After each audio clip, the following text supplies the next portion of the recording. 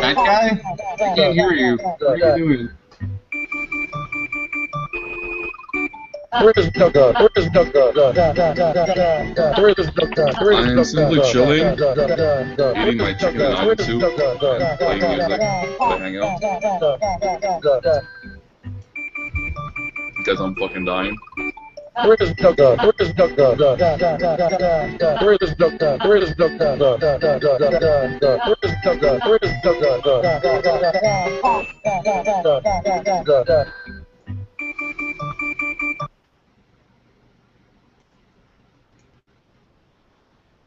That guy, are you muted? Because I can't hear you in the stream at all. What the fuck? Right now? Like, I can see where you're talking, but I can't hear you myself. What? You should be able to hear me. I mean, I see my Google and all that shit, so. Everyone can hear me, and I can hear you on the YouTube video, but I can't hear you in the Hangout. What the fuck? Well, I guess that's not my problem, is it? Hold on, let me try and rejoin.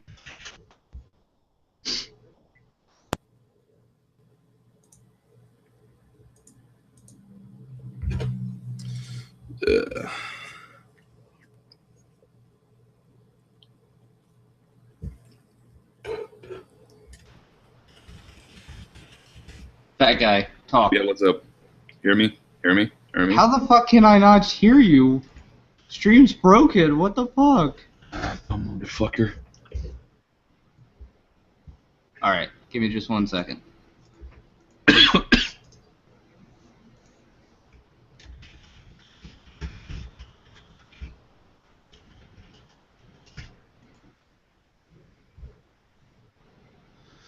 I know it's just SK that can't hear fucking shit. Because he's dumb. Well, he's not dumb, he's just, you know. Do you fix it yet, SK? What's up, Hank? How's it going? Oh, you know, It's on just... the correct output, but I can't hear anyone in the stream. Stream's broken. What the fuck? SK can't hear us. I hear you too. Yeah, so I'm basically I got the broken. flu, so I'm like half dead. Fuck, it's broken. Let me see what I can do to fix it. Just from the So, yeah. cold. I'm not even gonna bother having a webcam because I don't want to hassle with it. Because fuck that noise. Yeah. So just gonna have my fucking the fucking sick cat. Beans.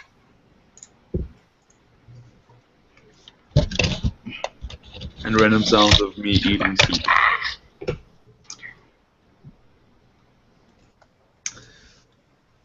I want to like bet like five meme bucks that SK forgot to plug in his headphones.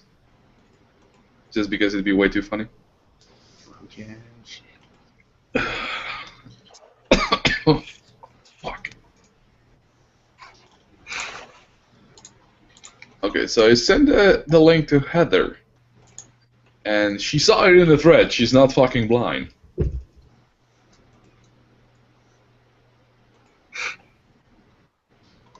It's the right one, okay.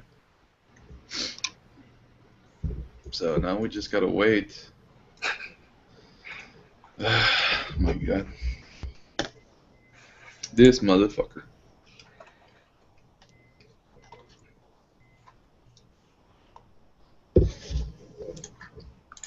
Not only can he not play fucking Dota right, he can't get this shit right. Yeah, Beans, by the way, sorry if I went like fucking spastic last time, but you guys are fucking shit. What? So I get mad really easily because of Hello, that Heather. shit. Hey, Heather. Jonathan should be clicking the button. We've been waiting, but I don't know where he is. It happens. I'm waiting for Serial Killer to join so he can like do his shit, but apparently he's too dumb to plug in his headphones and shit. So just gotta wait. Yeah, he fucked up something, but he'll be back shortly. Okay. I don't know how you fucked it up, honestly. Okay. I'm not planning on going pro in Dota 2, so it's okay. It's not a question of going pro or not. It's a question. Are you gonna hit the join button? Well, Yeah, it's okay, a question thank you. of Awesome, bye.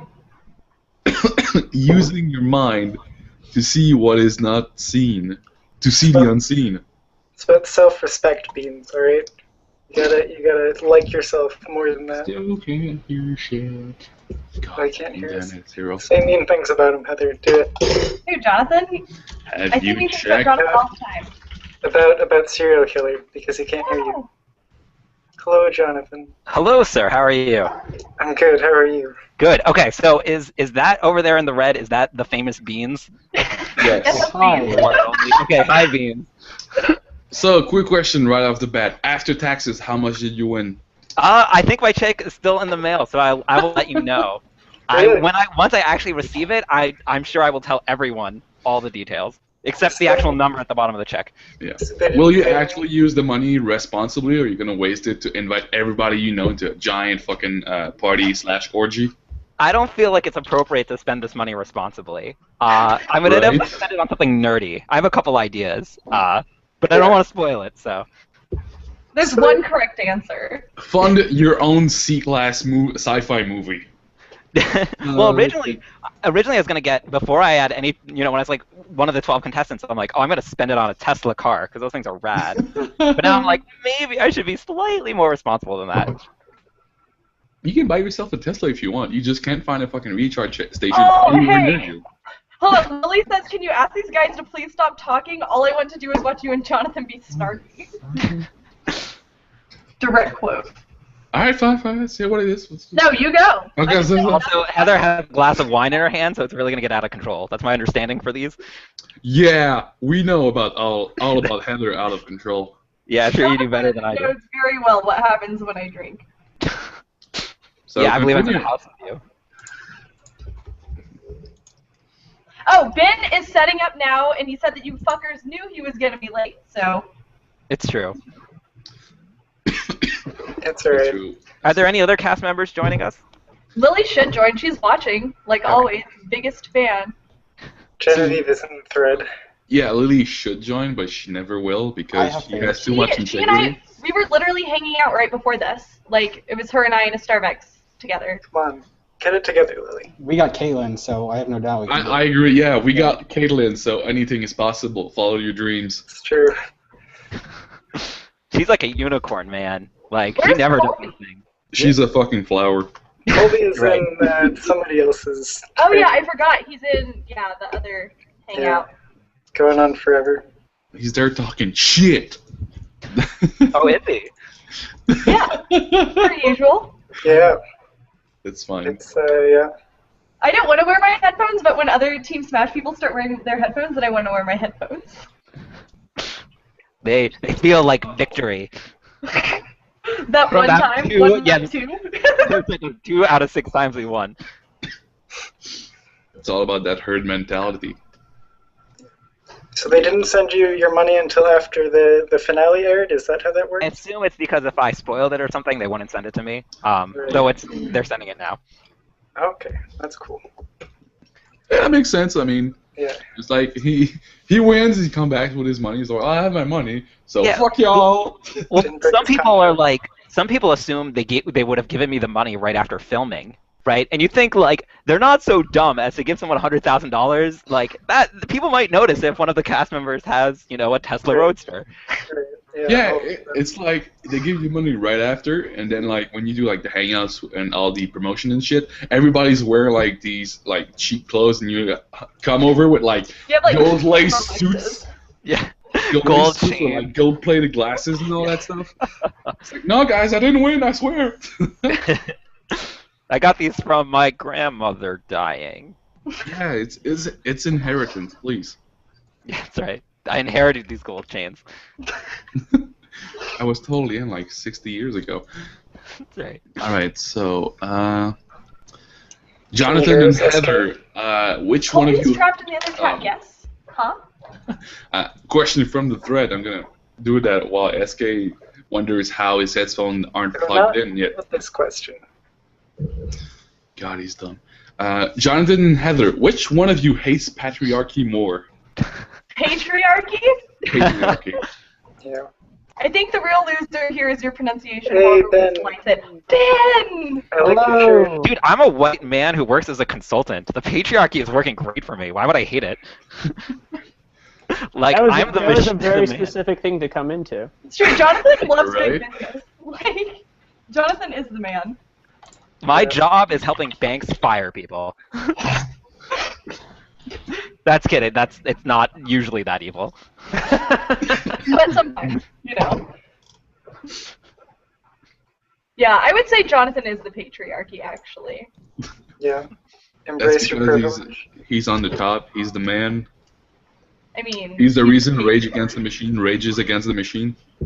That's right. I That can't believe asshole. you just now learned how to pronounce patriarchy. I'm really impressed with you. He's French-Canadian. I'm French Canadian. Please don't bully. He's basically handicapped. I've spoken French with that guy before. He Basically speaks handicapped. like a hillbilly. No, see, it's because I speak basically how I emulate whatever I listen to, like TV shows, movies, and whatever. And like for the past, I've ever heard right now, fat guy, to be honest. well, for a bit, I binge watched like a British TV show, so I had a slight British accent. Now I like binge watch The Wire, so I'm like split between like a Baltimore white accent, like straight up Ebonics, and I switch between. It's kind of fucked up. But that's Uh-huh. just how I roll. That's That's I just do it naturally. I don't even notice it until after. I'm like, what? Yeah, that's super interesting. I gotta talk about something. Nobody's posting questions and shit. I'm sorry. Also, hi It's Ben. fine. Hi, how's it going? Ben, that's Beans. He's so- my favorite person on 4chan. No feelings hurt here. Is that a Shazam shirt, Ben? It is a Shazam shirt, yes. Oh yeah. Nice. No Hearthstone shirt. You know, I went looking for it. I'm pretty sure it's just buried under all of my laundry currently. What about the other shirt you wear? Because you only have two. You have that, and then you have the starfish. Well, I wore the Starfish shirt on Monday. Oh to, shit! uh, You fucked after it, the Ben. TV interview thing. So now it's out of rotation for a while. It was like the first time I wore that shirt since Jonathan defeated me, though. So it was nice heard that you were to really upset. give it a new memory. when I hugged you goodbye, I got like slime on it, and you were afraid it was gonna stain forever. I was afraid forever that it was going to stain. It did My not. bra is still stained from that episode. Yeah. Like every time I wear it, I'm like, well, this was new when I went on the show, but now it looks tinted granny green forever. Question from a thread for Jonathan, or Ben, actually. Sorry, I can't read. So, Ben, you headed up on the 4chan Hangout. How did your life go so wrong? That's a very interesting question. I auditioned for this show, and it's only been downhill from there. Yeah, I mean, So- losing $100,000 to a game of Connect 4, that must be fucking hard on the ego. It feels very interesting to have that life experience. I feel like it's one of those things where at some point somebody in a job interview is going to be like, "What's the most disappointing thing that's ever happened in your life?" And I'll be like, "Actually, I have a very specific time where that happened." I think it's kind of like I think it feels like Hearthstone, right? Because you got screwed over by the RNG. The RNG. Yeah, I mean, I was used to it by that point in time. Where is Shaw? I know he's Shaw- like missing, but Yeah, he died in Iraq or Pakistan or one of the following countries, so we don't know where he is. that's kind of sad. I mean, You guys are all much quieter than he is. Well, okay, to be fair, let me explain why I'm a fucking dumbass. So I joined the Hangout. I did the fucking post Hangout last week, and I forgot that I muted the audio on the Hangout so I could go to bed, but leave it running, and realized that it was still muted, so I checked my open mixer, and there wasn't an issue. I could definitely hear you guys. It was I forgot to unmute the fucking Hangout audio, which I fixed it, so now I can hear you guys. So now You're we'll just be talking loud. to yourself? That's cute. You thought that we were all ignoring you, and you're like, yeah, this is par for the course? No. Like, I could see the little green dot, so I knew you guys were talking, so it's just like, fucking, what the hell's happening? And I could hear it on YouTube. I could hear myself on YouTube. It was disconcerting. But we fucking got it working. So this is the final hangout of the season. It's going to be a fun one, I can imagine. Well, only Heather has a glass in front of her, so. Yeah, I mean, know. I should probably. I'll get a drink, and then this will get more fun for everybody. I was about to- It's in a wine glass that I got in the dollar section of Target for Halloween. So it's like, yeah. I bought a 12-pack for this, so, I mean, it'll be fun. So... I'm sick and high on Dayquil, so I'm pretty much there already. Whatever. huh? All right. that sounds great. All right, Ben. Question from the thread because I like this one. Does How do have you, his headphones in? Oh, there they go. What? Oh, I was. all right, I was discussing the beer options. Oh, that's fine. So how do you feel about your edit on the show? I really like my edit on this show. Thank you. I don't, except for the fact that I wish it was more of the Ben show all the time because I have a terrible ego. I thought I came off pretty scot-free on it. And your line about the let's eat a dinner, cold lukewarm dinner in silence like America, that was my favorite line of the show. Yeah. Like, We were actually talking about it. Wow, that's the most Ben line in the entire show. Like, that's the most your sense of humor out of any bit you have. Yeah, I mean, I felt like I got a lot of the good one-liner like transitions. I enjoyed that part of it. But No! it would have been very easy for the everybody in production to make me look like the biggest asshole in the world. Because my favorite thing to do is say something like an asshole and then smile and say just kidding. And so they could have easily just had that version of Ben be on TV where I was just an asshole with no redeeming qualities whatsoever. And I think that would have been fun. or they could have had you saying really nice things and then cut to you saying, just kidding. That would have been really funny. But alas. Okay, question for all the contestants. Are you actively looking for more media exposure now that the show is over? No. Those are hard no's. I mean, being in Los Angeles, it's like one of those things that almost feels like natural for people to be looking. I wouldn't say that, like, I'm not looking to make a career in any capacity out of it. I don't dislike the idea of continuing to do stuff as part of a larger community, if that makes any sense. I mean, like Lily and I are obviously, like, we're working on a web series and stuff, but I wouldn't consider that, like, exposure. I consider it, like, using people to do fun shit we want to do. Yeah, I mean, that's kind of how I look at it, too. Yeah, and I think some people, like Xander, really, like, he wants a career in, like, being in theater and stuff, so this really helps him. But for, like, a lot of us, you know, like, Ben's, you know, a postdoc, I'm a consultant, you know, it's like, it's not quite as directly applicable. Yeah, they'd have to be. Like, I'd have to have a lot of opportunities for it to make worthwhile to not have the job that I have right now, and probably even more opportunities for Jonathan. Yeah. I mean, you have to realize Jonathan can put on his resume, literally, I am the king. And they'll be like, and it's in the trash bag. Yeah, right. Who is God. this guy, and why would he And have the put trash this on a billions. resume? Yeah. I literally am the king of the nerds. Literally. Literally. Fucking Jonathan. Let me tell you something about Jonathan. And I told people in the fucking threads. I told people when they announced the cast, I said, mathematician, if he is not out like week 1, he's going to win. I told people, I said, no way that anyone else in the fucking show, and I don't care how big of a boner that 4chan has for Caitlyn or for Colby about how intelligent and things like that. I'm just like, math is the higher science. Don't He's going suck to his win. dick, serial killer! Step it down! But No, it's not just about math. It's math plus asshole, right? Season 1 had a mathematician, but he wasn't willing to be a jerk. well, he got fucked over by random number generators. You gotta. Yeah, he also was boring as hell. Who cares? Next. Wait, was that the Wow. let's roll a dice down the hill thing? Was that the guy that was MK that got taken out by that? But also, like, remember. okay, honestly, when you guys were watching the show and they were like, wow, John's a real threat, were any of you like, yeah, what they said? You were like, really? Like, really? No. Okay. What? Yeah, you lost me. Heather, it's okay. It's okay. Yeah, that was it. I mean, are you saying that nobody recognized that Jonathan was a threat except for those of us on the show? No, I said, no, the mathematician in season 1's name was John. I don't call Jonathan John. Oh, okay.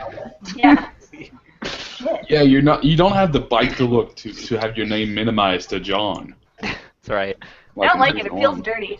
I feel like Jonathan from season 1 was a threat, though. That's why they No, voted his him name in was second John. week. John from season 1, Jonathan from season 3. Let's get our nomenclature correct, friends. Shit. Wait, no. In season 1, isn't it like John got screwed over and Chess?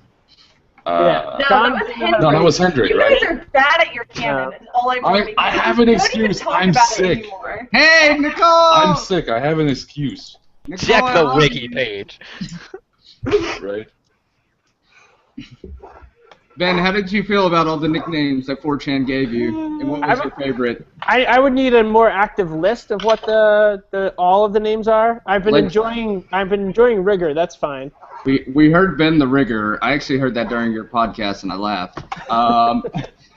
There was also Smug Mug, and then earlier in the season, I remember there was this big thing going around where Bobby had talked about there being a fake nerd on the show. Oh, So yeah. 4chan was trying to figure out who the fake nerd was, so they had Todd the Fraud, and then they thought Smug Mug Ben was too much of a normie to be a nerd. Man, it's because you're too beautiful. Fair enough. Too much. I of a- really love Todd the Fraud. Todd the Fraud is pretty good. That's a good bastardization of Todd the Bod. I really like that. Did anybody ever really? They made that such a big deal in that conversation about who the fake nerd was, and it never. Did anybody have any? Oh, real- I know the answer to Yeah, this. I know the I mean, I answer. think we know the answer because we were told the answer by people who Oh. said it. But Yeah. does anybody else on the internet know what that was? No, they Oh. don't. The internet answer is, and I quote, somebody in the hotel. So somebody got pretty far into the competition, and they ended up in the hotel, and then they discovered that they were a fake nerd, and they were eliminated very early before even their EP interviews. Oh, Yeah, that's the internet answer. Curtis That's- told us that. Yeah. that's very very So is that not unexciting. the actual answer? That's Tim trying to cover because it's one of us assholes. Who is it? Wait, hold on. The final interview before they start filming is in a hotel, right? It is in the Yeah. hotel, yeah. Yeah. So, which skill is most valuable to get past that section of the screening? Is it oral? Is it like finger agility. It's a typing test. Actually, it's Mario Teaches Type. I don't know why they chose that. Typing of the dead. Yeah, it's about filling holes that they're looking for. Or being the standard by which holes are set. Yeah, I mean they have a number of holes that need to be filled, and you need to fill a certain type of hole. That's Would you say they're more of a soccer type Some or like a are rocker? reinforcing than others. Ben, that's pretty fucking sexual right there. Holes that need to be I would never fucking be filled. sexual. That's so fucking. Every joke of Ben's is either you're retarded or it was a sex joke. Like Yeah, that's it is always a. yeah, you're dumb as SK, shit or by the way, What? we can never get more sexual than last time unless Ben straight up whips out his dick right now. So we're fine. Wasn't last time We're the time with fine. Curtis? Last time. Okay. they're talking Was that about the one my with Heather's boob, butt? Jonathan. Okay. Or your boob. Okay. Wait, was that the lewd hangout? This isn't the lewd hangout. This is the bully hangout. Yet. Tonight's hold on. hangout. Let Heather gobble down like 2 other bottles of wines and we'll be in. It's Like I It's said, my okay nipples because are it's the available internet. freely on the internet if you look hard enough. But that's the thing, it's the whatever. internet. I don't want to look hard. Just want to be hard. You know what I'm saying? Poor fucking baby. Poor fucking baby. That What? guy. Why do you have to be so fucking fat? God, I fucking hate you. Because I'm sick. I have an excuse. See, it's kind of like being drunk. I can do whatever I want because You I have have a an what excuse. was that? Can you say that word again? Which one? You have a what? It begins with an E? I can't say it. I have an excuse. Oh, you did it very nicely that time. An excuse, yeah. Excuse. Excuse. Oh, get him to say thread. Say thread. Thread. Oh, you fucking nerd. You need to say like fucking tread. Like. Are you guys gonna ask questions from the thread or what's up? Do you guys just I'm. I Okay, actually. Ben, The what do la- you think about dolphins? Oh. here, just have him read the thing. I see that. I like the. What do I don't. Did you know that there's like a whole thing where you can get dolphins to like. You can understand like there's all this research that goes on between understanding dolphins and not, like in humans. Have you done that thing that it's like in the 70s where they flooded a house and they put a dolphin inside the house to like live with a human? Do you know what I'm talking Yeah. about? Yes, I know what you're talking about. Fucking beautiful. Science is awful. Ben, do you have the chat open on the right-hand side? Yeah, I do. Yeah. Okay, I'm gonna paste something. Do you want to read it for the class? That's a trap, Oh my! Ben. This Whoa. is a lot right there. You know, you I'm can starting just to link be him. coming, and everybody else should be quiet. You can just link him to thread instead of posting in the Oh chat. man, I love this story. I've told this story since college to people. It's great. All right, we ready for this? Yeah. Dolphins are capable of manipulating their vaginal muscles in order to provide maximum pleasure. Women cannot. I mean, that's a point right there for dolphins. Dolphins secrete a substance that allows you to endlessly ejaculate as long as your dick remains in the vagina. Women cannot. That seems less likely. Dolphins cannot cheat on you as they do not form lasting, intimate relationships. Women can, and not only can, but enjoy doing it. Dolphins do not mind if you fuck another dolphin, and women will kill you if you fuck another woman. Dolphins don't mind if you come inside either. She won't force you to pay child support for 18 years like a woman. She can't even get pregnant. Dolphins won't leave you for another dolphin with more money. Dolphins do not have a system of currency and are not consumer whores like women. If you are the submissive type, dolphins can be aggressive and far more convincingly aggressive, not like a 140-pound bitch who doesn't scare anyone. Dolphins do not expect you to spend exorbitant amounts of money on them. Dolphins give up easily. Dolphins do not demand superior rights to men. Dolphins do not recognize dolphin walks. You can ride a dolphin through the ocean. Dolphins are more intelligent than women. And then everything a real woman can do, a dolphin does better, and without being a bitch. Why haven't you fucked the dolphin yet? Because Wait. of the rape case. Wait. You said that like you were reading a manual really confused. Okay, so insert slot 2B in 3. Like, there's no emotion. Where's the feeling, Ben? Oh, I mean, wait. I- You gotta look at the picture that is always posted He's with that seen same it. story. He's seen Yeah. it. The picture's So, I weird, mean- but- that was perfect because that's exactly how I imagine it. Like no emotion at all, just like. It's very robotic, right? If you're the guy who's convinced that dolphins are better than women, you have a lot of logic behind it to satisfy yourself. I don't know, man. I know. I mean, women don't have rib caves. By the way, Think that about was a that. suggestion from Lily. Like Lily wanted Ben to read it, so.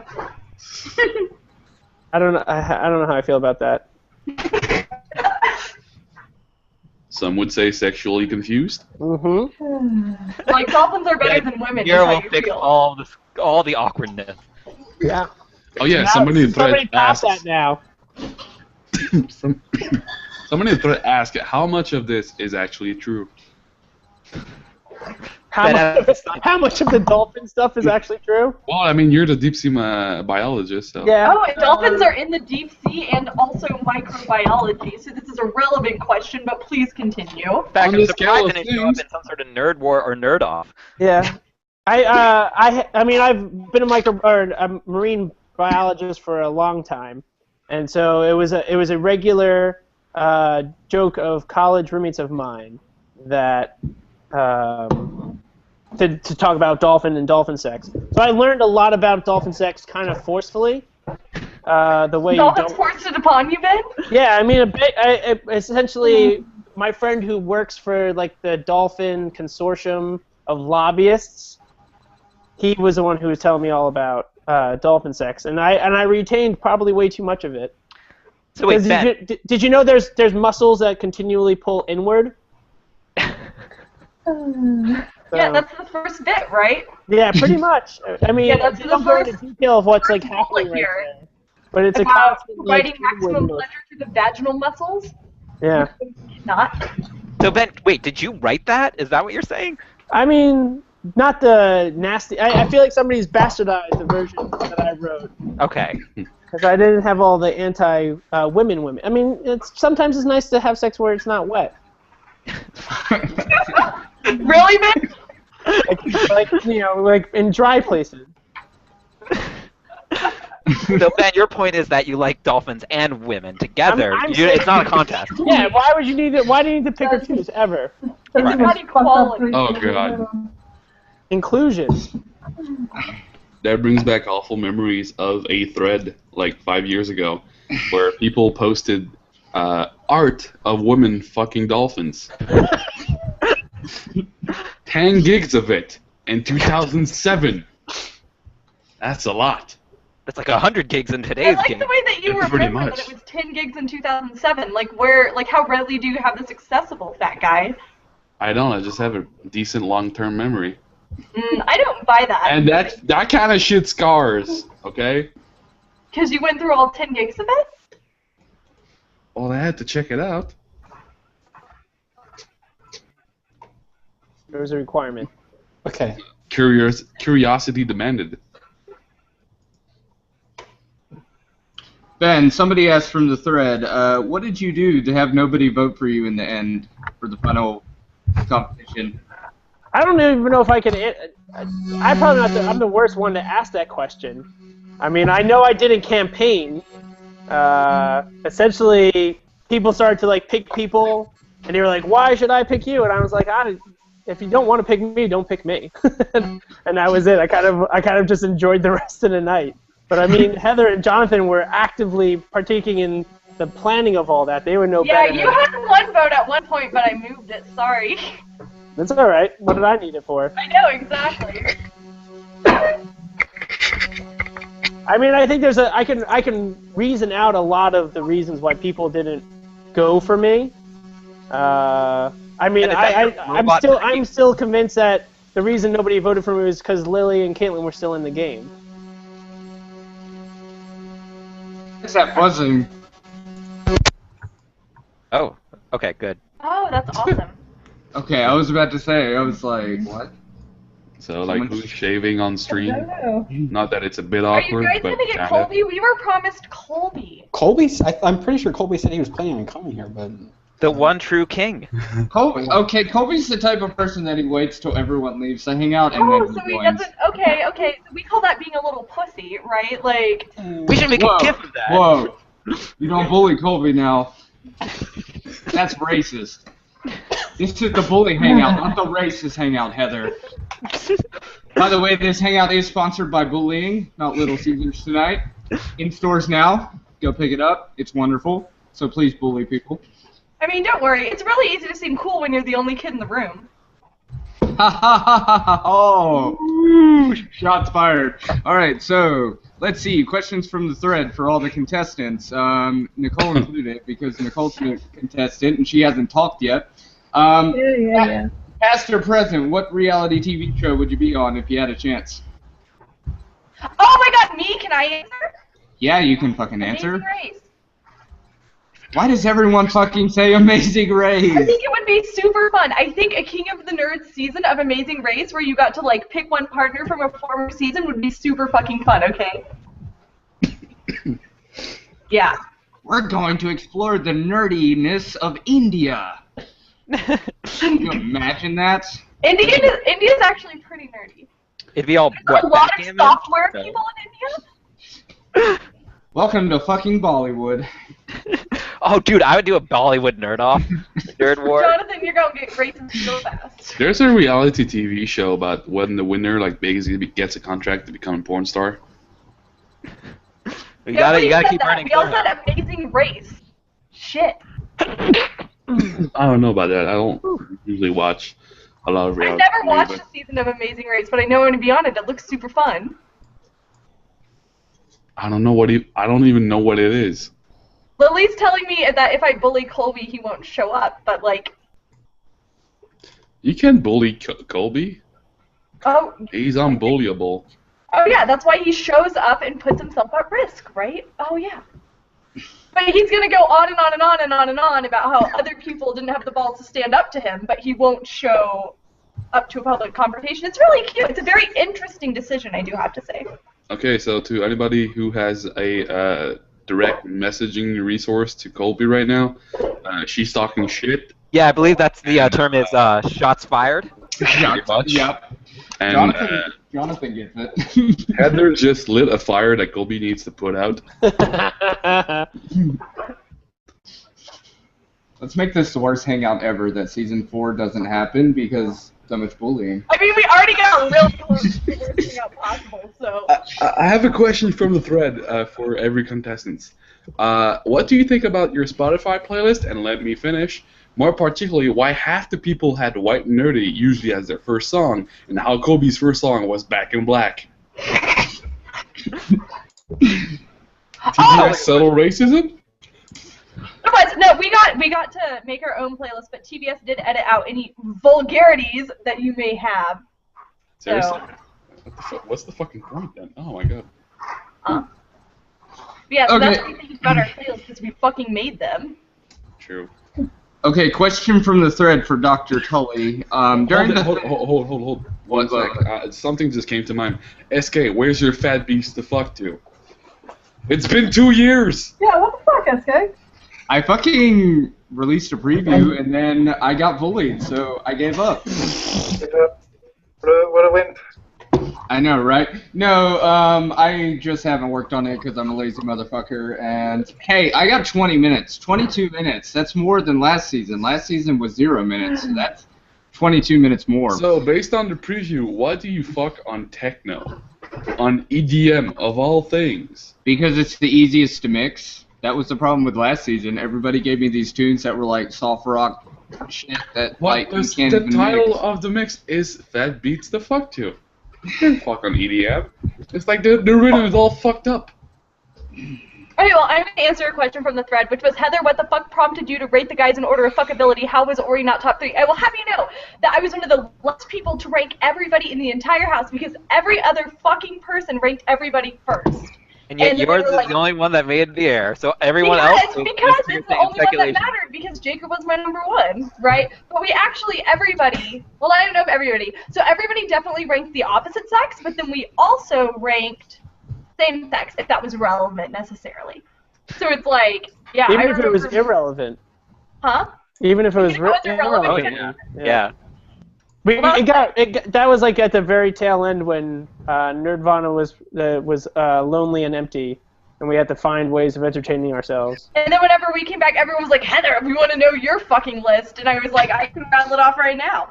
Here we go. And like she didn't even pause. It's just like, all right, ready here, bam. You're like. But Heather's like that for all lists. Like she has an active list of like friends. That's true. I remember you made fun of me. You were like, Heather, what are your top 5 friends? And I was like, here, I'll fucking tell you. Yeah, Like, here are my top 5 friends.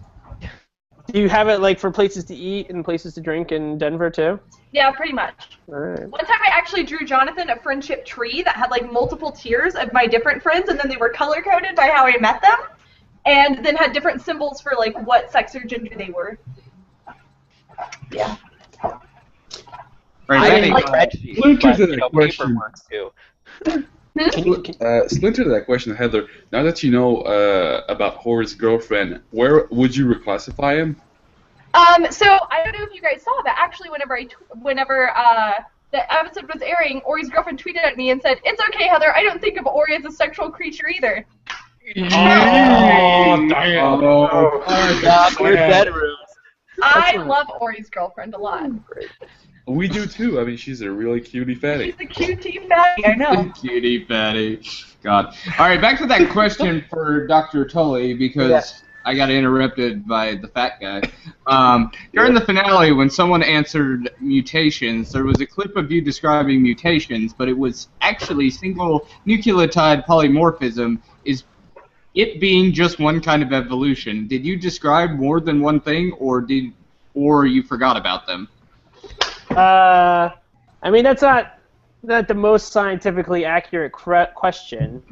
I mean, single nucleotide polymorphisms are a reference to like a specific type of change in the DNA, and it's not really a type of evolution. You can have single nucleotide polymorphisms that lead to changes in phenotype that would then lead to changes in evolution.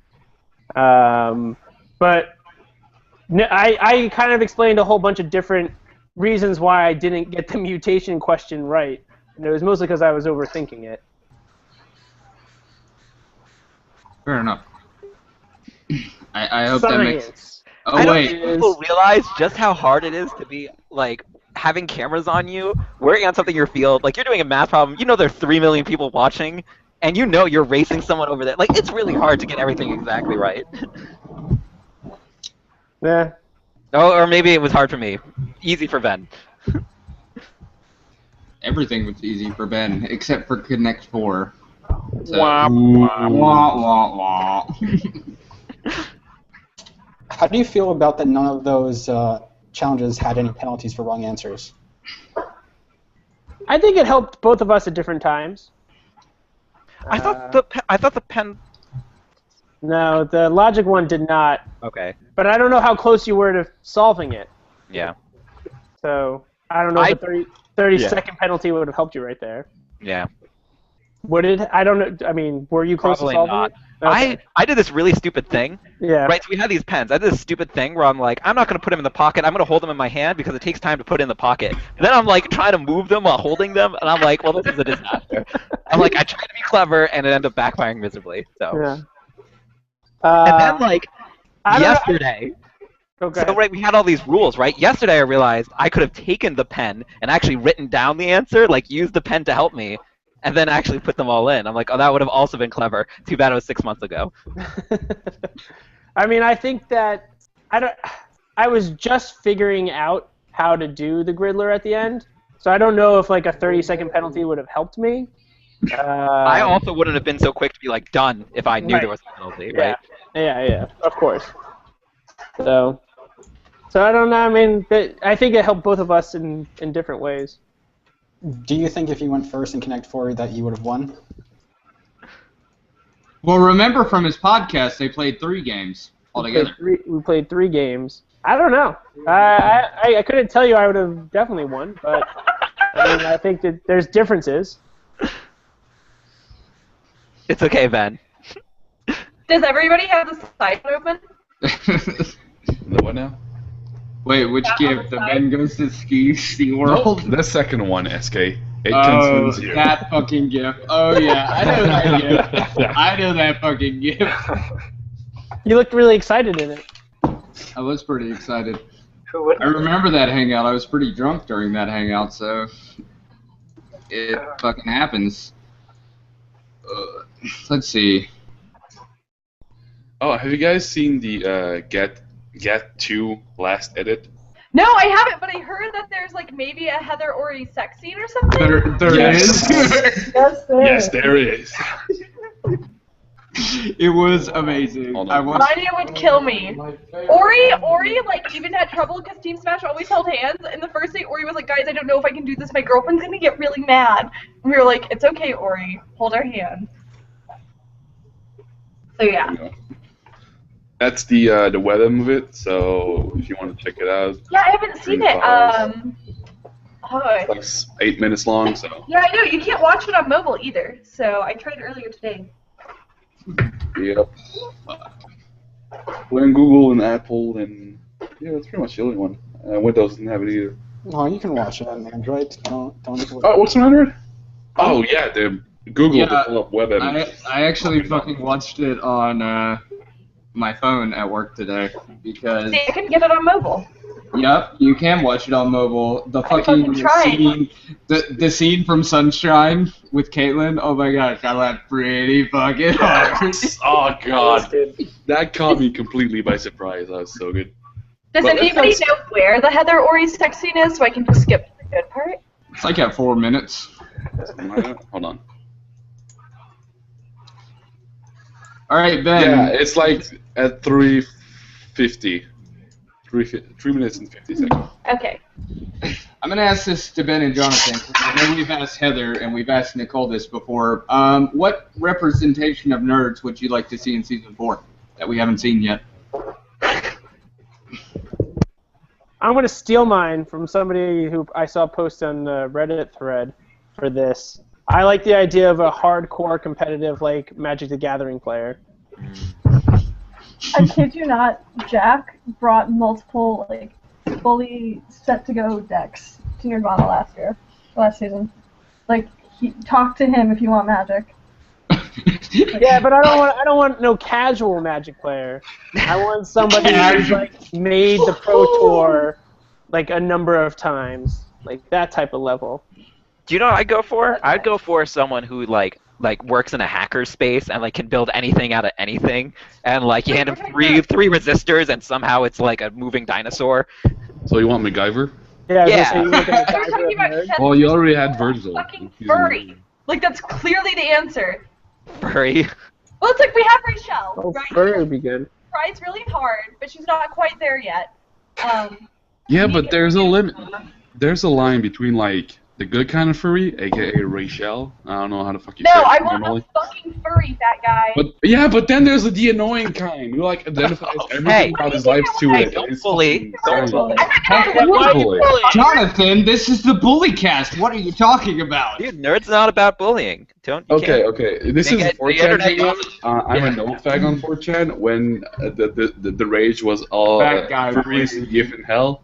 So That guy, please, I have an history with furries. I know my shit. Oh, God. Okay, question for So, Ben. wait, hold on. So do you want it to be like full-on fursuit? Yeah, I want them to bring a fursuit. Like, I want that level of dedication.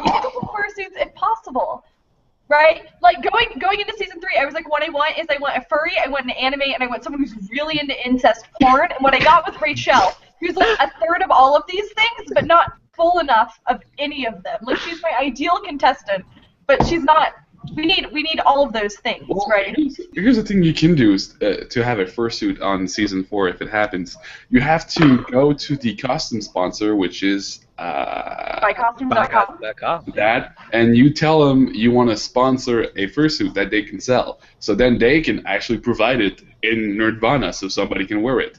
Yeah, but also if you are a true furry, you have your own fursona, you have a custom fursuit. Like, I do Yeah, not but want do you someone think who's you'll a let him wear it? buycostumes.com I think- $350 fursuit. I want someone who's invested thousands in this shit. I Yeah, think the but catch should be, do you think the anytime they're in Nirvana, they only wear the furry suit. Like, the catch is you never see their face.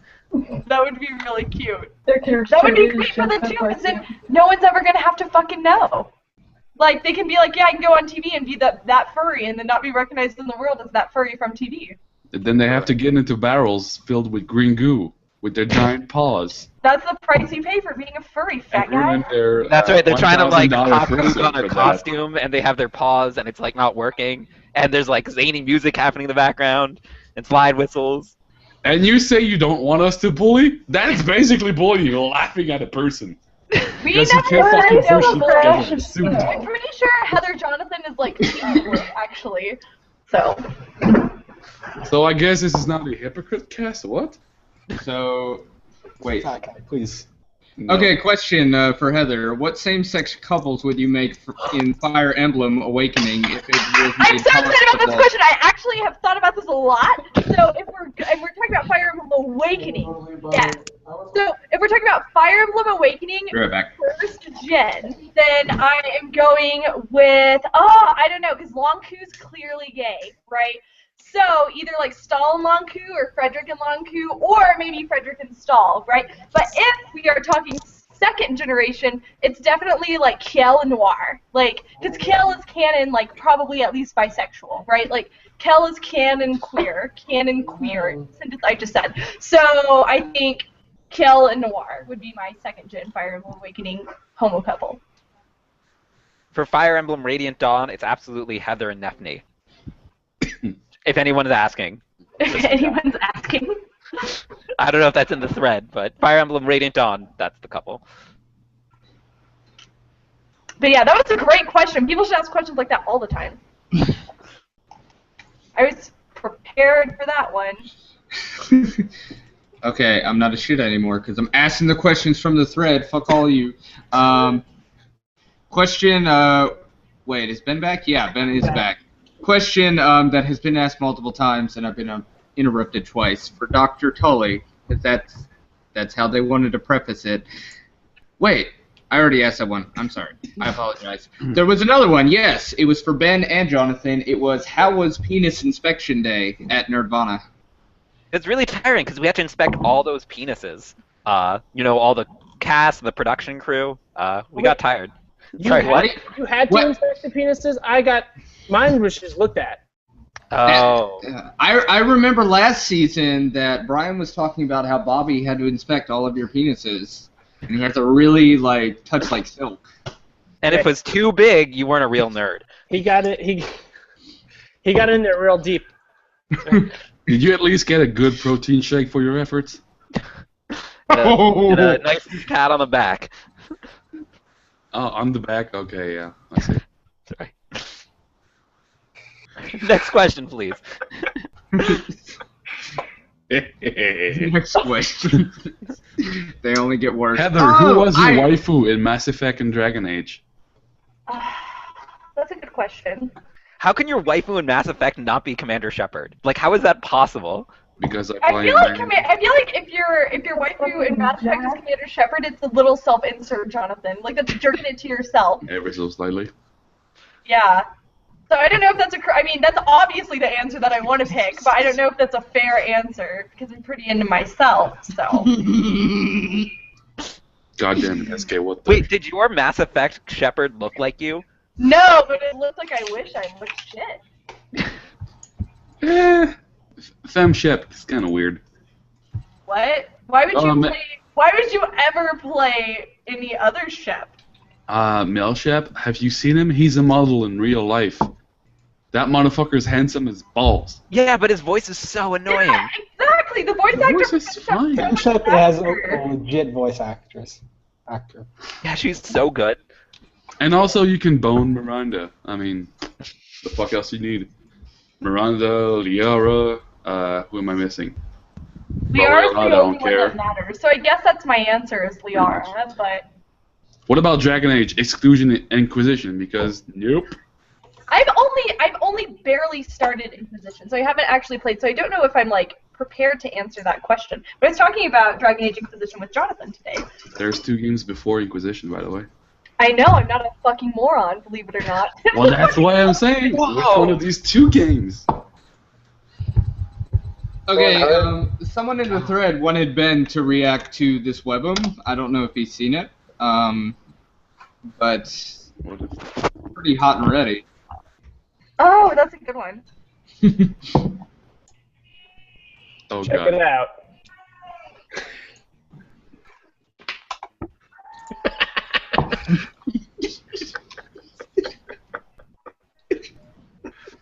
Dear God. Yeah, that's how I remember it. Exactly, like... That's it. I mean, spot on.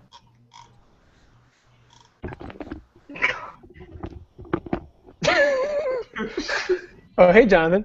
Hey, what'd I miss? What... Well, it got awkwardly quiet. Well, we could all see you just being awesome. Oh, I was plugging my laptop I have a because I question. didn't want to have a second without you. Yeah. I have a question from myself. There's no thread for this one. How much on a scale of 0 to 10 do you self-identify to Littlefinger in Games of Thrones? Game of Thrones. Someone made that reference, and I'm like, oh, that's perfect, right? I was totally into that. I'm absolutely okay being the evil guy who just gets by by backstabbing. Would you also consider yourself a pimp? He is a pimp. You saw how I did with Heather and Jacob. I don't think that was very pimpy at all. Jonathan's the worst fucking wingman known to mankind. I'm typing a response. It's very difficult. Yeah, so I don't think I have that part going. The worst I was women, trying to be like, Frank. I was trying to be Frank Underwood, but then I got sad and started having emotions, which makes me like Claire Underwood. Claire Underwood, no. Like, She probably has less no, it emotions makes than you so Frank. much less than Claire Underwood, Jonathan. You should be. You would like if someone compared you to Claire Underwood, you should drop to your knees and suck their dick because that is the ultimate compliment. Like, fuck you. It makes you Claire Underwood. Eat a dick. Whoa! I know. Shit. Stepping on my face. yeah. I'd rather be Frank, honestly. He's just so evil, but Claire knows she's being evil, but still is evil anyway. Frank doesn't Yeah, even that's care. because she's based as fuck. God. So that's Jonathan- the thing about So- wingman. Would you say like no lifts, only drag? That's right. Anytime I'm like, let me help you out, you should run. Like what you want me to do is like say, oh, I don't ever want to see that person, and Here's then I'll the help thing. you out, and then you'll hook up. Here's a 10-pound stone. You'll float. That's right. Basically. What Yeah. you say, Gray? Going to say, Beans? Oh yeah, Jonathan, your favorite Greek letter is interesting. My fairy, what? Sorry. Your favorite Greek letter. Jonathan, Oh, yeah, you made Greek a letter. joke. Me That's good. jokes no. I really like Theta. I know it's weird. I know it's like it's it's kind of too mainstream. It's not like a hipster Greek letter, but I really like Theta. Question Now, from the hold chat. on. No, continue. After the final event, did you go back and actually learn the Greek alphabet? Well, so I know it, right? I know it because I use it all the time, but I've never learned the order of it. And no, I still haven't learned the You order. guys want to watch a fun game also? Hey, Jonathan, name one Harry Potter spell. Heather Just one. Succus. Just one. Heather Succus Alatus. This is beautiful. Dinosaur? That's all it takes. I'll No, give you two guesses. Sorry, what was that, Heather? What was that? I didn't. What was that face mean? Two guesses. No, I made my guesses. Heather sucks him, and Heather sucks him a lot of. Heather Saxamalato. Heather, are you drunk? A little bit. Ooh, I'm getting there. So there's a question from the chat. Question for Jonathan. Why do you bash on Colby all the time? Why does Colby bash on Jonathan all the time? Do I bash on Colby all the time? I feel like maybe I kind of half bashed on him once, and everyone's like, "Whoa, you're an asshole." So I don't know. No, we bully on Twitter. Don't lie. Yeah, but it's only that one time. Okay. And it's always every Don's time friend. Colby goes into a chat, it's with a giant chip on his shoulder where he's gonna cry about Jonathan. So. I don't know. I've never been to him with a chat, so. I mean, he could come here. He could show up and cry about you now, but he's not. He said he'd be around all night with fans, but he's not here. That's Even okay. if He there's- can, Still he can talking live his on that life. podcast. We're of ambiguous fan status. Look, Heather, Colby can live his life. Like, he obviously got what he wanted out of the show. He's got all these fans. I got money, so everyone's happy. Sorry, Ben. Yeah, I got plenty of fans out of it too. I'm all right. Okay. Has the show got you laid yet? Hey, who? Is this to everybody? Everybody, fuck it. Well, we know you haven't, but I mean, John.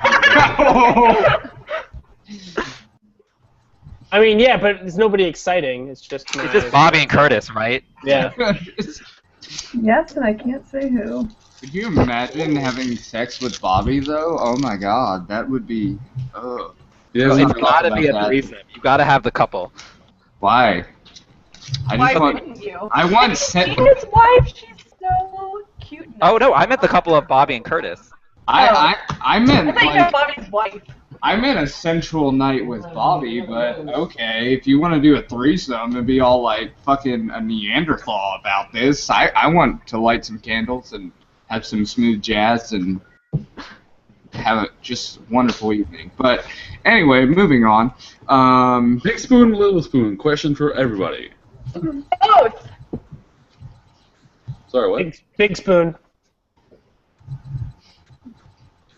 What the fuck? What kind of question is that? It's a question. One word. It's like lewd light. It's like, you know, they want to ask a deeper question, which is top or bottom, but they're just barely getting there. Well, no, I mean, I'm just asking, little spoon or big spoon, or would you rather I ask giving or receiving? I mean, there are multiple questions here that are different in nature. I don't know what you're getting at. Maybe I'm just too complex. Oh, I'm sure that's it. Yeah.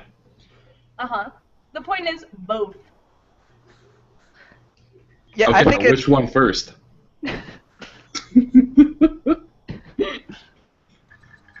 I mean, you can do both at once. I don't think you can think be that's big how it spoon works. and little spoon at once. I don't think. Have you ever heard of this position we call the Lucky Pierre, Jonathan? No. UrbanDictionary.com. Ben, question from the thread. How did you feel about having the biggest dick in Nirvana? It feels awesome. Hands down, one of the luckiest things is being the person with the biggest dick in Nirvana. We were all impressed. It is a sight to see. But yeah, seriously, I was afraid it was gonna be a nerd off, like who has the bigger dick, and I'm like, well, I guess I'm going home. Oh. It was the 8th challenge of the day. That's right. The forbidden eighth. If it went into overtime, that was what it was. Yeah. Okay, so Ben, question, and it's been asked in the thread, and people have discussed it. They want to hear how was your relationship with Lily? Like, how did that work on the show, post-show? I saw Instagram, some things about your girlfriend reacting to you saying casting did great and Lily's really cute. I laughed. Can you elaborate on that a little bit more? Yeah, I can elaborate. Lily is a very attractive woman. I was given permission by my significant other to do what had to be done to win. That included no mouth stuff. And so there was an attraction between the two of us. It was very forbidden. She has a significant other as well, and it just never went anywhere. It's super disappointing, right? I feel like all of the hate against potentially like all of the making out drama and stuff that people would have been okay with it if it had ended up like Lily and I being together, but ain't gonna happen. But It would've instead been of funny me if and you Rachel would've- hooking up in a fucking nerd pod and cry baby cry, like Yeah. It would have been fun if you and Lily went into a nerd off together, like, but that didn't even happen because you're too good at trivia, Ben. Yep. What are you gonna do? See, that was some of the logic I didn't get there, at least on episode 7, where you voted Rochelle into the nerd off. Like, I kind of got your logic a little bit. I understand you kind of maybe went for, like, the easiest person for Lily to go against, but I was like, you have 2 other PhDs. You could have potentially thrown them in the nerd off. Oh, that wasn't the reason at all. What was Rochelle your- Rochelle is the only one who could do like nerd trivia. That That was your sole reason? Jonathan, you That should was. look I mean, well, I at knew. I didn't know, but I assumed there was going to be a nerd eliminator, quiz bowl thing as the final challenge in the 8th episode, and everybody else I knew I could beat at nerd trivia. Yeah. No, that was part of the calculations we were all doing.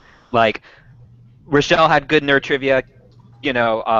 Lily knew a bunch of that stuff. Me and Caitlin were good at the engineering, more technical stuff. But yeah, we were all doing those kinds of calculations. Yeah, that's why that was the reason I voted for her. She was, she came out of nowhere. I didn't realize she was that strong at broad nerdum questions, and so I saw her. I was like, all right, well, she's got to be the one who has a chance of going home here. I kind of understand that logic a little bit more, I guess, to a point. Yeah. I mean, I did beat everybody else at trivia, so it worked out exactly how I thought it would.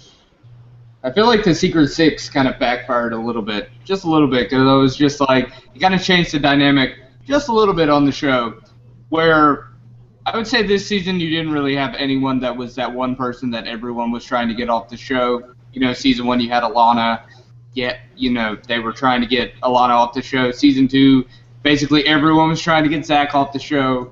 But this season you didn't really, you kind of had Todd for a minute there, but he got eliminated too quickly to do any damage. So I think it kind of backfired a little bit because it left all the strongest players. Yeah, you could have thought it would have been nice in a sense for us to have put some weaker players in the Secret Six, but we put all the people who are willing to do alliance and stuff in the Secret Six. So if we weren't all in the Secret Six, we'd be having separate alliances going on, and it would have been a much more unstable situation. Agreed. Question from the thread. Jonathan, why did you sleep with Jacob? Right, so we all were in the same room that last night. Okay, so but why did you pick Jacob? Why Jacob? As opposed to who? Ben? Literally any other human being. Sleep with the enemy? Were you I in would've slept with the enemy. Was it that you were so bad at being a wingman that you felt the need to sleep with him to give him that little bit of comfort while I hooked up with Rochelle right next to you? I felt like he needed a pat on the back or, whatever on the, wherever. Also, does everybody know that Amanda was still in that bed? Because I never slept a night in Nerdvana without Amanda in the bed, so. And yet, oh yeah, that's right. Yeah, she was in the bed. Yeah, how jealous was Amanda of that moment between you making out with Rochelle and not her? You slept in the same bed together. Amanda and I's relationship is much more than a television makeout, SK. I feel like it's not. Don't blame him, that's the only thing he ever did. Are you kidding? Me and Amanda are actually fucking soulmates. No bully, please. Question from the thread. If the final nerd-up dropped John and Ben into an MMA octagon, who would have won? Sorry, if what? Octagon? An MMA ring. Oh. Steel cage match. Not just a regular octagon, steel cage match. Steel cage. It's probably Ben. I'm not that big. I am in fact very small. For you. Follow up to that question. Where the hell did I see it? Yeah. Also, explain the "look how small I am" comment. God, so I watched that episode and I can't remember. Oh no, I do remember. I couldn't remember at the time because I was really drunk, but I think it was because I'd been wearing that box for the last 8 hours. Yeah, I was wearing that box for the last 8 hours, and I took it off, and I suddenly was half the size, and I'm like, everyone, look how small I am! And there we were. Yeah, they made us eat dinner in our costumes and shit, so Jonathan had to, eat ribs like that, Yeah, I'm like, whatever, just put the rib right on the, robot. Yeah, it's fine. Oh God! Someone reminded me my favorite nickname for Ben. How do you feel about the nickname Section 8 Xander? Because they feel like you look very similar to Xander, but you're not Xander, so you're Section 8 Xander. That's okay. Xander's a very handsome man. I'll look like Xander any day of the week. Ben, the thread is asking for Colleen to come on the stream. Oh God, please yes. Is she available? She's so funny. I'll see. The problem is she'll just take over, but I'll be right back. I'll find out. Okay, thank you. Do you feel like there's a problem with that? What's the problem? No problem. Let her take over this stream. I don't care. I love Colleen. I got a question inspired by the chat, actually. Heather, Jonathan, and Nicole. If King of the Nerd was actually Battle Royale, what would be your strategy? Ooh, like a First Hunger of all, Games kind of. thanks for actually. Like the movie Battle Royale. No, thank You you. mean Hunger Fucking thank you. Fucking Battle Royale. If you say Hunger Game one more time, I'm kicking you. Once in my life, I actually have to agree with the bad guy. I never thought I'd do that. Wow. So I went to a super nerdy high school, like it was a math and science boarding school, and we actually had a guy there write a battle royale fan fiction for everyone in the junior and senior years. And I think that strategy was most accurate. So what I did is I got together all of my closest friends and I took over our main academic building. So I took over our main academic building and I was clearly the leader there, but then I was backstabbed by one of like my closest friends and like super betrayed. I think that's what would happen is I would start out with a super solid strategy where we had like super good security. I would be in charge of like a very large piece of land, but inevitably trust somebody that I shouldn't and kind of get fucked over. I would probably do that, except I'd be the person fucking someone over. Yeah, Jonathan would be. Jonathan, the person who fucked me over was social justice horse ebooks, actually. So. I'd Wait, pretty hold much on, go hold on. to the on one, everybody. Go ahead, Nicole. You're gonna say something. No, like I said, I'd go Kiriyama Kazuo on everybody and just not give a shit and just murder everybody. Okay, so Heather, wait, hold on. So Heather, you said that somebody in your school, in high school, had a fanfiction of Battle Royale of everybody in the school. Yeah, and it was something like 70-something chapters. Like there was a chapter focused around every student in the senior class. Like. Okay, so how long ago was that? Because I'm curious, because from what I understand, if somebody made this today, he'd be locked up for fear of shooting up his school. But this was 2000. I mean, so he wrote it in like what 2007 because I was a junior, but I guess it was 2008 because the school year had just started my senior year of high school. But he wrote it. He posted it as Facebook notes, not like super in public, right? So. Oh, okay. So it wasn't like creepy as fuck as No, I it imagined was creepy as fuck. It was creepy as fuck, but it was also super fun. Like when I read it, I was like, "That is me in character. Bravo, son. Like, good job." I mean, it's fucked up, but I mean, it's realistic. Hold on, Vincent. Colleen, say no.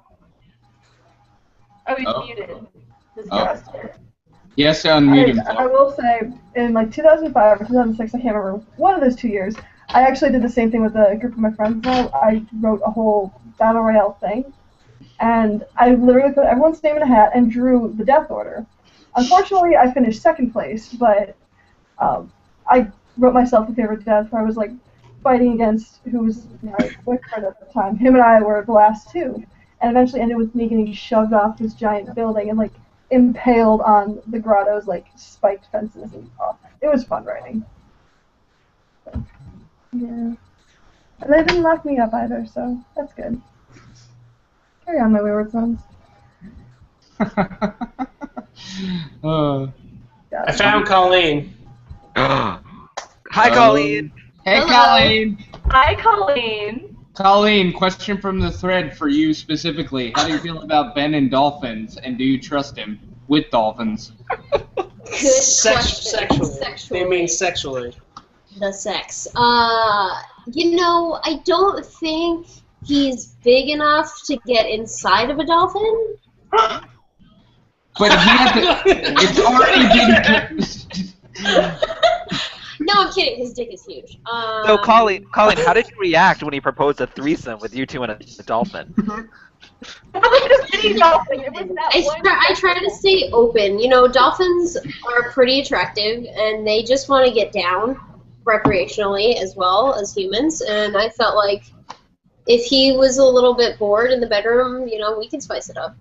So that's the story of how you got banned from SeaWorld, correct? Well, no, I think less time passes. They said, please come back. We want to see that water show again. We got in the splash zone, you know what I'm saying? You gave the dolphins what they wanted.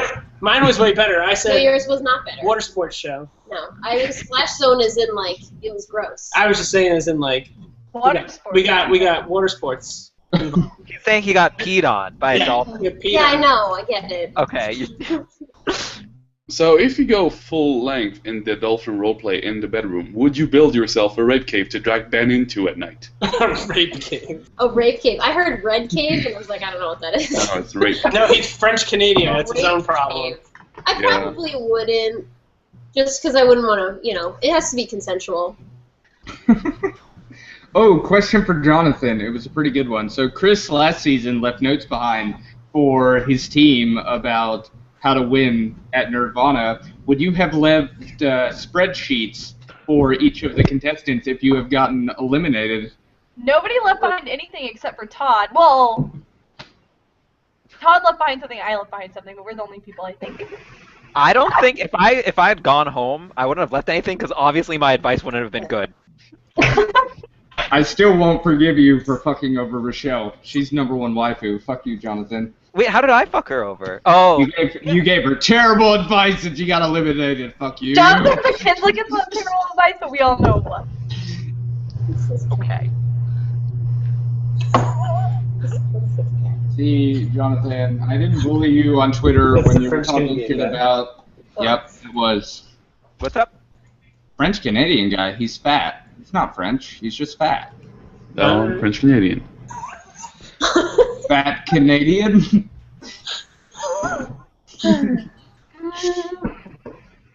Yeah. I just see a cat. I just see a cat. Yeah, I don't have the webcam on because I'm sick, so I'm just like look like shit anyway. Like worse than usual. I mean, it's a handsome cat, so. Yeah. I know. Hold on, can I just read? It looks like the cat has a double chin. Cat has a white mustache. It just looks like it's like. It's a hitman cat. Oh. I thought you were about to say a Hitler cat, and I was like, alright. Have you ever seen a picture of Hitler? Because it doesn't look anything like him. A Hitler And cat. I've seen some Hitler cats in my day. That's not a Hitler cat. It's finally mentioned Hitler. Let's talk about Hitler. Oh god, someone from the thread said, base Colleen, breathing life into this hangout. Colleen for #1 waifu. Hold on. You just supplanted all of us as being the most interesting person. You're welcome. No comment problem. said, hello, I'm Ben Tully. You might remember me from shows like King of the Nerds Season 3 or King of the Nerds Season 2. What? Is that implying that he's Xander? Yes, Yes. essentially. It's another Xander implication. I'd like to think that that's just Xander, like, Typing. drunkenly typing. Well, we all know Xander's Talking about why Xander's so great. Talk about me!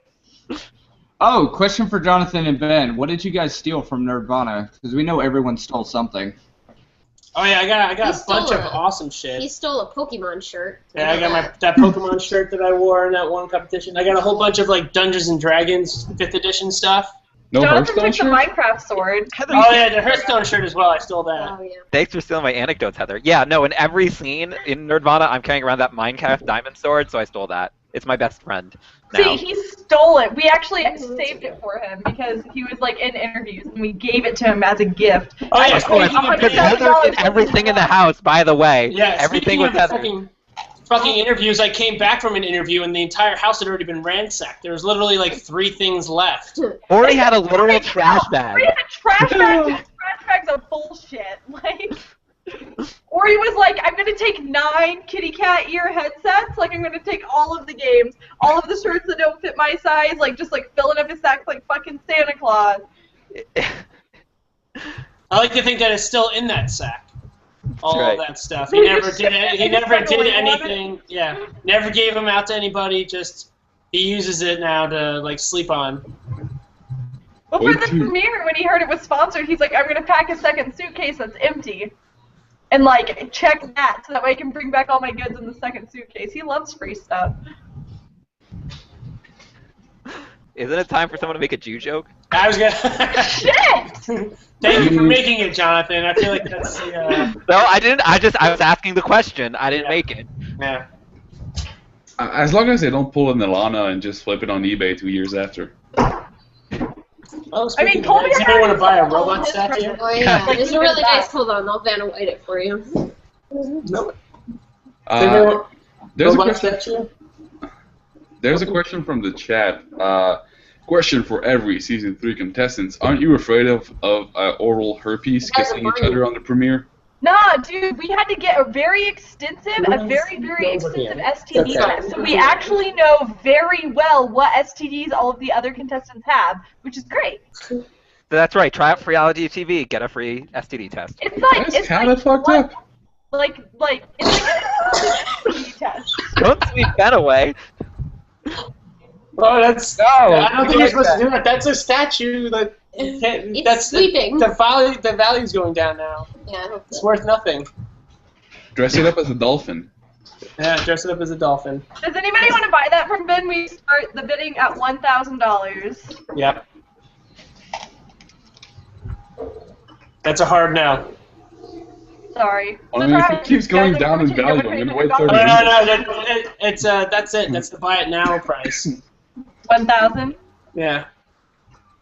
Yeah, it's Oh, used. That's. Someone wanted to ask Ben, do you play Heroes of the Storm, and who your favorite character is if you play it? I played Heroes of the Storm for a little while. I had a couple friends who got into it. I was playing Kerrigan and doing okay as her. But not your favorite. No, I mean she was my favorite. Kerrigan was my favorite, and Zeratul was my favorite. And also something from the thread, everyone's disappointed that your house isn't nautical themed. What's up with that? I mean, I have a ship's clock, Yeah. but it's not hanging on a wall because it's like 75 pounds. We But also where- do have a Harry Potter themed bathroom. Yeah, it's more nerdy upstairs. themed than nautical themed. And our kitchen is full of Star Wars decals. Yeah. But where do you keep the dolphin? There is really no dolphin. Oh, Sadly. Everybody's just like all the screens Everybody's just go like, black. bye. It's like never mind. I don't want to be here anymore. Wait a second, so Dolphin or Colleen. it didn't happen. Colleen, you're not into a polymorphous relationship with a dolphin and Ben? You know what? Polymorphous is the wrong word. Right. But Ben, as the Polly- expert on this, will tell you what the right word is. What is this, Animorph? What the fuck? No, That's cute. I'm But- drunk. I'm drunk and need to leave. You're drunk and polymorph. Rubs his nose. polymorphin. Mighty Morphin Polymorphin. Yep. If I had a penny for every time Bad Guy told a joke and bombed or said something that resulted in awkward silence, I'd have more money than Jonathan Adler. I like that you call him by his full name. It's cute. All right, let's add some to that count. Ben, if you had won the King of the Nerd with the money, would you have built a replica of the submarine in Jules Verne's epic? No, I would have probably done one from Life Aquatic, though. You know, that Yeah, submarine, super. that's a good submarine. You could do the Beatles Yellow Submarine. I mean, too. that Life Aquatic one's yellow as well, though. Yeah, well, you would know which one it was. Yeah, And right? the yellow submarine would actually be kind of cheap because you could be like spending half on the submarine and half on weed. So you have Right. the real Important. experience. It's important. That'll work. I don't think it was weed they were doing exclusively. There's other things, too. Let's not just say it was weed. Yeah. And Horizons. What did you think of Ben's interactions with Lily? I already answered the question. You can say whatever you want. But I love Colleen- giving him shit, so I mean, I was fine with it. We had a drinking game that we would do with our friends, and one of the things was always if there was like a romance hinted between Ben and anybody. And so when it clearly became that it was Lily, every time when we'd see it with a group of our friends, everyone would always be like, oh, within there was anything, him on the couch with her, or him saying that he thought that she was attractive. And then we just changed that drinking rule to just Ben as a slut, and that was very popular in the room. So whenever Ben did anything remotely slutty, whether it was just like hugging after they won, or even teeing up, like when he would tee up a competition or explain what was going to happen, we called him a producer slut, and then we'd all drink as well. So I thoroughly enjoyed seeing Ben whore himself out on TV. And I also knew going in that, like, look at his face, that, like, someone was going to get a crush on him. Actually, And it was the American viewers. That's right. You don't think I translate to other countries? I can tell you, no. Canada hates you. Yeah. Actually, They're really nice everywhere else, but they really just don't like you on reality shows. Actually, Because we're Canadian, you question can spot fake nice. for Colleen, because I remember from the podcast you talking about how, like, after the second week of Ben being gone, you were just kind of like, you're kind of like, where the fuck's my boyfriend? Right. But question for that. Did you get hopeful? Like, did you really think that he won? Because if he would have been eliminated, he would have been sent home. Did you really think he had won it all? Because he was gone the whole time. Yeah, I mean, here's the thing. When he first went off, and there were friends of ours who were, like, expecting him to come back, and even he kind of was like, well, I don't know how long this will go, because you never know. And the first week, I actually was going to be mad if he came home the first week. I was going to be like, what the fuck happened? You disappointed our family. Yeah, how dare you? You brought shame upon us I all. didn't even get to miss you yet. So. Yes. Why don't you just stay there and just stay there for a week? He would have had to sit in the timeout corner for another week. What are you talking about? So you would have left him at that point. You would have been like, fucking, you can't even make it all week. I'm breaking up with you. It's How many episodes did you shoot? I'd be like, 1, and she'd be like, get the fuck out. Get out of here. Sorry, Jacob. So, yeah. Not really sorry, though, are we, Jonathan? Oh, boy. Oh. There's some shade being thrown right there. It's a ladder. Yeah. So I was hopeful when he was gone for 2 weeks, and I was like, all right, by the 3rd week, I realized, like, okay, he's coming down to the wire, and I really hope he doesn't come home now. Hey, do you guys want Ori to come? Yeah, fuck yeah, I love Ori. Sure. Okay, because the threat asked for him, and I think he's gonna come. Is he coming on, like, something, or, like, to the Right chat? on my tits, Ben. Oh, boy. Important question. Will his girlfriend be there? There it goes. Yeah, that's less exciting now. And we can come on Earth if you want him to. Hey. That's really nice, though. Probably not that nice. Yeah, it's Ori, so he likes yelling. They actually have questions for Ori in the thread, so we should fucking have him on the stream. Oh yeah, Heather, will his girlfriend be with him? Anya? I don't know if they're together, but I assume that they are on spring break. So I could text Anya and ask if she wants to show up separately also.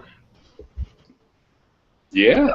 But what we really want is Colby, who is just miraculously evaporated. Oh, did he show up and then the internet beamed him into a deity? Yeah, he was on another podcast and was like, I'm going to go to 4chan next, and then he just got lost. Oh. Yeah, it happens. Hold on, maybe he's looking at. No, see, Heather, we're excluding him. Oh yeah, no, we did. That's why the thing is full. There are at least 6 people here, and he's not allowed to come. He's been ostracized once again. Yeah, that's how it goes. You did it on purpose. This is the bully cast, but not for people of minority races. So please stop right now. Hold on, maybe just looking at the thread, hoping to see a join link. So let me just. It's possible. All bully all the time. Bully people. That's the what conversation 4chan's with about. Ori, though. But are you still at 4chan wants you? And he was like, a sentence I never thought I would be so lucky to hear. Fucking Ori, I love him so much. I know, he's cute. I seriously wish he could have won. I wish he could have the ability to fucking crush everyone else. That would take skills, which he's a little bit lacking in.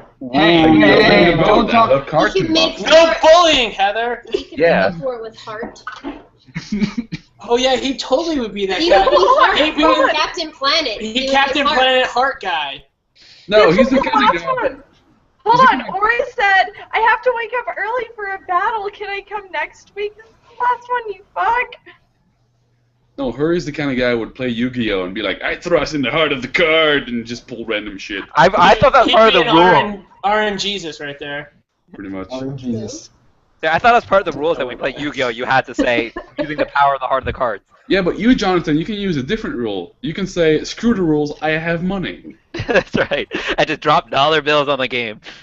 It's pretty much fucking like Seto's strategy. It's like, screw the rules, I have money. Oh, yeah.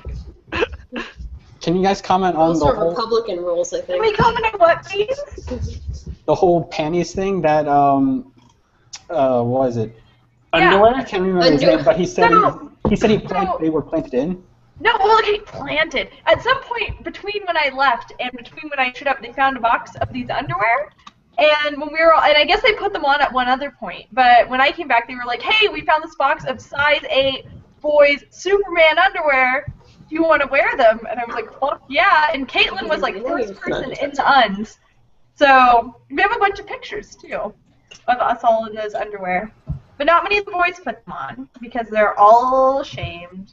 Also, they were very small. They were Also, size you have 8. to take them off. Also, you didn't take them off. Also, if I put them on, my balls would have been hanging out. What are you They talking have a little about? King of the Nerds Fucking logo Ben's right there. dick would have been hanging out like I mean, full it 5 would inches. have been would've fine been because I out. would have tucked it up, and so it would have been coming out of the waistband. You I could have could've- kept it covered with the shirt. Like it's saying hello. He could have just created a mangina. Just tucked it back. Oh. All the That's way up. true. You gotta think about it. I like how all the girls are like, mm-hmm. It's like, no, Heather, you don't know if that's true. I do though, Jonathan. I'm really. I've seen it on I know how it TV. works. Exactly. Shit. Going It full was time on to the land. Californication a couple times. Ooh, fun question from the thread. Jonathan, how long did it take to actually receive the money? It's Oh in my god, process. you already answered that. Yeah, it's in process. So Okay. I'll let you guys know when I get it. In the contract, it said it was a minimum of 60 days before you receive it after the last episode. Yeah, I mean, certainly I sent them an email being like, okay, so let's get this started, but it hasn't finished yet. Here's a question that That's has what never she been said. answered yet. Heather, would you fart in Anon's mouth? Fart? Yeah, How much fuck. money are they paying me? Fart? Yeah, that'd be. But I imagine they'd be paying you. I don't know. It just says Heather, will you fart in my mouth? Says Yeah, the Anon. question is how many dollars are you paying me? I would do it for free. I guess it depends on the size. Of waifu. I guess it depends of the size of the fart and if it's a shart or not. I'm lactose intolerant and gas is easy to come by. I can deliver there. Are you actively eating ice cream right No, now? no, motherfucker, it's sorbet. Boring. You're I implying usually there's a fucking difference. This doesn't contain dairy. How stupid are you? That is the difference. It's I still mean, ice look at the cream. picture of that cat. It's still ice Just- cream. Let's just Stop. look at it. Stop. It's not really ice cream. It's girl ice What cream. about my cat, man? No, look at the picture of the cat, and it'll just tell you. It answers the question for you. Both infinitely intelligent and infinitely dumb. Yeah, look at that. That cat is awesome. That cat don't give a oh. That cat's seen some shit. Yeah. Yeah. It's lived up on the streets. I think our roommate's coming home drunk. So what? She's coming on the stream too? No way, she's boring as hell and inevitably with some ugly dude. I'd like to think that That's she's adorable. right in front of you. She's That's actually. literally, I'm set, so I'm watching the door. It's gonna be a grand entrance. She's like trying to hand you food right now, and you're like, no, she's a stupid cunt. I hate her. She's like dropping the bag of groceries. Like, can you please help me? Yeah. God, she's so fucking needy. Yeah. That's, my roommates live in the basement like they're furniture. Like, I never see them. It's beautiful. Cool. Yeah, It's great. for- Thanks for it's killing for- me. There's a question in It's the a thread wrestling for match. Heather. It's no longer a cat. Yo! Heather Anonymous says, I'm a guy, yet I have very womanly thighs. Any advice? A very womanly what? Thighs. Thighs? Yes. I don't know, do some squats or own it. You got two options here, fuck. Like, you can either put effort in or be like, well, it looks cute. You can also try wearing really tight shorts just to show it off. I think Some- that's a lot a subset of owning it. Yeah, a lot of people who frequent Walmart do that.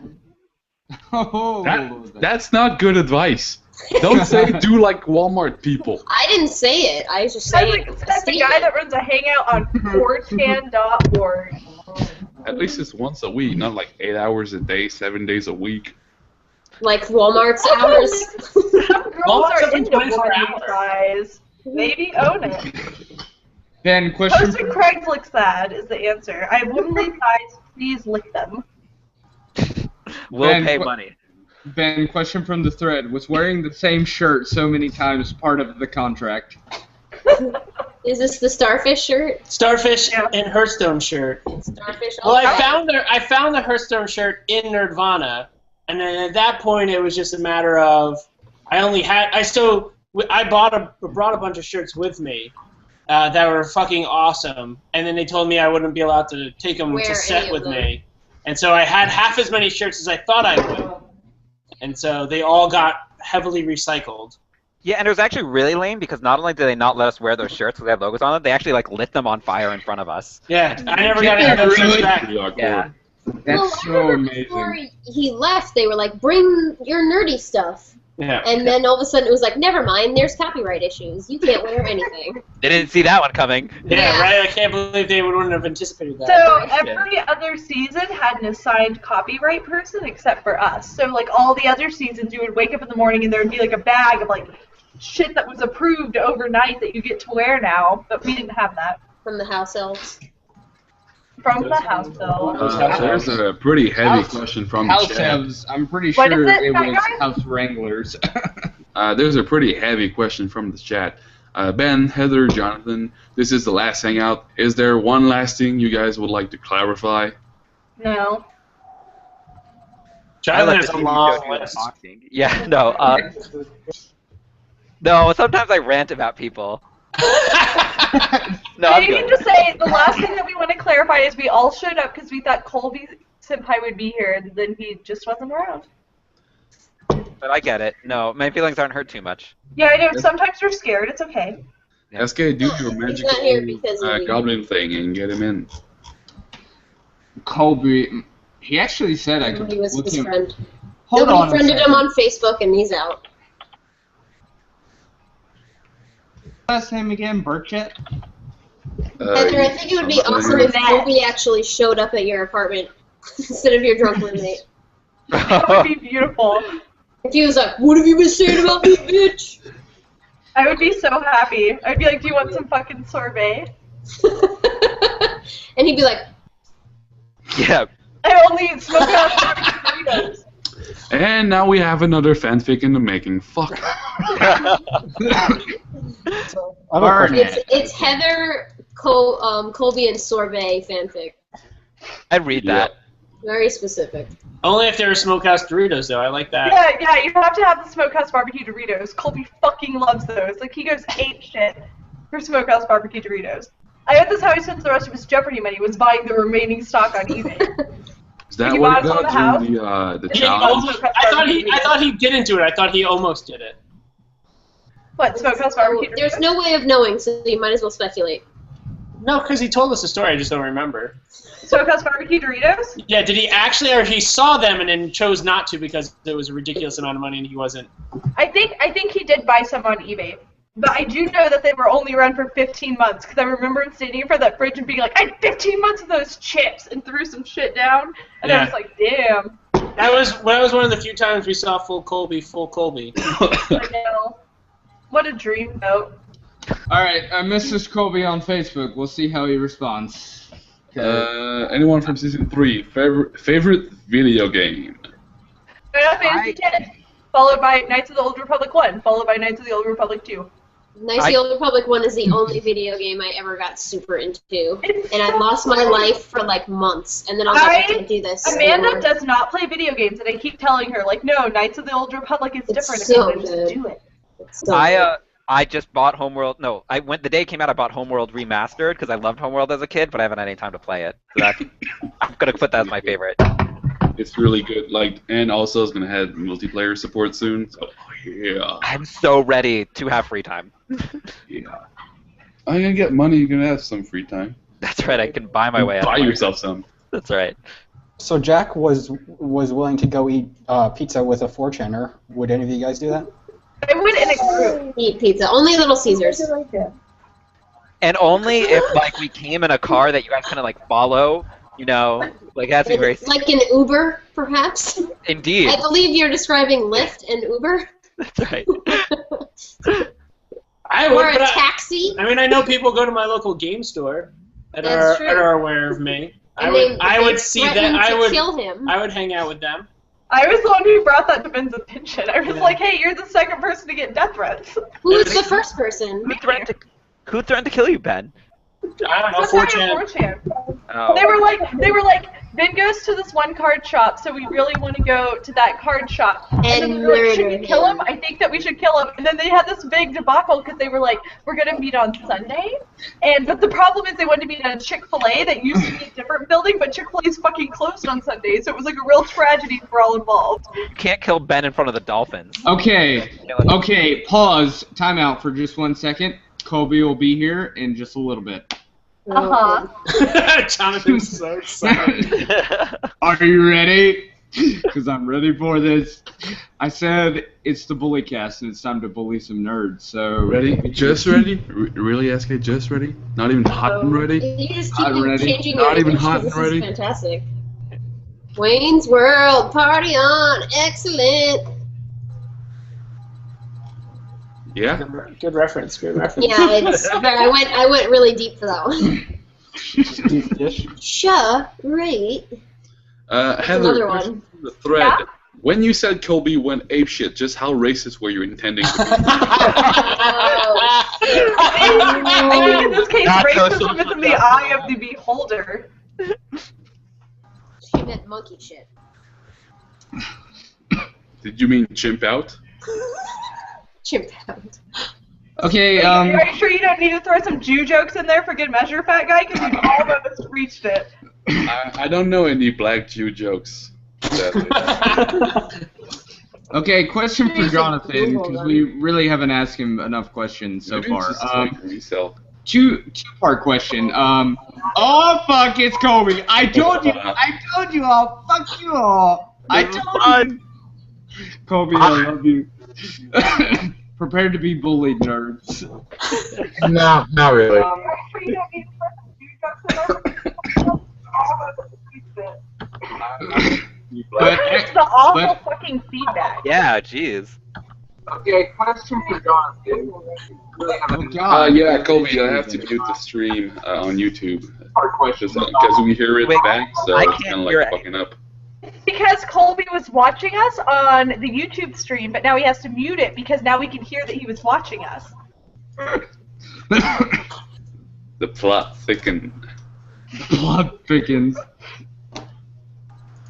Alright, so, Jonathan, back to that question, because I was going to ask you. They wanted to ask you your favorite branch of math, and then who's your favorite mathematician?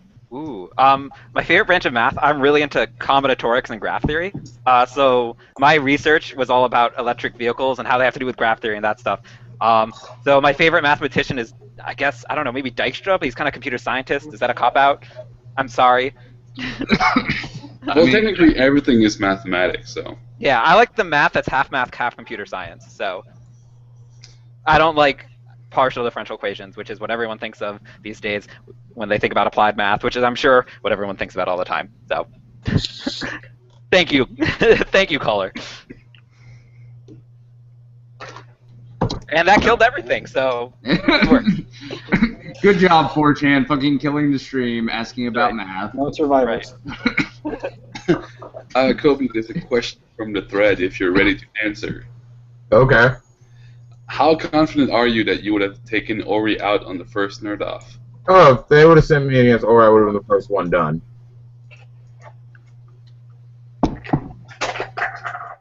I know fuck all about anime, but nobody else knew that, so oh well. I feel It's like that none of- Yeah, I think any of us could have been taken out by Ori, and that's you don't want to be the guy taken out by Ori. Yeah, Sorry. no. Again, sorry, Jacob. Could you imagine Team Smash if someone other than Jacob was eliminated by Ori? Like, Imagine this in so many variations, it's almost not even funny anymore. it's really not, because, like, Team Smash wouldn't have even gotten their 2 wins. They may have gotten 1. Wait, Maybe. what? What other nerd off? I don't know. Yeah, no, it's true. We've got 2 wins, and we might not have had other people gone home. No, you guys would have gotten a win once they had to transfer What if Ori had gone home week 1? If it would have been that hapless, it would have been random, and judging by Team Smash's luck, we ended up with, like, Thomas. Not to, like, dig on Thomas, but, like, he's not going to win any Nerd Wars by himself. And I don't know I can't think of any nerd wars that like had Jacob stuck around instead of Ori. I can't think of any that like, oh, Jacob would have won us this one. Like, no I offense, think that he Jacob. could have been an asset in the cosplay challenge, but I think that we did pretty fucking fine letting you and Colby write the script, so... Yeah. Like, I'm pretty sure if Colby or Jonathan, or maybe even someone like Heather got voted in against Ori and they got eliminated, it literally would have been Season 2 bad, where they would have had to have picked a person from Team House Hula to go on Team Smash, because they had lost so many nerd wars, but, you know, just speculation. It's a possibility, you never know, but...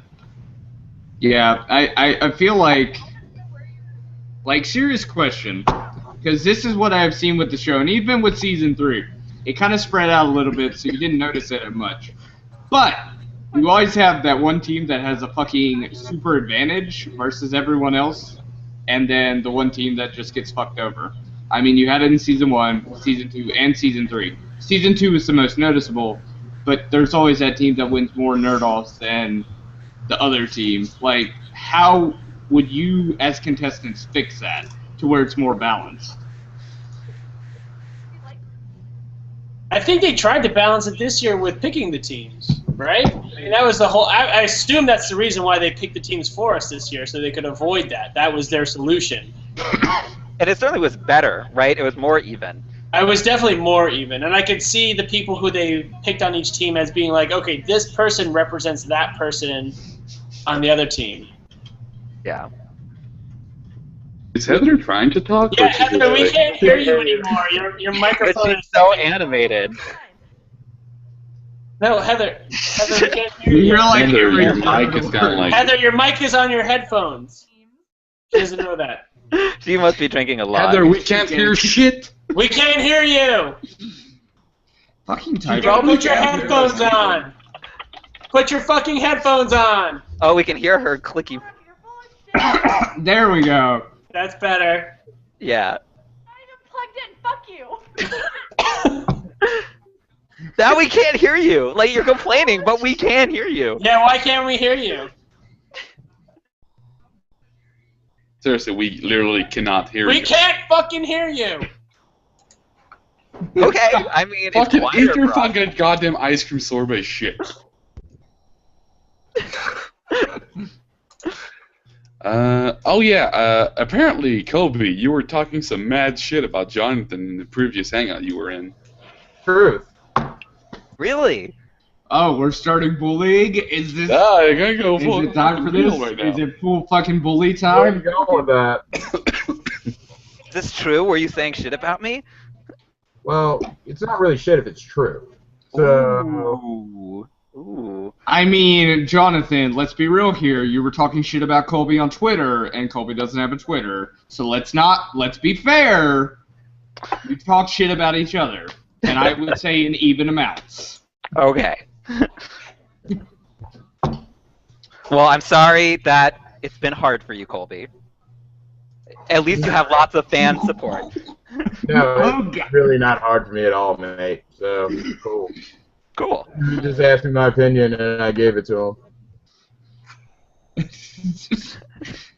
I think that's the best answer. I don't think we should, I mean, if last hangout we can have fucking Zach and MK in the same fucking hangout, not making issues or anything like that, let's not destroy this. Let's have a good time. It's just contesting. Well, I mean, not even fighting in front of the kids. I'm just like, this is our last hangout. Let's not, Seriously, why did you bring up, yeah, I heard you were talking shit, and then we're going to leave it at that. Like, what the fuck kind of interviewer are you, man? Yeah, pretty much. Right. I mean, fat guy, why'd you have to bring it up? Fucking fat ass. Because it'd be funny. Get it together. Oh, more threads. Oh, God. Question from the thread for everybody, basically. What are you guys going to do to battle the post-season depression? Post season. We can't hear you.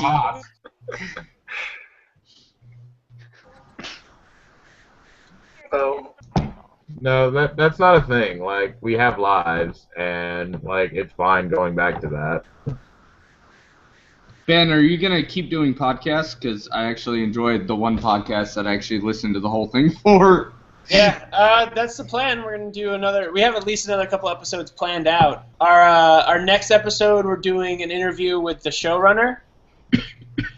Anthony? With Anthony, yeah. Oh God, why can't you get him in a hangout? Everyone talked about getting him into a hangout, but he never. Anthony's amazing. He is pretty amazing. He's also shooting a show right now. He doesn't get back into town until tomorrow night. Or I mean, not even Anthony. Can we get like some of the show wranglers, like your wranglers that? Not anymore. That was weird. I could hear like, you when you had your spoon in your mouth. Oh, you can hear this? Very barely. You got louder as you move closer to the screen. Shit! There, that was loud. Is it set to the wrong mic? Yeah, are you on the wrong mic? Is your mic set really low? Unless somebody did it to me like an asshole. No, you're the only one capable of doing that.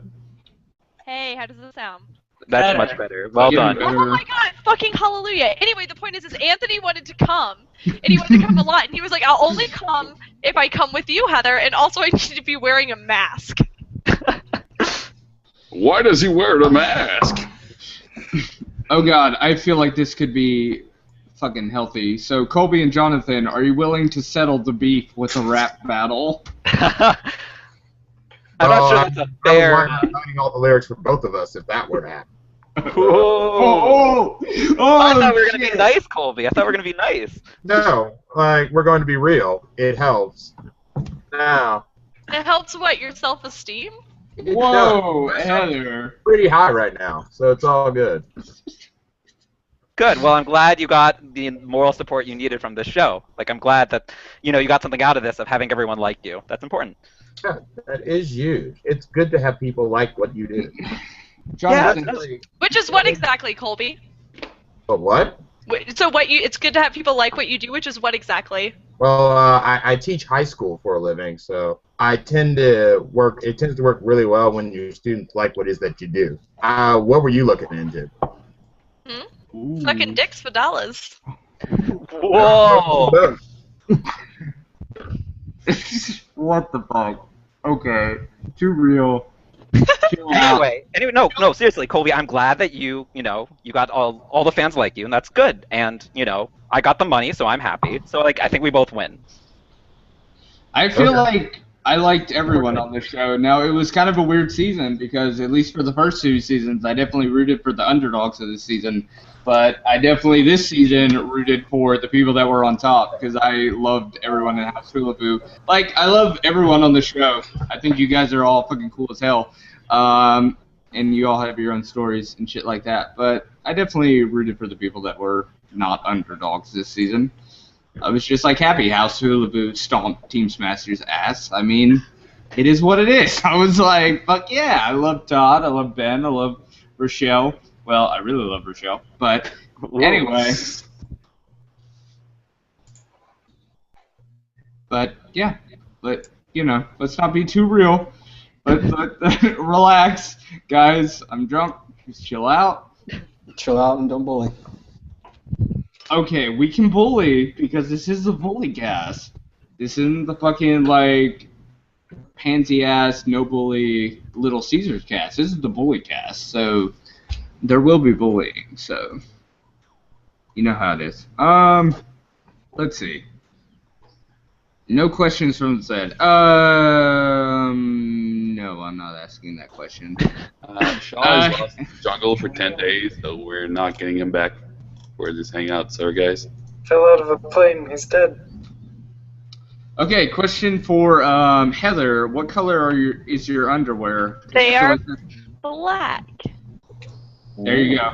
I feel like that was like the tamest question that we could ask from the thread right now. I mean, it's question. It's akin to Big Spoon or Little Spoon. Like. I feel like something about person, Heather. honestly. I think something about Heather and sex is like the filler of this interview. It's like, oh, we have a down space. Oh, let's ask Heather what bra size she is. I think that's true. I think that's true. But also, there are questions in the thread like constantly. So. Yeah. I honestly keep an attentive view to these questions, but I'm like, I've learned from past hangouts that certain questions you just don't ask. I mean, I could go Like all what? out with them. Do you want me to? Like the questions about Jacob the thread is asking, those are the ones you don't want to ask? Those I kind of skipped over. I'm so bad. Good. I'm so bad. Well, I mean, there's one that was just posted for Jonathan. Well, for everybody about Jonathan. Ooh. How the fuck did the whole house see Jonathan for fraud two-faced weasel he is? I think That's a good question. I think everybody knew that Jonathan was a little fucking weasel, just some of us were more into it than others. Yeah, no, I mean, and I think everyone realized, but at that point it was too late, so whoops.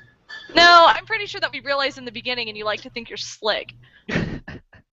Okay, well, it still worked, so.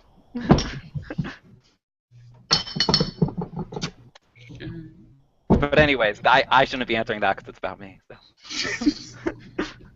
I had no idea. Let's see.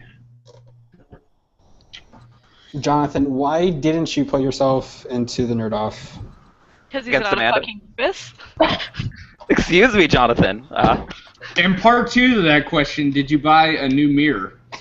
Oh, so like I said, I still haven't gotten the check yet, but I feel like that should be my first purchase. But no, I mean, I was stressed out, and I was like sick of watching everyone be best friends, and I have to do terrible things to get by in this show. So I lapsed, and I'm like, okay, I'm gonna try and take on Colby.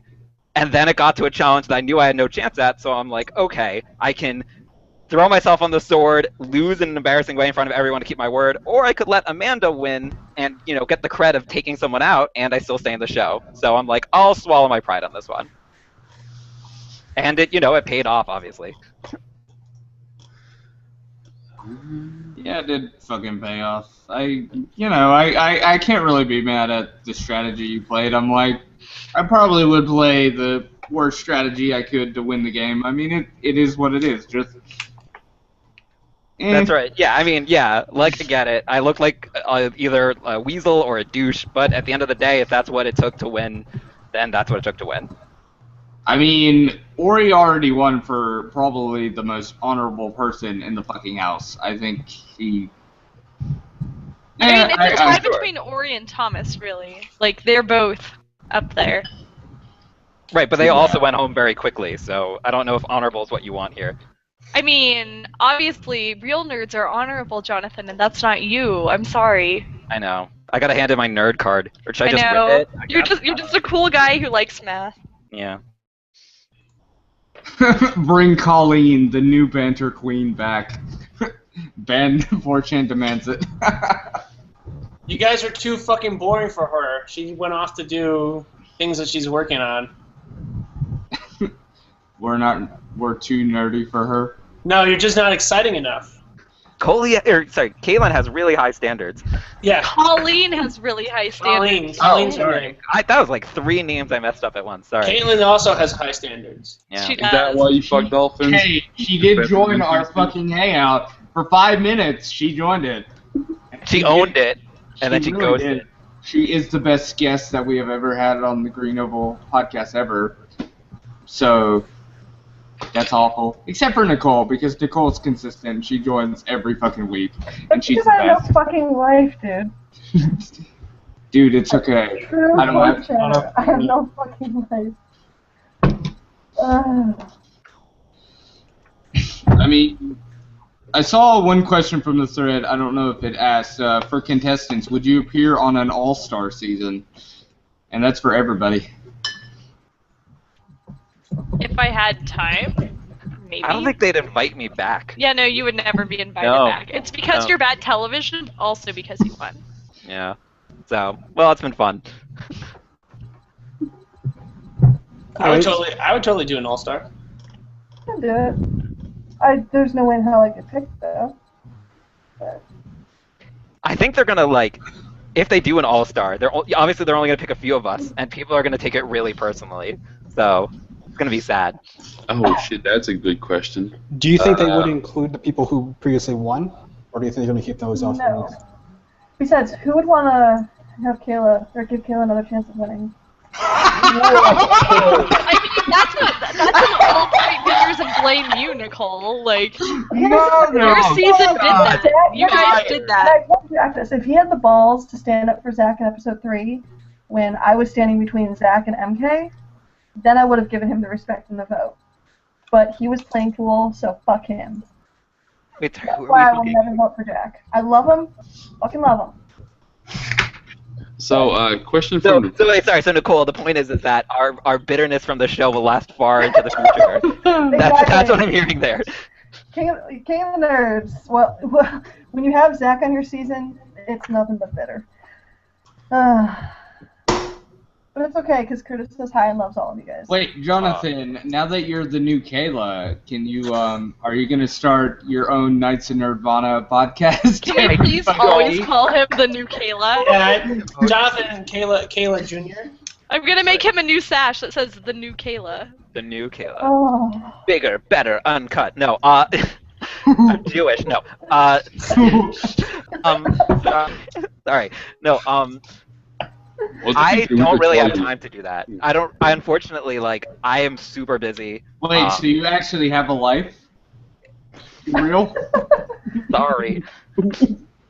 But yeah, unfortunately, I don't think I have time for a lot of that stuff. I'm going to try to go to some cons, but beyond that, not too much. Which is failing at my kingly duties, I guess, but alas. Go to PAX Prime, Jonathan. I should visit all my friends in Seattle. Are you going? I'm sorry. I only had, a minute to stay. We had to do interviews right away. So you guys should all be jealous because me and Nicole hung out at PAX East, so. Yo. I am pretty jealous. Oh, they've already posted the picture on 4chan. Very tiny one. Which, step up your fucking game, 4chan. Post big pics. Wait, important question, Colby. Would you ever consider going to a con? I want to see you at a con. I mean, I've been. So, I went to C2E2 cons that are in the city, so... yeah. Are you going this year? Go this year. Go this year. Love of God. Okay. Well, actually, I can't. I'm moderating a national quiz bowl tournament that weekend. Oh, so. Yeah. Do that instead. Well, yeah, free trip and getting paid and whatnot, so no worries there. Alright, guys, I gotta go. Bye, Ben. Have fun having sex. We love you. Thank you, 4chan. Have a great night. God, we've been on here for 2 hours. I know. Bye. Time passes quickly when you're having fun. You mean time flies quickly when you're bullying?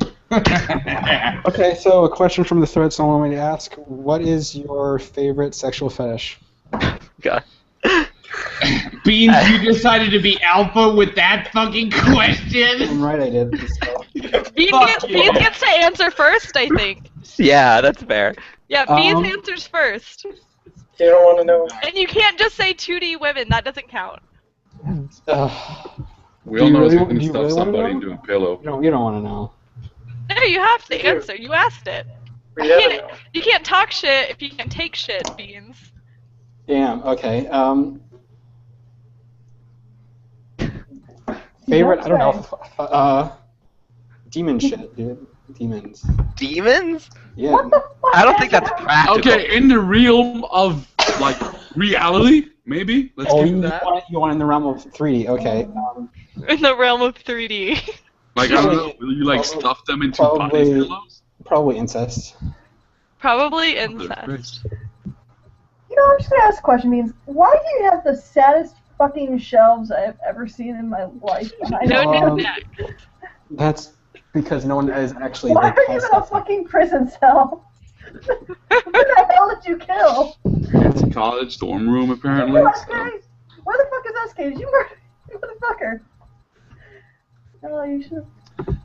Question from the threads. Are we only going to have Beans answer that one? I feel like that's bullying. That sounds like Heather, you really want to share. It's literally bullying. Everybody knows, an answer for me that I could say that would be really easy for the class and we could move forward, Jonathan Adler. But then you'd have to answer as well. Is that a threat? Yes. Okay. Okay, I mean, obviously what the answer I'm going to say is, because it's something that everybody's already well aware of, is pegging, so now it's your turn. Oh my god. Okay, so I feel like I'm more into BDSM than the average person, but not so much that I would say I'm into it. That's like a half answer. That's Did and you that's That's Did all you you're just gonna get. straight up- I even used a term. So like, let's use a. well, Heather. Not all of us are as open with our sexuality and willing to show or say anything on 4chan. You So straight up went 50 Shades of Grey on us? that's right. Not only did I 50 Shades of read Grey. 50 Shades of Grey, but I devoured it. 50 Shades of Just Grey. like Christian Steele devoured. I don't know. I haven't actually read it. Unsafe BDSM practice. So I didn't know that we could just answer a genre of sexual fetishes because then I would have just said butt stuff's okay sometimes. What is your sexual fetish? Sex. That's Like, literally. My name's Jonathan Adler. I approved this message. Sorry, you're. Serious question for Colby. Colby, did you see the final episode of King of the Kex for episode 8?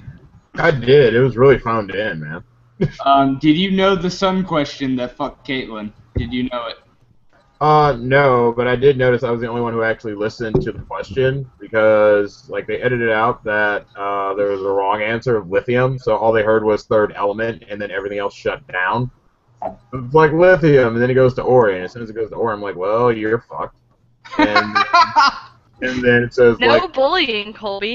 Hey, this is the bully Yeah. cast. Also, they're on the same side. go That's ahead and get Ori on the phone and tell him that I said that. He literally just texted me. Feel Where free. is fucking Ori? I want to fucking He send said, him in the he last said, hangout. I have to wake up early for a battle. Can I come next week? And I was like, this is the last one. And he said, sorry. And then like the :/:::/.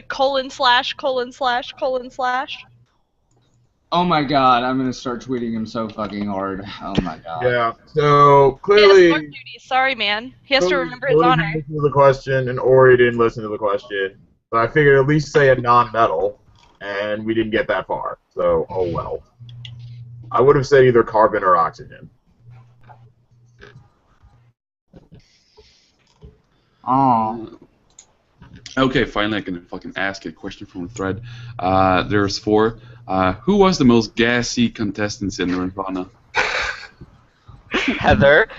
No, I actually wasn't. I farted so little on the show. I was really proud of myself because I am lactose intolerant. So I was very considered about my dairy consumption because I was like, I'm not gonna be the farter. So like, fuck you, Jonathan. There was at least once we're all sitting around and you fart and you're like, what of it? Well, I mean, that's me every time I fart. But I think that you are blurring some lines here, Jonathan. Okay. Next one. Who was the worst drunk? Not in terms of like quantity of alcohol ingested, but like the worst person to be drunk. Me. Right? I think every cast member thinks it was them who drank. I feel like Colby's the only one who can offer a real answer here, and I feel like the real answer's me. Mostly, like, when you guys started doing, like, dumb drunken shit, I just wandered away, for the most That was part. probably a great call. Yeah. So, of what I did see, yes, Heather, you did some weird shit when you're drunk. So, That's par for the course, man. That's so standard. that's what I saw. But other people doing dumb shit, it was all over. And a lot of it made it to air. There's a lot of. That's not true. A lot of it did not make it to air. That's also true. Yeah. Okay. Third one. Who was the loudest snorer? I heard it was Todd. That was the rumor I heard. Yeah, I don't know. We weren't in that room. We didn't have Yeah. to sleep with Todd. We didn't have very much snoring on our side. We were on a tight ship. Team Smash. Yeah. I don't think we had any snores. Jacob kind of snores. Question from the thread for Colby. What do you do over summer break when you're not teaching? Well, I mean, I was in grad school at the time, so I had to, like, front load all the work I was doing in order to be on the show. So I had to call my professor and friggin' front load 2.5 weeks worth of work. So that was all sorts of fun. So I'm finishing that up this summer, and then mostly fuck all. Like I said, being a teacher does have its perks. So once I finish with grad school, I am going to not do much of anything in any particular summer. Mostly try to get hooked up with various sources of funding for summer programs, but not in the next year, but probably the year thereafter. Because people will give teachers like money to just go fuck off to other places and ostensibly learn things. So that will be more my summers from here on out. Okay, you said that there were 4 questions and that was 3. Are you going to ask your 4th one? Yeah, before SK interrupted me. That's what I do. Okay, and last and not least, who got their period at the bad time? All the girls got their period at the exact same time, and it was during the first week of filming, and then we were all good for the rest of the time. And with that, Jonathan and I are going to exit. It was super nice talking to you all. See you later. Thank you. Bye. Bye, guys. See ya. Jesus Bye. Christ. That was pretty dry. Jeez. Well, Okay. I do want to say that Rochelle sends her regards. She's playing Mario Party, so she's having more fun than fucking joining our hangout. So Yeah. Not the same without Shaw. That was weird. That Yeah, was pretty fucking weird. That was like, what the fuck? That was a 180 super fast. Bam. It's all downhill from here, I guess. That face when cooked, dude. Is there an uphill that I missed? Sorry, Like, what? seriously. Like, was there this all downhill? Was there an uphill that I missed? Not really. Like, I mean, I really enjoyed Ben in the hangout because Ben is really cool, and Jonathan's alright sometimes. But I mean, like, Heather's cool. I'm not gonna talk shit about her on the stream or anything, but like that. But I'm just like, she's not even like top 10 of like contestants we've had on the fucking show. Maybe that's talking shit. And before they dropped so that Colby could talk, and then they're watching it now. I don't care. I don't give a shit. This is the last hangout. If they don't want to join next season, whatever. I don't give a fuck. Fucking Colby will join next season because Colby's based. Yeah, like that whole conversation was just like, yeah, here's some banter. It's like, you have friends, but I have money. Like, great. Like that's literally what the conversation amounted to tonight. Exactly. I was just like, seriously, guys, like, relax. I didn't want to see a fucking like free for all, like fucking head on end shit, because I'm just like, that's not what the hangout's about. I mean, it's not gonna be fun if Colby and Jonathan just fucking argue, or Heather and Colby fucking argue. Like, it's just not worth it. All right. Oh yeah, somebody from the chat asked Colby, why do you have the best playlist on Spotify? That was really easy. So, like, I chose songs that were representative of myself, and therefore it's the best list on Spotify. Secondly, like, I just went pretty epic with the song choices. So I think I have the longest. List by like a good 35 minutes. There are like 4 songs that are longer than like 9 minutes apiece. And I just think it was very good in terms of genres. It was very spread out, and yeah, like those were really easy choices, because it's like, if I need a song that defines the kind of person I am, the kind of experiences that I had on this show, like I put a little bit of thought into it. So yeah, I mean, it just came naturally. Were you the person who put Back in Black at the top of the list? Well, it's in alphabetical order, so like I didn't know that AC/DC wasn't on Spotify, so like just alphabetically, Back in Black came first. So it's like Back in Black, performed by Back in Black, and Australian, AC/DC tribute band, because they couldn't get the license for the actual song, which was, I would have picked something else if I had known that were the case. Colby, I mean, how much of the hangout did you actually watch before you joined in? I saw like a half hour before I came in. Yeah, I was about to say, like, I figured I wanted you in this because I mean, Heather and Jonathan are alright, but they were talking shit real early, and I was like, seriously, guys, seriously, like, here's what I don't get. And let me just take a moment, because here's what I don't get.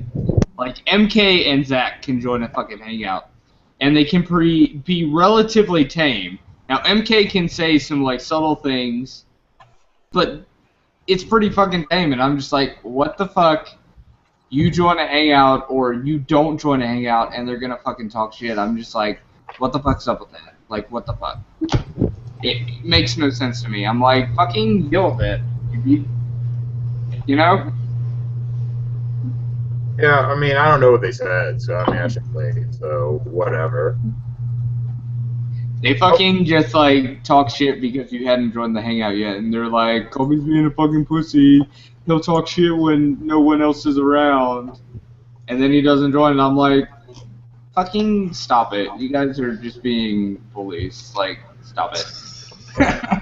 And then he joined, and it just got passive aggressive, and it was like, you know, Yeah, at least back it up. that's pretty much par for the course, so. That's alright, but. So, yeah, whatever. I think, you know, you own up to the way you came across on TV and the way that you portrayed yourself. So I don't have any problems with that, and hopefully they don't either. Did anyone at your school do anything with the reading of your fanfic, or did that? They know it exists, but nobody's been like ridiculous about it as far as clamping down on me for, you know, saying that. So the kids that care about the show and the kids who care about me aren't going to be the ones ratting me out for the most part. So even if they did, I mean, even in this environment, like, I don't think I'd wind up in any serious trouble. Like, I like to feel that I'm bulletproof with the whole, you know, celebrity teacher who's like good at what he does. So even in that environment, like, you know, they're good kids for the most part. So I don't think they're gonna rat me out, which is why I just went ahead with it anyway. Better to ask forgiveness than permission, right? That is true. That is so true. It was just like, you know, you said all these, like, you made all these lewd comments. You know what? Yeah, forgive me. That's how this is supposed to work. And I sang in a freaking Morgan Freeman accent, so you can tell just how serious I was about that. Yeah. Yeah, it's just like... Everybody's so out of it. Yeah. It's the last one. It's over. It's done. It's not over till it's over. It's not. Nope. I mean, yeah, but yeah. I mean, it is what it is. Yeah, I mean, I was happy with the people we got into the hangout so far. Glad we got Ben in so he could fucking give his opinion, because Ben's a pretty cool fucking guy, I would have to say. But I'm just like, Heather and Jonathan are probably watching and just going to talk shit if we talk shit. You know, it's just like, that's all they do. They just talk shit. I mean, Heather and Jonathan are cool, but they just like to take over the hangout. I'm just like, don't make it a massive fucking friend simulator. Jonathan was good. I don't think Jonathan tried to take it over. Just drunk Heather is a monster. Well, I wouldn't describe it as that. I mean, that's just kind of being real. Like, what? I don't fucking know.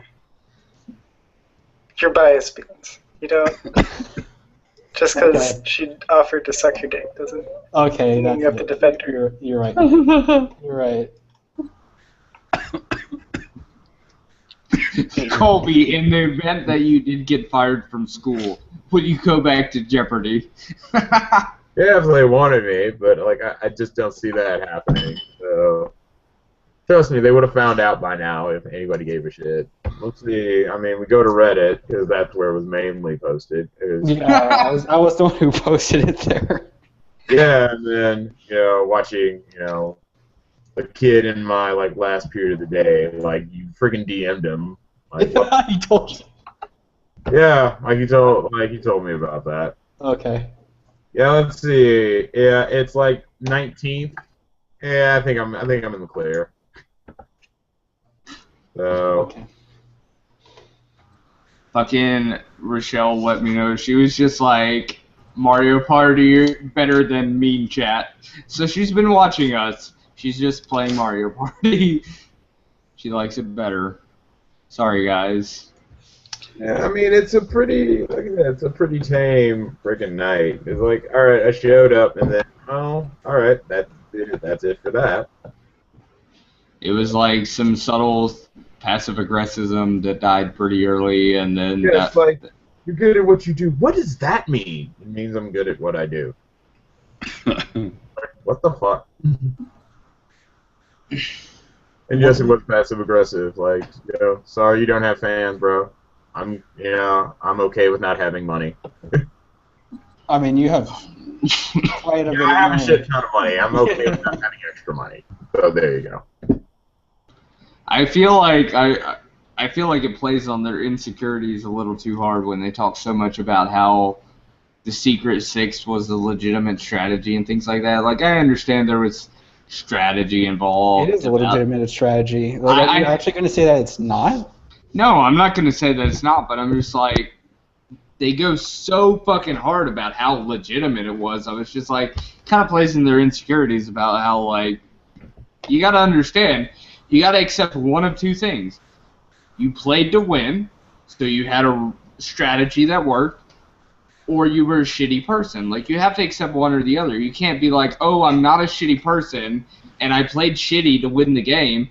Accept that. Like, if you're going to do a strategy like that, it's shitty. It's shitty, but you're playing to win the game. Well, I mean, accept it. Like, I'll make an example like this. Like, back in the day when I played StarCraft Brood War, we played free-for-all matches, right? 8 players, and they had an alliance system. You could make an alliance with someone, get their resources, make an alliance with them, and then at any point you could turn it off and then just completely kill them. I mean, it's like that, except it was for money, and I don't really see anything wrong with that. And it doesn't make you a bad person if you do it. Like, it's just that I don't see anything wrong. Like, okay, so they played the game, I got boned, but, like, don't get mad that don't look back and it's like, oh yeah, like, the public really isn't on your side. You're right, and a lot of times when you play a social game like that, don't be surprised when a bunch of, like, nerdy people to whom this is catering don't particularly care for that style of play. So you got to the final, you got a bunch of people to tag along with you, you got a bunch of people to take bullets for you. And that's the one thing I really wanted to discuss in front of Heather. It's just like, what the fuck did Jonathan do for you that told you to go against me? And maybe I'll get an answer.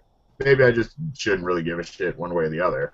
But, yeah, that's one thing that always got to me. If anything. That's why I feel like it is. I'm just like, fans from King of the Nerds have always, because they're fucking nerds, they're going to root for the underdog. They're going to root for the person that's fucking brought down by the rest of the group. So, I mean, exactly. That's why they rooted for Zack in Season 2. And that's why they kind of rooted for Sega, because they were trying to get her out of the house. But I'm just like, Jonathan and Heather should fucking expect this shit. I mean, don't talk shit about Colby. Of course he's going to get fucking fans, because it was the underdog. Everyone in the fucking house wanted him out. And he just kept... I wouldn't have had that support if they hadn't tried to fuck me from day one. So, like, I'm kind of glad about it. Because I look back and, like, I've been up front saying, look, I saw that, I saw the end game, and I didn't feel that I would have won. So they put me in a situation that losing made me seem like a more prominent, more honorable, and more awesome competitor than if I had won. And so, like, fucking thanks for that. I feel like, I was actually thinking about it this week. I was like, I feel like the show could be 1,000,000 times better if they added the rule, at least up to, like, before the team split or before the teams got too tiny, to where if you were voted into a nerd war and you won, you could not be voted into a nerd war the next season or the next episode. So that way, you couldn't just keep constantly sending the same fucking person in. Like, I feel like that would make the show 1,000,000 times better, and it would give a little more incentive to actually fucking win besides, oh, I'm staying on the show.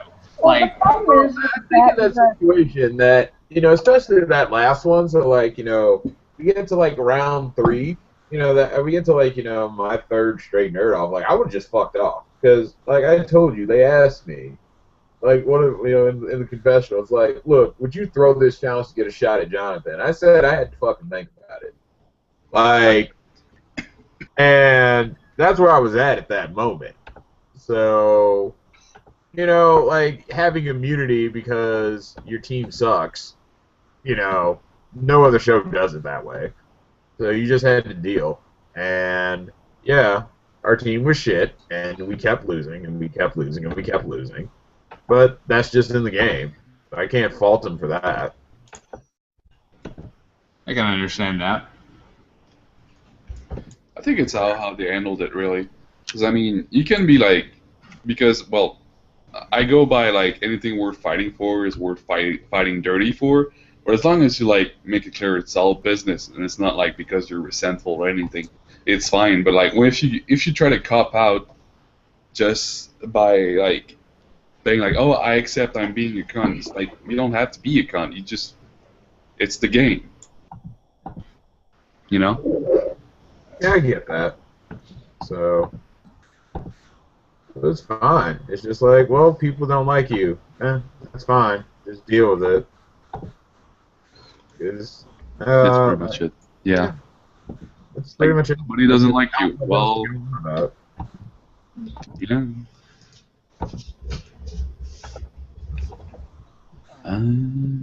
Holy shit. Nicole, you were going to say something?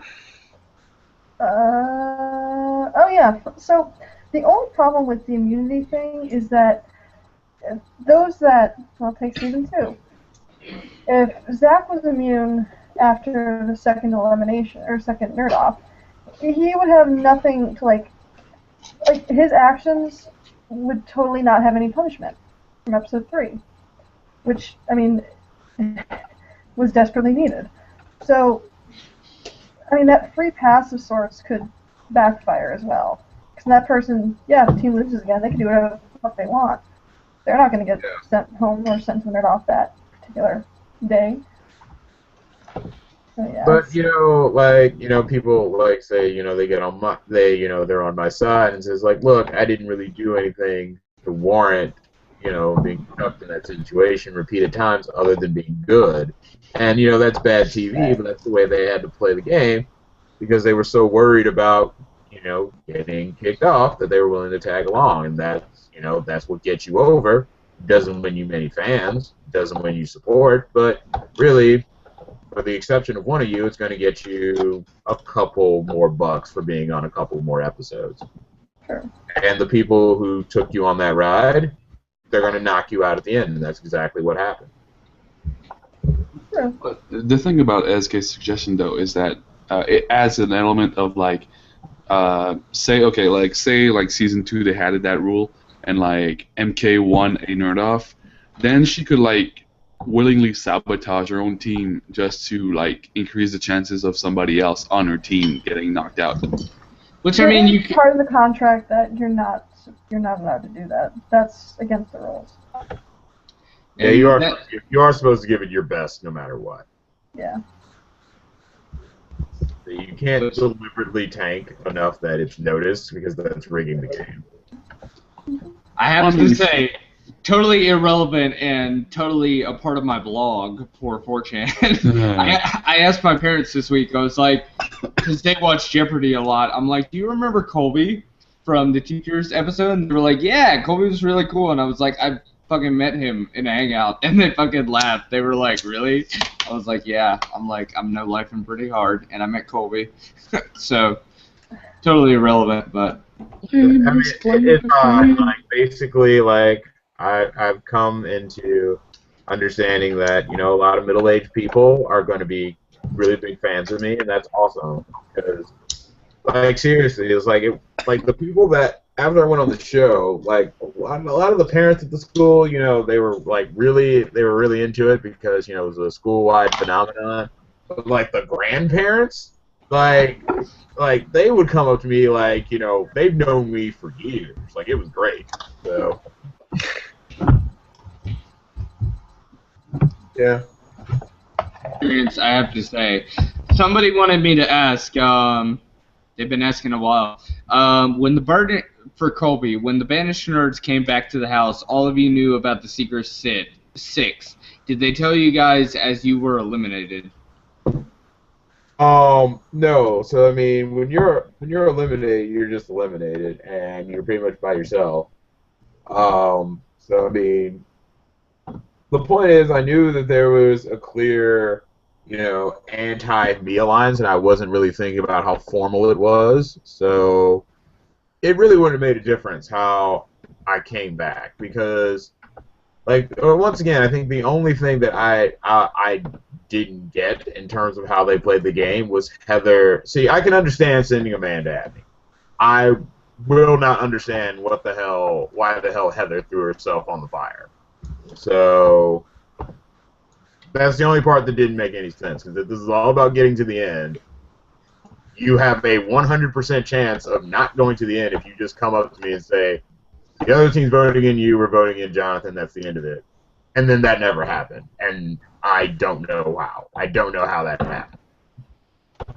See, that was what I thought was shitty. Like, I understood, at least for the show up to that point when your own team voted you in, I was like, it's still kind of stuck with Season 1 and Season 2, where they kind of voted out, the team actually voted out the weakest link against, and the team that won voted in the strongest player, and that's just how it worked. But I was just like, that's so fucking shitty, where they were like, hey, let's vote in our strongest member on the team relatively, and go up against and trust the other fucking team. I was just like, how the fuck can people get away with that? I was just like, literally, be a better person about it. Like, fucking let the better team vote. You know, I was like, I understand Kobe was going to go in regardless, but I was like, don't be fucking pussies about it and vote him in because you're scared of him. Fucking let the other team vote him in and vote in who you want to pick. Like, don't be fucking pussies. You have to vote in somebody anyway. But they were fucking pussies, so it is what it is. Good. Them being pussies bought me another 2 days. So I'll take that. Because, like I said, I would have so much less bad blood about the experience if they would have just followed the pattern that they said they were following in terms of strategy. And Jonathan kicked my ass. Like, that was a clear possibility. I could have lost that. And, well, we'll never know. Yeah, that's how I feel. I'm like, Jonathan's pretty cool and all. I can't say I have bad blood versus anybody, any of the contestants. I'm like, I understand that you guys had struggles during the show, but I mean, I as a fan am not going to be part of that because it's not personal to me.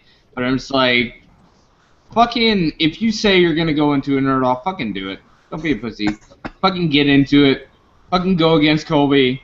You're going to fucking lose, whatever. Fucking at least go out with honor like Ori. Because, I mean, Ori went against you. He pretty much knew he was going to lose, but I mean, at least he went out with honor. Well, what was it? So at the old school, it was like, it's kind of cool. So the old school I worked at had an ROTC program, so there was this, retired, gunnery sergeant in the Marines, and he used to say about, well, honor's important, but it's just like, there are a lot of honorable people who are dead. There are a lot of cowards out walking. He said it just flat out like that. There are a lot of honorable dead and a lot of cowards out walking. So that's the way you play the game. And he's got people for whatever the fuck reason to take bullets for him. That's just what's gonna happen. You got minions. They're going to be minions, and use them as you so desire. To quote one of the characters in Mass Effect 3, it's basically like, the guy is basically like, if you stand on the ashes of like a shitload of people, it's basically just like, honor doesn't really matter if all you're gonna do is die and basically just end up doing nothing, Yeah, that is what it is. So it's honor. It won me fans. It's won me support. But it didn't win me the game. I don't think I was going to win anyway. But, yeah. Yeah, I think out of the 3 seasons, Jonathan definitely deserved it more than the other, the other victors. I would say that because he did play the game smart. I mean, even if he was a fucking weasel, he did play the game smart. I mean, It is what it is. Like, you gotta fucking deal with it. He played it fucking smart. he wasn't handed, the victory more or less, like Celeste or. Oh, yeah. I guess Kayla did whatever. Well, in defense of Kayla, and you'll never fucking hear this again on fucking 4chan, but I was like, when push comes to shove, she beat Zach fair and square. Right, that's sure true. she was not in any nerd-offs, but then again, she was on the winning team. So here's the thing, right? Yeah, she wasn't any nerd-offs because the other team got their asses and just, like, self-destructed. So she really only had to work her way out of one nerd-off. Right. And she did that exceptionally well. I don't think she stabbed anybody back doing it. Which is funny because I'm surprised she hasn't stabbed anybody, period. Wait, what? Oh, you haven't seen her knives. Carry on. Oh, I'm sorry. Could you inform me better? She pulled a knife jokingly on Curtis. Jokingly on Brandon. What? Yeah. This was season 2 premiere party and I think DragonCon. Yeah, she's yeah. Jeez. I'm surprised she hasn't legitimately pulled a knife on someone yet. But carry on. They allow you to bring knives onto the set? No. They also didn't allow me to bring my Vita on the set, and I did. But, I mean, like, people can hate on Kayla all they want. And I can give her at least some props, because I'm like, she beat Jack, fair and square. She beat him in a nerd-off. Now, she may have had more support, and that may have helped her, but she still beat him. So, you can't really take too much away from her victory. Like, now you can definitely talk shit about Celeste, because Celeste literally won for a popularity contest. But I mean, Kayla, she won fair and square. Now she had Chris and. But if the teams were more even, it would have been a different story. It's possible, but I mean, we've heard from Zach and MK both in the Hangout say that Jack waited way too fucking long to actually get help from his team. He did. Whereas Nicole, the betrayer, fucking. Okay, this is what I find hilarious. Because I was like, oh, you betrayed your teammate. Like, yeah, I even stated at that point that was not a team competition. That was a singles competition. So, yeah, fuck it.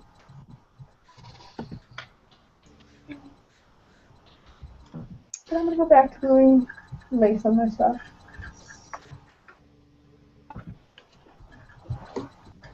Like, I understand, at least with something like King of the Nerds. I feel like every season, no matter how many fucking seasons they have, no one's going to be happy with the winner.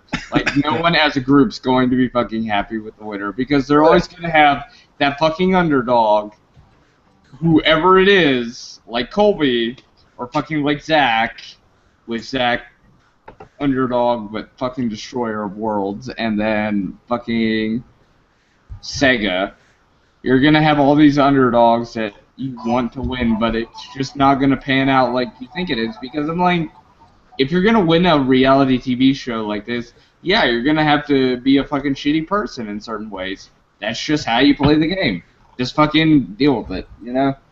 Well, something like that. It's like the title King of the Nerd is kind of like, open. Like, what is a nerd? What kind of nerd? Like, no one's gonna agree that someone is going to be a nerd. I feel the same way. Like, I'm just like, it is what it is. Just deal with it. I mean, Colby got a lot of fucking fans. Colby doesn't even have a fucking Twitter, and he probably has more fans than anyone else from season 3 on Twitter. I will say this, like, you pull up the Facebook, you pull up like King of the Nerds. They're like, congratulations to Jonathan. You know what the top comment is? It's a fucking picture of me. So it's just like, that's all you need to know. And it's just like, okay. Like, I went the route that I went, And you know what? If they would have come up to me instead of Jonathan, then you know what? Maybe I would have been, as much of a fucking weasel. But that wasn't going to happen. So that's just the situation I found myself in, and I tried to make the best of what I could do.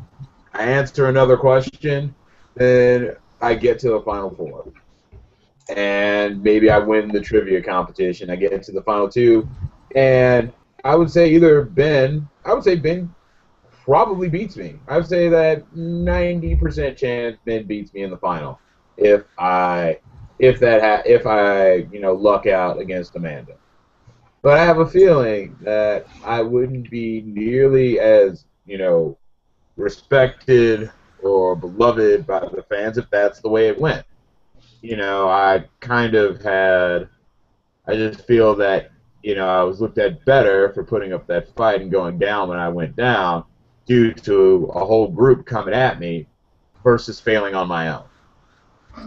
Had you gotten to the trivia, who do you think would have joined your team and supported you? Ori. I think I would have had Ori, and that would have been it. Maybe Thomas. I'd say Ori. So presume that I get there instead of. Well, let's see. So for me to get there, I would have had to. So the trivia and stage 7. I don't know if I would have won that. So I would have probably, presuming that Ben would have outlasted me, which is very possible. I assume Ben would have made it regardless if I were there or not. So let's say Ben would have won the challenge, would have been immune, I would have been sent in. I would have probably been sent in versus Caitlin. I would probably have to beat her. Or they might send in Rochelle. I don't know how Ben would have played that if we were both there. I know that I'd go in and I would probably have to beat either Rochelle or Caitlin, and who knows how that would have worked out. Maybe I would have lost there. So, but if I made it to the top 4, I would have expected Ori and Thomas, and that would have been it. Do you think you could have gotten it done by yourself without any help like Ben did? Easily. So they didn't show the ones that people didn't answer. So there were a few, and I knew a few of them myself. They also asked completely random shit that people kind of burned their lifelines on. Like stuff that was nerdy in 1997 that they asked about now, and people don't give a shit. And, there was stuff like that, but I think I would have been fine on my own. So. Nicole, now that Jonathan and Heather have left, you have to answer the question that I asked. Team Colby or Team Jonathan? Go. I said Team Colby. Chicagoans have to stand together. I didn't pay attention. I'm sorry. Oh, yeah. Serial killer. Go fuck yourself. Oh. Nicole, please don't stop Snapchatting me. You make me feel so much better. Especially when I'm super duper depressed. I'm going to Snapchat you right now. Are you? Fucking Rochelle stopped. I'm sad, but whatever. She's too busy playing Mario just Party. Got one. Just fucking got one. But, yeah. I feel like... I feel like the show has been...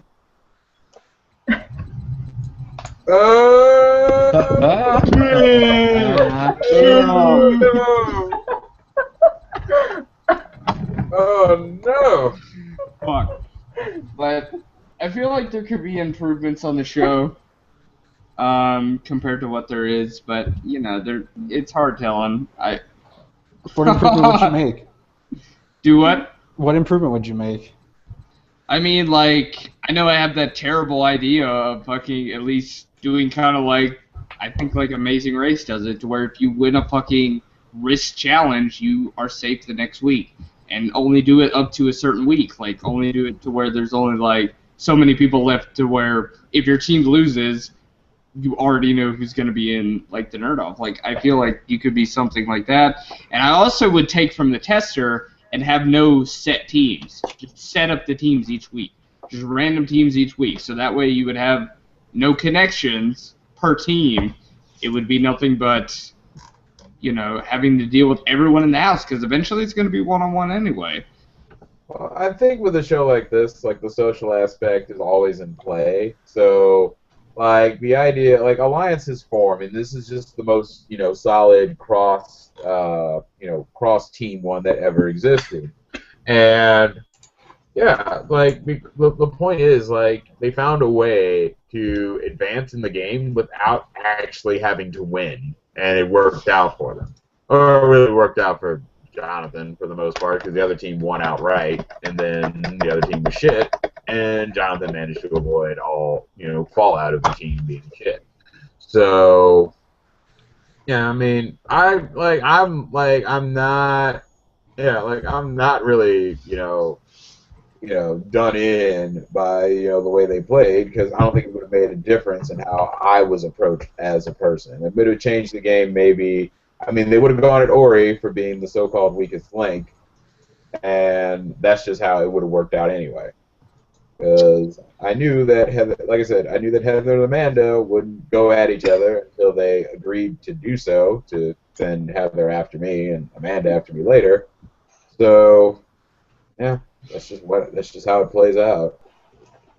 Like, personally, the way I feel, like I've said, I even said this during season 2, I'm like, I feel like the biggest reason that people in King of the Nerds win nerd-offs consecutively is not because they have maybe the skills or anything like that. It's because everything is so basic that anyone on the show can fucking do it. Like, everything, no matter what the specialty is, everyone can fucking do it. It's literally just having that one person that's an extra set of hands. Whether it's subjective, whether it's objective, you just have that one person that's an extra set of hands. Whether they do jack shit, you still have that person to count on. And I feel like there needs to be some kind of way to counteract that.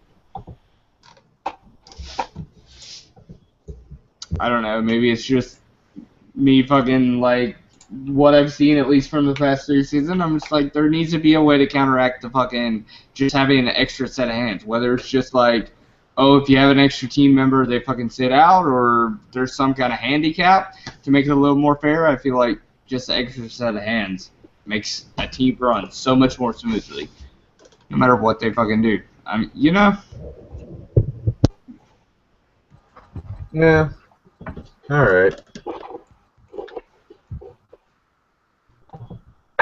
Okay, Colby, what was your favorite moment in Nirvana that didn't make it to air?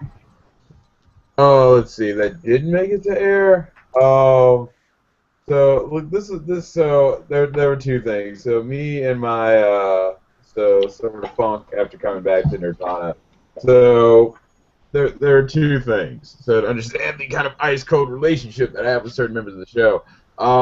We come back and we all greet everybody. Everybody walks in, and then hey, he puts his hand on my shoulder like, hey man, welcome back. And it was a nice enough gesture, but I wasn't really feeling it at that point.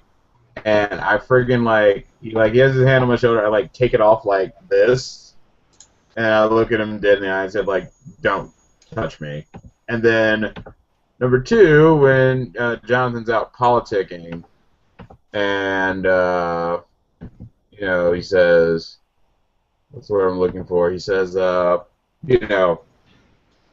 I don't know how you feel about, what happened to you. And I was like, I looked him dead in the eye. I said, you know what I'm going to do? I looked him dead in the eye. I said, I will do everything in my power to bury you.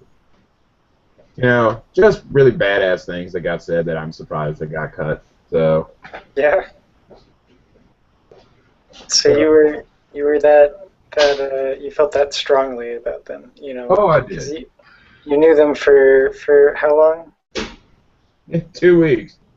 But trust me, I mean, you guys have only seen me for 3. I think you have a good idea of the kind of character that I have and who I am as a person.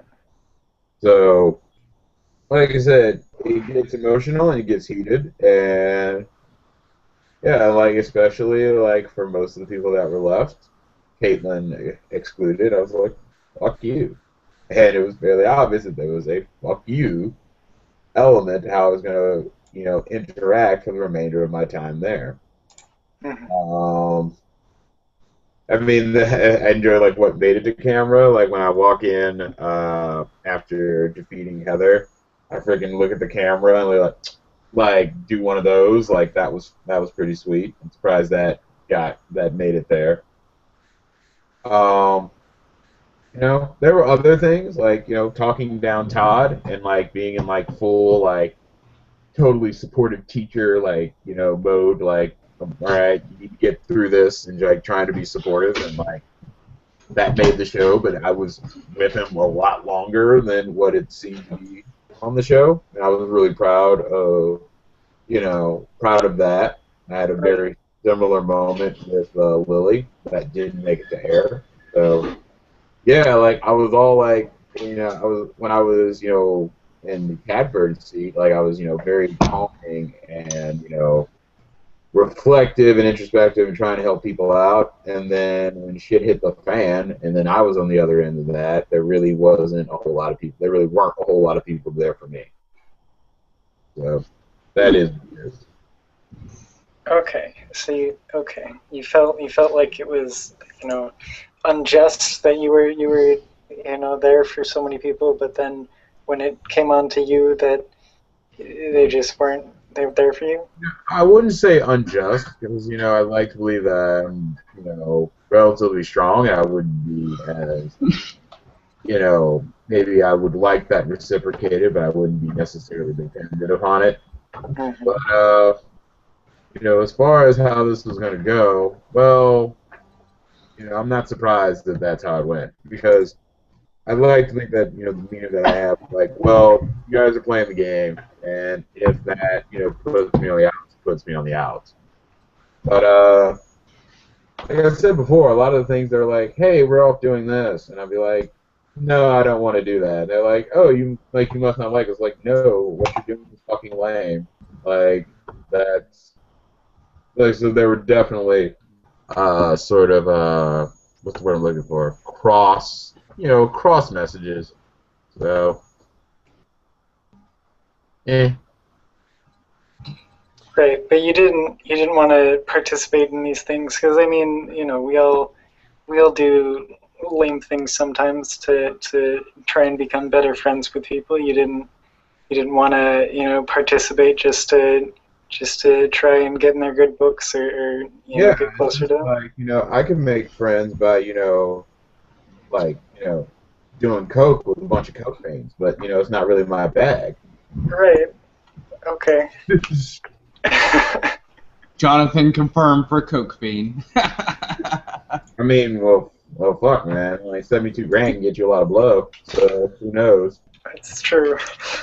It is what it is. I mean, like, oh god, I said it again. 4chan's gonna react, but it is what it is. Like, you guys, it's how the season played out. It's how people played the game. You know, people are upset by it, but you got to deal with it. That's how the season played out. Like, you know, you can't change it. It's already happened. I mean, people like Colby and Caitlyn a whole lot better than everyone else on the show, because they were kind of the underdogs. I wouldn't say Caitlyn's an underdog. She was just fucking elite as fuck and barely lost. So the thread really wants us fucking to have Mike a memorial. Yeah, memorial. GG. Yeah. For Shaw. Been missing. Memorial for Shaw. Shaw, MMA. we miss you, but we're kind of happy you're not fucking here, because you would have gone with a match. I think, let me just be real here, real talk, and I bet Heather's still watching, so I don't give a shit. I feel like Heather was kind of mad that I didn't suck her dick as hard as Shaw does during the hangout. Like, I fucking gave Jonathan attention before her, and I feel like she was pretty fucking upset by it, and I was like, the way I feel, I'm like, Heather, you're cool. You have people that give you attention, things like that, but I'm going to give attention to nerds I haven't talked to before. I didn't get a chance to talk to Jonathan, the hangout that he joined before that, because I was at a fucking concert, because I'm a normie fucking faggot that all of you hate. But it's what it is. Like, just fucking deal with it. SK, how dare you call Heather an attention whore? Oh, shots fired. Ellie. Fat guy chimes in for the bully. I mean, dude, it's pretty obvious. I'm sorry, but, well, not really, but come on. Well, It's yeah, like classic. Colby, do you browse Fortune at all, or do you post anonymously? I'm really only here because I'm not racist, so I mean that takes out a good like Two third. boards. So I don't know. I mean, I probably would go and look at other stuff if I took a bit more time in doing so. But no, I really don't hang out in other in other forums on 4chan at all. So. The interest boards are kind of neat. It's just like the only really racist board is like random and poll, basically. Yeah. So it's not that bad. Yeah, it's kind of bad. Like I said, I didn't know what to expect from you guys. You guys seem pretty chill. So. But yeah, I do miss Shaw. Let's hope he's not dead. Well, he's just retweeting shit like a fiend, so. He's like just gone in the jungle. He's fucking in Iraq killing sand niggers, so I mean, support him. Support the troops, everybody. Whoa there. I'm really sad. I want to go off on a tangent, being my blog post again, but I have a lighter, or I had a lighter called that had support the troops on it, and I would take it to every concert because every time someone would bum a lighter to light their cigarette, I'd be like, "Do you support the troops?" And if they say no, I'd be like, "Fuck you! You don't get a light." So support Shaw, love Shaw. Yeah. Hope he's back next Here's season. my old friend. Sorry. God damn. It's like the sad part is because anytime I hear that song, I immediately think of the funeral scene in Watchmen. I'm pretty sure that Shaw's actually dead every time I see that post posted. I mean. So way to just completely crash that Shaw memorial. I will have to say I'm kind of bummed out that I didn't finish out Fat Beats to Fuck 2 because I didn't make it to Colby because I had some pretty fucking fat beats for Colby. Yeah, dude? You've had how many years now? Almost 2. Seriously, bro. Christ. I'll finish it. Hey, at least I started working on it. Can I at least get credit for at least? No, I got through 2 finished it last year. SK, you get credit if you started like I don't know at the beginning of the season 3, and like one weekend you'd be like on the second hangout, be like, "Hey guys, it's like almost halfway done." It's like in the time that you haven't done this shit, Gatto's come and gone, Woe has come and gone, and just fucking rocked it. So what the fuck? Oh my god! Like I'm I sorry. rescind the Facebook request. Oh, my feels. And the worst part is that you put EDM in a sexy lovin' playlist mix. Okay. That is shameful. I do not care how well it mixes better and whatever. It's not music that you enjoy with. So basically, what you guys are saying is during the off season, I need to fucking make a playlist that is properly mixed of nothing that's EDM because you guys fucking hate EDM apparently. EDM can be fine, but you don't fuck to EDM. Like, could you imagine fucking to I don't know, dubstep? It's like you're going all-star and suddenly you're like, get ready, bitch, here's the drop, and then you go fucking insane on the bitch. It's like, what the hell? Fat guy, have you been to an EDM concert? Answer me that. Have you been to one? No. Well, I know. Wrong. Okay. I went to one. Okay, have you danced with people at an EDM concert? Because I fucking have, because I go to them a lot because they're fun. I go to any show because I love concerts. That's what I do. I don't have friends. I don't have a social life. I don't have a girlfriend. I go to fucking concerts because it's cheaper. EDM concerts, I have to say, out of any other genre of music, are the best. And the reason they're the best is because the ratio of girl to guy is usually either 60-40 or 70-30. So do the math. Fucking do the math. Okay. Okay. Mate. Now. Question for Colby. Will you be here next season, or will you be watching the next season when it airs? So I will probably come in because, like, if it's an all-star season, I'll be on it. If it's not, then I'll be entertained by whatever changes that they make. So yeah, like it's freaking January of 2016. Like, why the hell not? Yeah, like I like you guys. Like it's fun talking about the show and talking about other random shit. And like that's cool. And you're not the only one because there was another like even before I came here, there was another podcast, not podcast, but another hangout that I was part of, and like those guys were really like interested in what I had to say. So I think that I enjoy like nights like these. It really takes the edge off after dealing with children all week. And yeah, like I'll definitely be back. Like feel part of that big nerd family. It's like fuck, I got Curtis Armstrong's number on my cell. Like I didn't expect that to happen like a year ago, but here I am. I feel so disappointed on how many people don't know who fucking Curtis Armstrong is. Like I've told people, I'm just like, I fucking hung out with him in a hangout. I'm so fucking like no-lifing so hard, but I've talked to that person. And hold on, I got a link to give you, SK, just because of that comment. Oh God. It's just like knowing that famous people are just normal people with cooler jobs than what you do. Like people are like, oh yeah, like people asked me in the other hangout I was at. It's like, oh yeah, is there like somebody that you really want to see, like some like actor or something? I'm like, no, not really.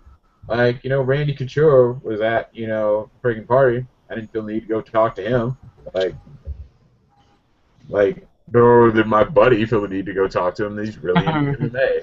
So it was just a normal fucking guy. So yeah, but Curtis is cool. Like, Curtis he's a really cool guy. He just surpasses my expectations. I mean, let me be real with you guys, and I'll let you in on a little secret that's not really a fucking secret. And this is from season 2. Like, you people wonder how I can get contestants from King of the Nerds onto the hangout. I'm just like, they're people.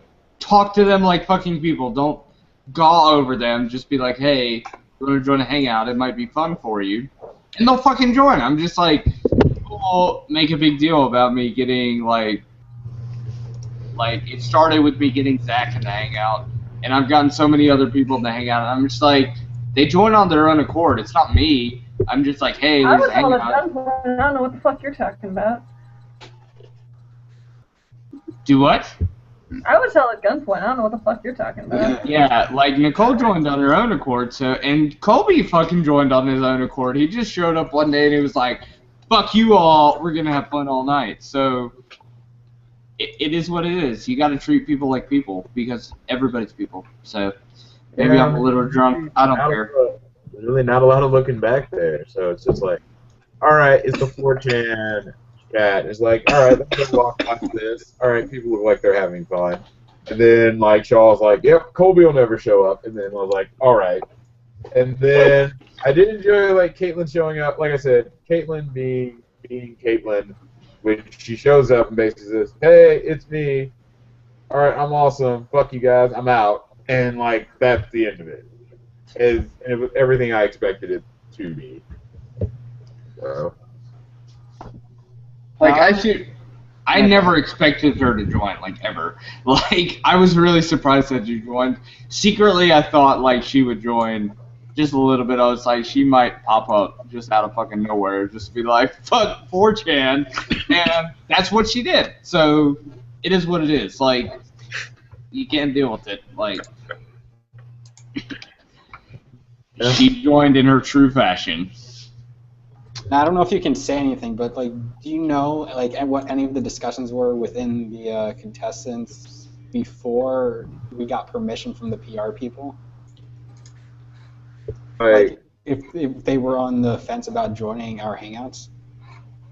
Well, like, really, like, you needed, so, like, yeah, you're not supposed to do something like this without permission, and you're not supposed to talk, like, significantly, like, behind the scenes. You're not supposed to, lay any details, like, oh, yeah, well, they edited it this way or edited it that way. So it's like, when I think of, when they asked me about the Indiana Jones nerd off that I did against Corey, I remember I went on this tangent about how, when I did it the first time, I freaking like slid down, pulled the knife out, and like one fell swoop, cut through it. Like I looked like a complete badass. Like that's not the way they showed me. I was kind of mad about that. And it's like, well, technically you're not supposed to have a conversation like that. So there are all these like parts in the NDA which can come to fruition, and like, yeah, like I could get sued for freaking, I believe it's $2 million if like, stuff comes out that they don't want to come out. So. Okay. Question from the thread for Nicole and Colby. What was your favorite meme this season or picture made? The dolphin one is fucking win right there. I'm so glad we got Ben to read that. I knew he would. There's a special place in my heart for the person that keeps on like spam posting that I'm best wife to. So you can mwah. Every thread. Every thread. So I mean, I saw just go kind of a bit of a megalomaniac and like having my own kids find the base Colby, like web him, and then like start. They actually like.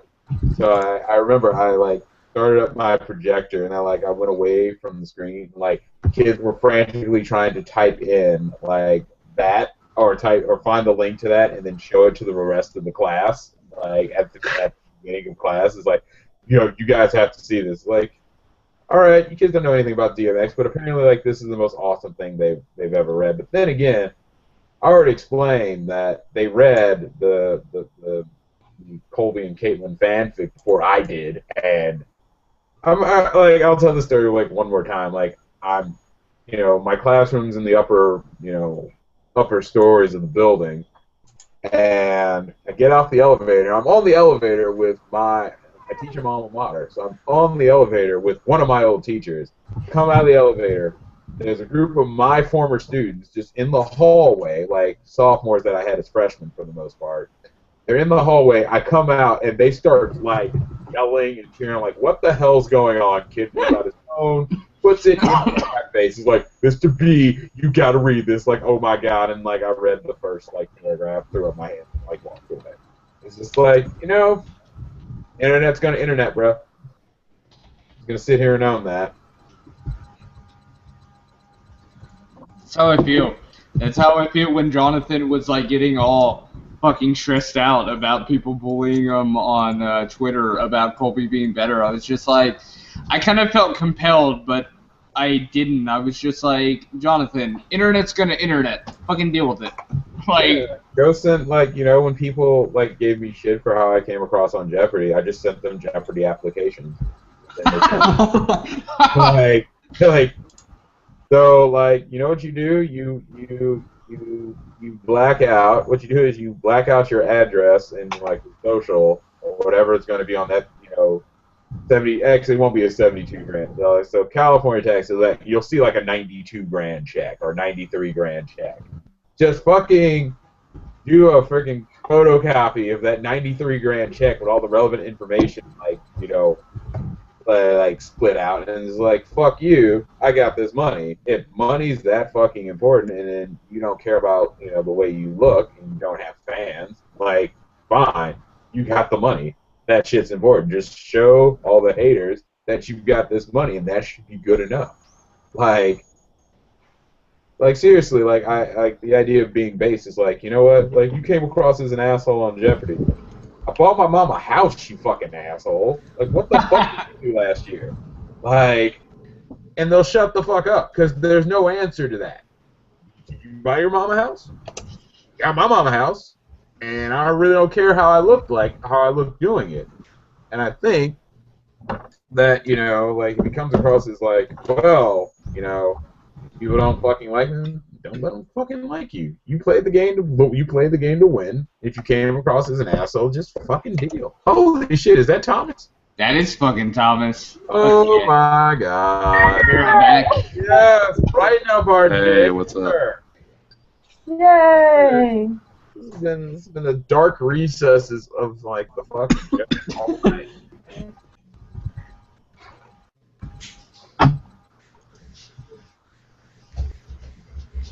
Well, I guess he'll be in sooner or later.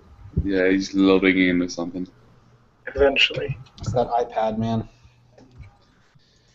Guys. But just like, dude, you don't have any fans. Or you have a few fans. Like, fucking enjoy the fans you got. Like, I would say that when I was on Jeopardy, like, support, like, came from the people I knew. And, like, if strangers didn't fucking like me, then strangers didn't fucking like me. That's fine.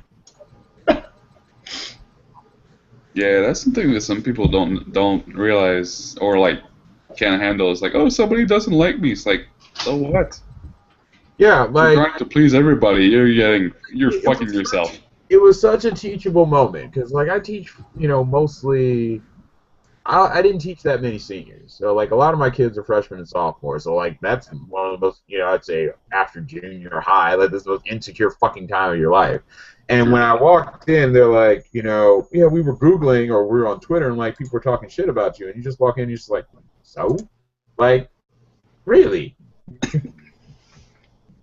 And like if Jonathan had just said like so and fuck you, that would have been fine. I would accept that more than this passive-aggressive bullshit that you see right here. You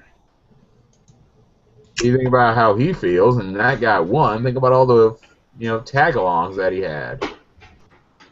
How much do you think that's from it just being the first time that he's ever been in the spotlight like that?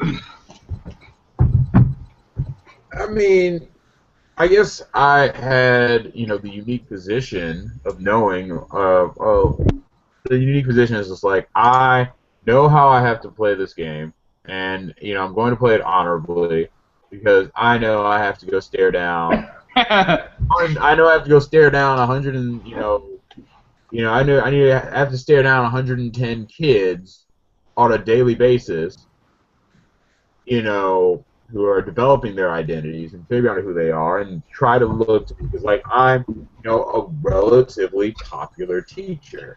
And part of the reason I'm a popular teacher is that I level with kids. Like, I understand you're a teenager and I'm not going to bullshit how I feel about you. I'm not going to bullshit what I expect. And when you're, you know, when you're 15, you believe that every adult that you encounter is full of shit, and I am not, for better or worse. Like, I can't come across as an asshole on TV. You'll see that, and you'll see fakeness. What the thing that, you know, I think attracts people to me is that never did you see fakeness on the show. People I disliked, you knew I disliked. People I liked, you knew I liked. And you knew how I was going to play the game. And that, people like that. That's fine.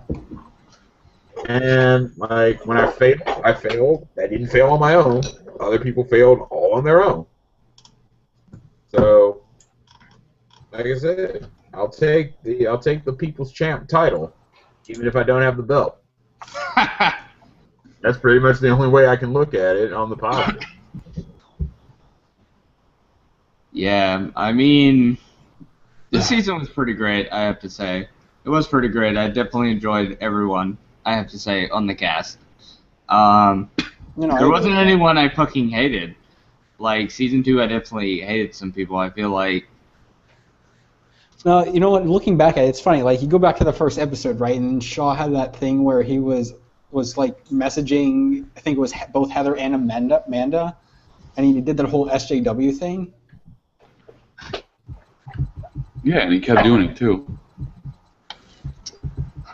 That wasn't as prevalent in like how they, you know, it wasn't as prevalent in how they played the game. So I think I just didn't give a shit. But it's just like, man, it's just like I wasn't, you know, into hanging out with, you know, like the people that I got along with the most. You know, it's like really like Thomas, Ori, Caitlin, and then it's just like, well, like, you know, Thomas got the boot early.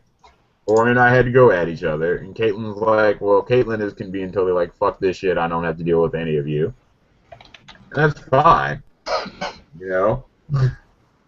And, you know, like, those were the, you know, as far as, like, the people I, you know, closest bond with, I guess, you know, Rochelle very closely following behind that.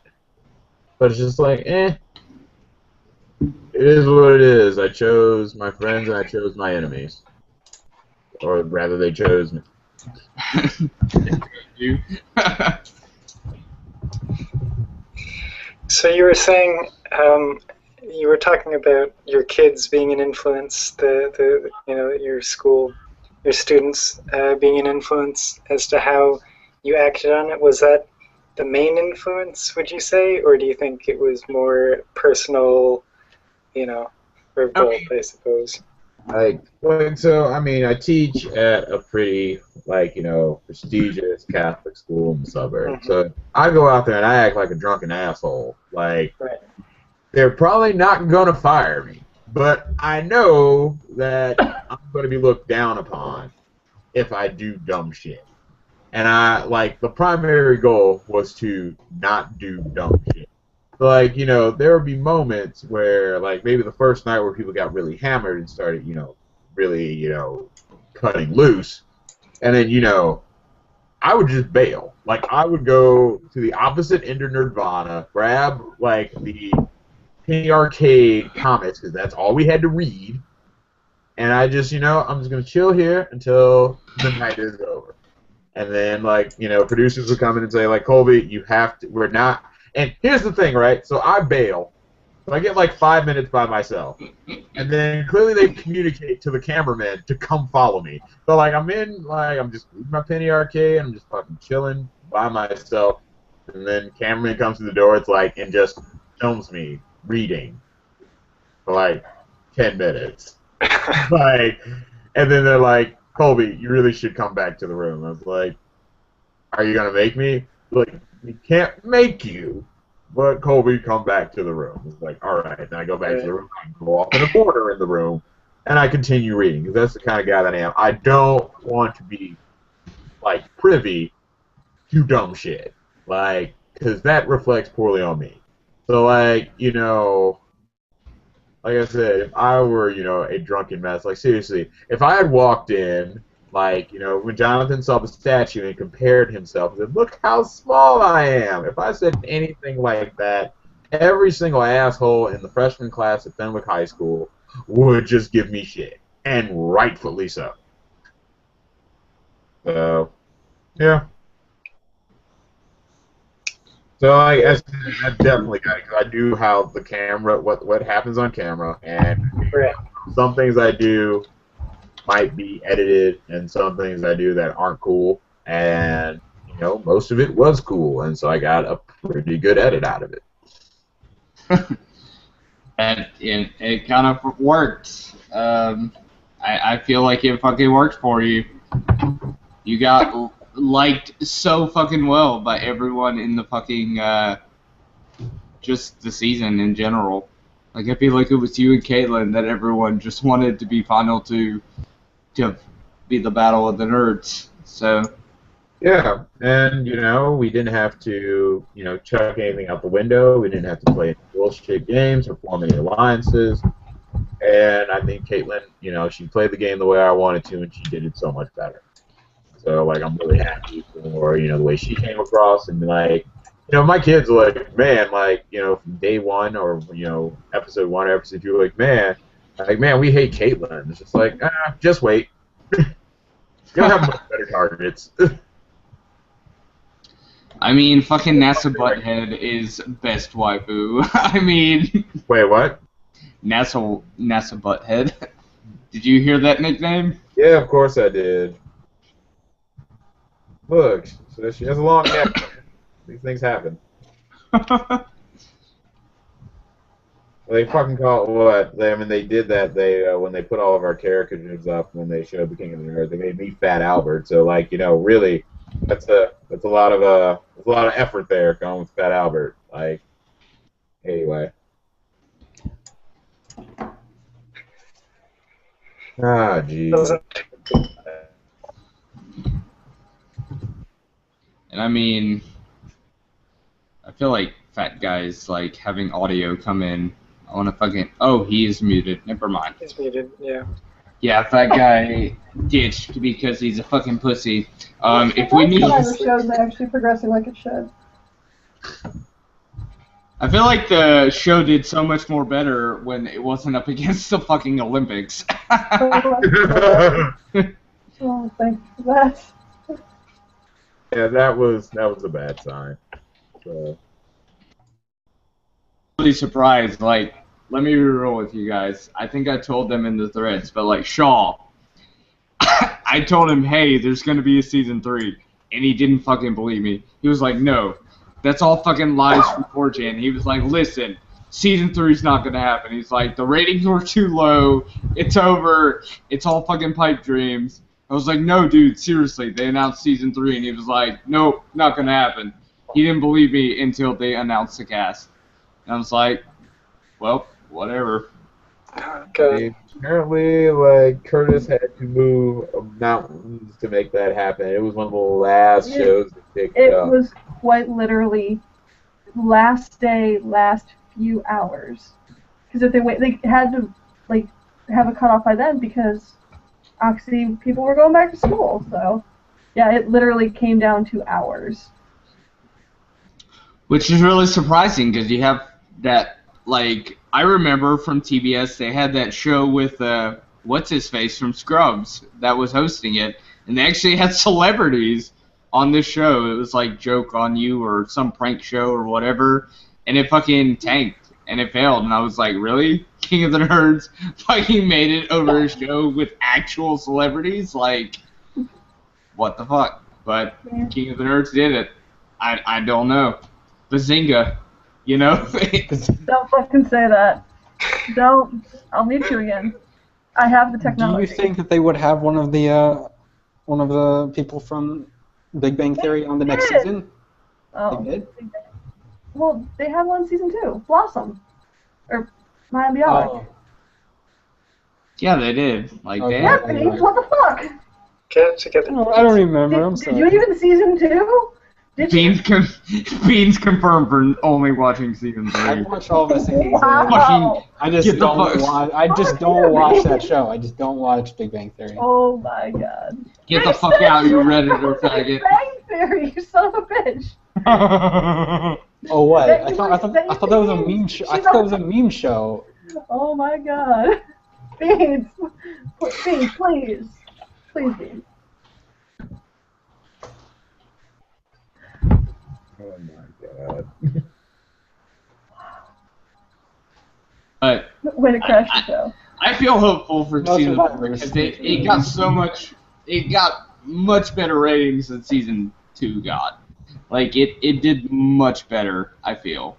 That's because it wasn't Autism the movie. Autism movie. That's the success. That's the success for King of the Nerds, is having normies until it's King of the Normies instead of King of the Nerds. But, I don't know. I think Season 3 did really well. I really do. I liked the cast, as I've said before. I liked how it played out. I definitely fucking liked, except for Colby's challenge, where the random number generator shit was on a minimum. I feel like it was on a very good minimum, and I was like, thank you fucking God for it being on a minimum, because I was like, that was such bullshit from Season 2 and Season 1. It's just the whole idea that, oh, you may win, but there's a chance that you're not going to win, not based on your own ability or your own knowledge. You're just going to lose because dumb fucking luck. Like, that pissed me off. Oh, you know what? If I'd gotten Mike Myers, we would have. So if I'd gotten, the Halloween question right, then Amanda and I would have had the exact same number of whacks, and I would have won. So it's just like that.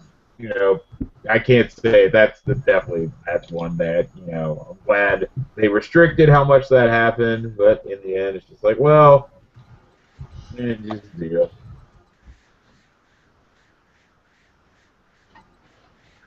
Yeah. It is what it is. Like, it happens.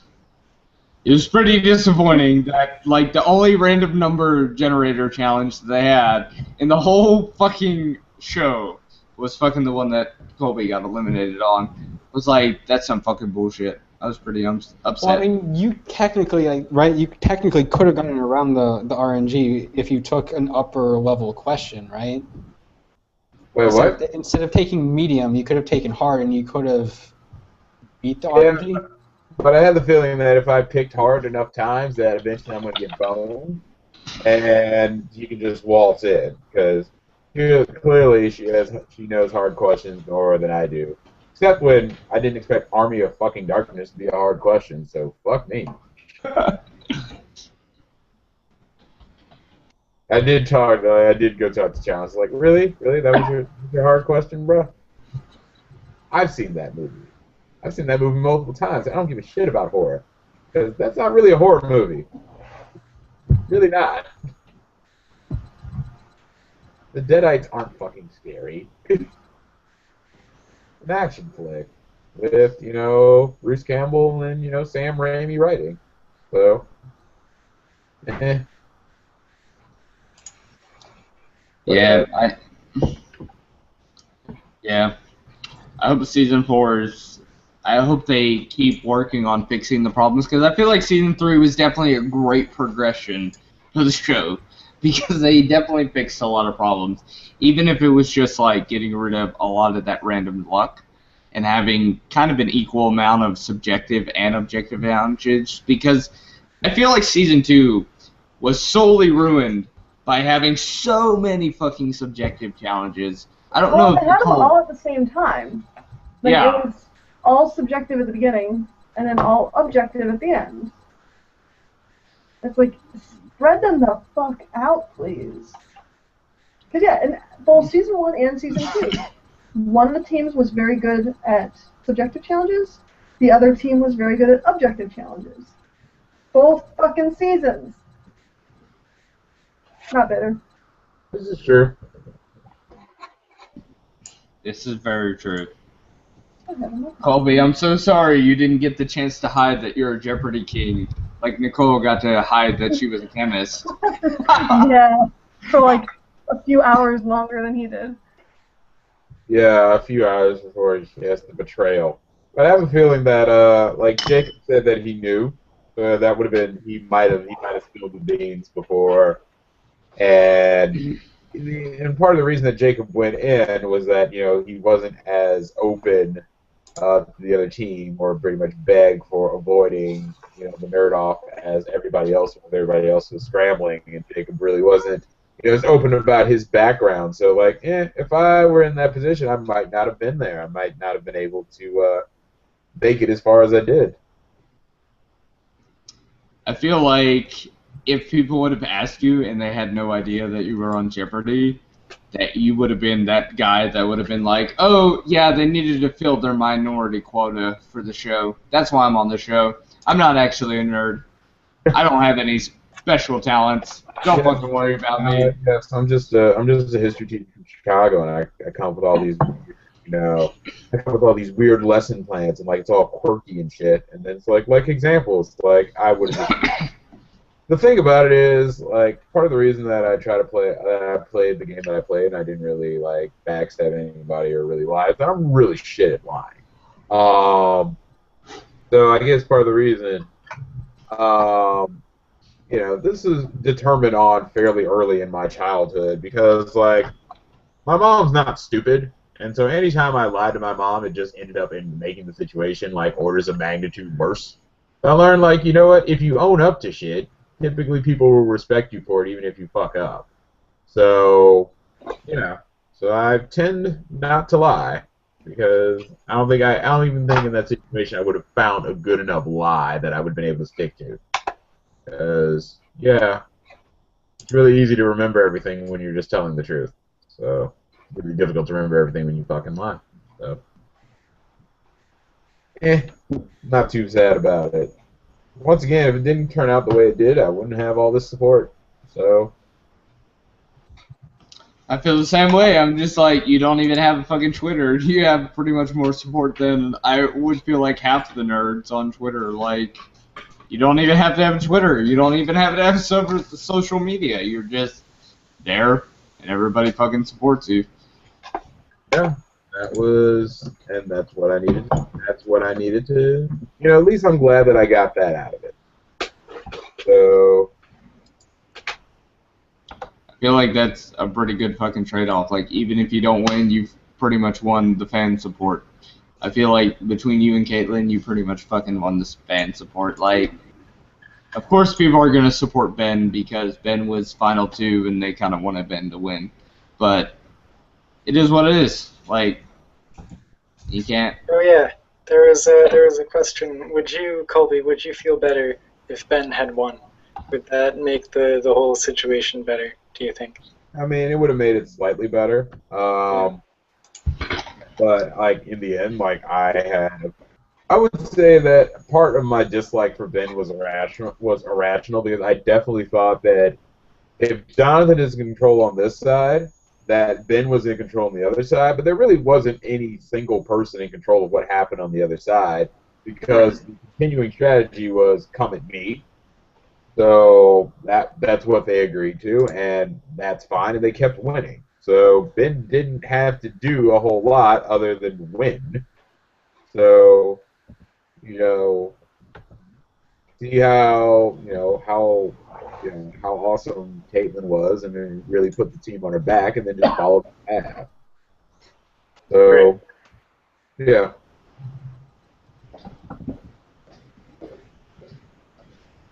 Okay. There was a question from like 3 threads ago that never got acted, and I thought was interesting. Is there anybody in the house who had an interesting, like a quirk, or something interesting about them that didn't get showed or you didn't expect?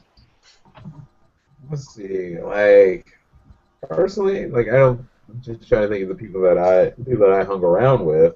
People that I was around the most, I think they were shown. I think most of their sides, what they're capable of, what their quirks are, they were pretty evident. Like I can't think of, and maybe this is because like maybe I didn't pursue like very much like deep understanding of how people were. Maybe I held back a little on that front, but yeah, I can't think of anything out of the that you didn't see that was really memorable. And do you regret doing that? Do you regret holding back? Do you think you would have had a better time, or at least a better time in the post-season era if you had opened up a bit more and tried to make more friends? Not really, because I just think that that's just the kind of person that I am. Like, depending on if we're gonna if I'm gonna fuck with you or not, like that takes time, and even if we're artificially thrown together for extended periods of time, maybe I would have enjoyed myself more. But I think that that's my kind of standard go-to. So I have a very clear comfort zone and how I want to interact with people, and that's not going to change just because we're stuck in a weird situation. Right. Okay. Thomas, are you with us? Thomas? No. Yes. Hello, can you hear me? Hi. Oh, I can hear you. Yay, Thomas. I'm on my tablet and my very crappy laptop right now. That's alright. It's better than an iPad, This most is certainly. really lagging. Thomas, serious question. Why Jonathan? Why not fucking base Caitlyn? Oh, really crappy laptop.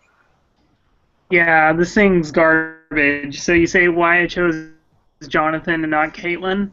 Yeah. Yes.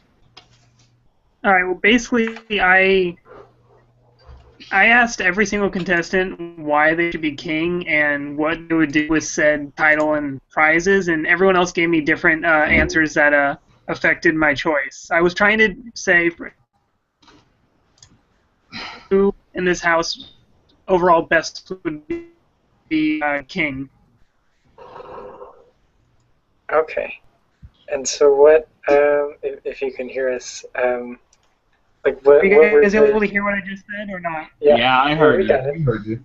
What were the general impressions? Like, what made you think that Jonathan would make the best king? I don't know if I can say, Colby, am I allowed to say this or not? I mean, you can talk about your decisions. I think you're okay with that. Nicole, can you back me up on, like... It's one of those, if it wasn't shown on air, be careful. I think you should be okay. But yeah. Okay. Yeah, I mean, if you don't feel comfortable talking about it, it's cool. There was sort of a weird thing, though. I can just say this. Jonathan had the best argument. Okay. Yeah. But that's weird that wasn't shown on there, because that's, that should be, I think, one of the bigger things is, their argument why they are why they should be the king. Well, they showed Lily's, where you heard me asking her why should she be king. Right. But I don't think we have the time really to dedicate to having everyone give their answer. Mm-hmm. Yeah, I guess it was a time thing. Like I said, and I posted this on Twitter, to fucking Todd's Twitter, like, I actually got a little bit teary-eyed when Todd joins Lily. I was just like, that's perfect redemption. Like, that's just, that made me a little bit teary-eyed. Maybe I'm just a massive beta faggot, but I was just like, it made me show emotion, because I was like, that's great. That's what should happen on the show. If you fucking fuck up on the show. Apparently there was more to his speech than that wasn't aired. I don't know if you guys... It went on for a minute. Yeah, Colby, maybe you can go over that, or Thomas, like, what more was to his speech that he said to Lily before he joined? Because there definitely was more. I mean, there was more to it, but, like, it was very much done in a similar vein, very heartfelt. I wouldn't say that what got cut would have significantly added up to where the moment was going and how Todd and Lily felt about that. So I mean, I think that's a good editing job for the most part. But yeah, it went on for a good minute, maybe a minute and a half. And he expressed where he was and how he felt and how he feels the need to redeem himself by being on Lily's team. So, But I thought that was fucking great. I was glad that was in the show, because I'm like I was trying to explain to people on 4chan because they don't understand. I was like, the kind of difference between, because there's a parallel there. There definitely is a parallel between like MK and Zach, and then between Lily and Todd. I'm like, Zach and MK, they took fucking forever for Zach to even try to make any type of effort to try and apologize for what he did. I'm just like, Todd did it right away. He realized what he did was wrong. He realized he had poor execution about, like, I totally agree with Todd. I'm like, I would be fucking pissed off too if I got voted into a nerd off, especially when I saw, like, two people in my team that were kind of, like, flirting and kind of, like, together. But I feel like the difference is, like, between Zach and MK, because there's a lot of parallel there. That Zach and MK, they fucking had this bad situation, and Zach waited fucking, like, till the show was fucking over to try and make some kind of an effort. And then you had Lily and Todd, where Todd, he got back on the show because the nerds are going to come back anyway, and he was like, I'm going to make this right. And I'm just like, that's the difference. That's why you can't really hold Zach to the level of Todd, because Todd definitely made an effort to try and fix things, try and make things right. And I feel like that makes Todd a more admirable person. Yeah, for sure. I'll give him that. Definitely. Todd will always be the bigger man. Thomas, you're coming to fucking BronyCon this year, aren't you? Please come to BronyCon. I fucking want to meet you in real life. I know I'm not going to, because it's just bad timing, and WonderCon's the same weekend, so I'll be at WonderCon celebration in Anaheim.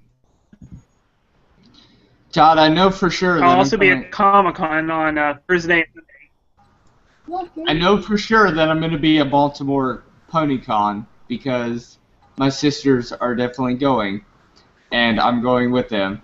So I really fucking hope you're there, because I would love to meet you. I think Ori's definitely going to be there. So I really hope you get the chance to go there, because I would love to meet you. I'm gonna do my. Hell, I I'm fucking probably lagging like hell, aren't I? a little bit. Hell, I fucking hope that Colby fucking goes to BronyCon.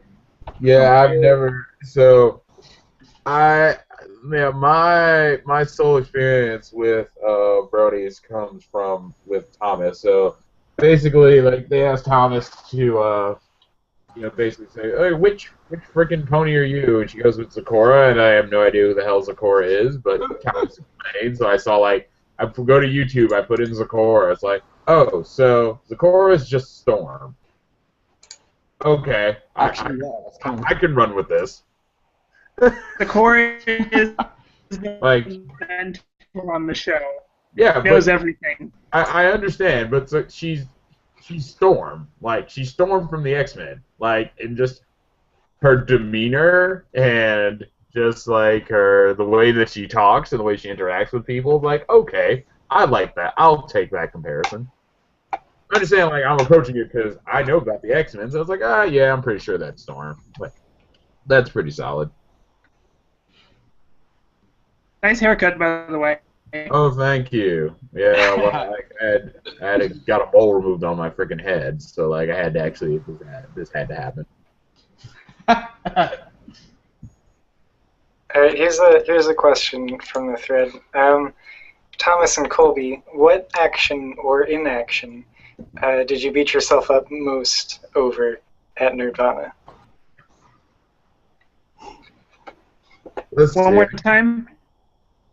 What action or inaction did you beat yourself up over most at Nerdvana? The riddle's wrong. Like, you know what fast is Caitlyn during that riddle challenge when we were at like the photo finish. Mm-hmm. You remember that, right, Colby? Yeah, I do. And I'm not gonna. That was probably my biggest thing. Yeah. I'm not gonna beat myself up over like not knowing horror trivia. I would say that. Hi, Sega. Oh shit. Hello. It's fucking Genevieve. I love you, Genevieve. Wait, she's muted. Who the fuck muted Genevieve? I did. I accidentally muted myself. How did that even happen? Okay. My inaction was that whenever Team Smash lost, I just accepted my fate and said, all right, either they're going to sit me in or the other team's going to sit me in. I don't need to talk to any of you fuckers, and I'm not going to. I don't need to talk to anybody. I don't need to demand, for my life. Just send some other person at me and, like, watch them go down in flames. So I have a feeling that when it came down to facing Heather versus facing Jonathan, if I would have actually talked to them about what the fuck was going on, I would have had a better idea, and maybe that would not have gone the way that I expected it to go. That would have gone the way I expected to go instead of what actually happened. Right. Okay, wait a second, because I remember something from Season 2. And this is for Genevieve, because Genevieve is here. Genevieve, I remember you talking about last season about how you had ideas for how the teams could be put together so that they could be better. Did they adopt your ideas, or was it only like half-assed? Like, what was your idea? You said you had an idea to make the teams better to where it wasn't so fucking stacked.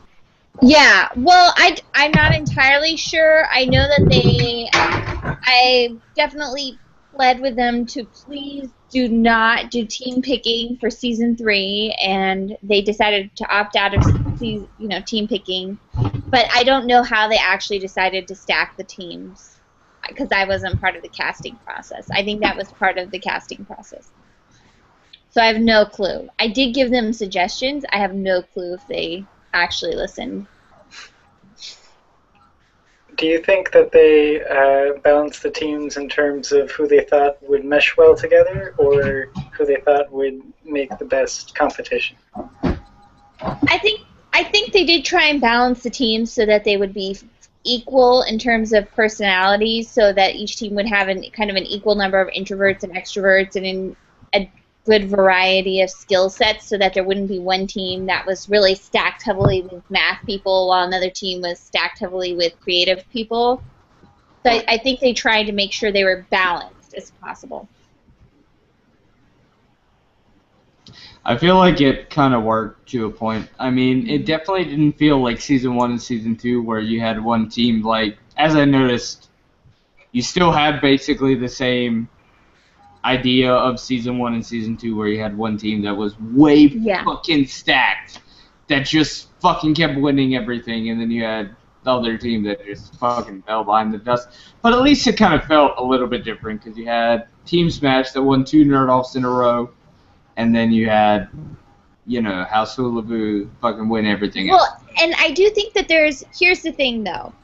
If you look at the teams objectively when they started out, they didn't seem so unbalanced. What happened in Season 1 that happened in Season 2 as well is that the front end of the season was heavily booked with subjective challenges that had judges. So subjective challenges tend to favor more creative people. So it would tend to be, I think, that the creative teams right off the bat would get a huge advantage by having so many subjective challenges versus the more STEM-oriented teams would always take a hit because they didn't do as well in the subjective challenges where you have to make costumes and present yourselves to judges and win over fans. Does that make sense? That definitely makes sense. So I think that was another part of the thing that they're still trying to work out. So the other question for 4chan was for you, Genevieve, is Billy Boyd in a Hangout wins? Wait, what? Billy Boyd? Billy Boyd. I don't get it. Can you get him? Can you get him into the Hangout? There's a connection, right? Billy Boyd? Billy Boyd. Oh, from The Hobbit. Yeah, I didn't get to him. You mean from Lord of the Rings, not The Hobbit? Lord of the Rings. He played a Hobbit in the Lord of the Rings. Thank you. Yes. I'm a little bit of a He was Lord of the a Rings nerd, so careful. So Season 2, I got to talk to and meet all the guest judges. In Season 3, I didn't really get to meet them at all. Yeah, who did you not get to meet that you really wanted to meet? Tara Strong, I wanted to meet, and because she was Harley Quinn. Mm-hmm. So. She's everything. She's a lot of fucking voices. Mm-hmm. Yeah. Actually, funny enough, I actually had the chance to meet Tara Strong at BronyCon because she goes to like every BronyCon ever. So if you ever want to meet Tara Strong, you just have to spend $20 to go to BronyCon or $20 to sign her autograph. Here's the shit about BronyCon. Let me tell you about the only shit that I hate about that con is because they have the voice actors there. To make it fair, they charge you to actually get an autograph from them, so that way that they're not fucking stacked all day, where you have fucking people just lined up trying to get their autograph.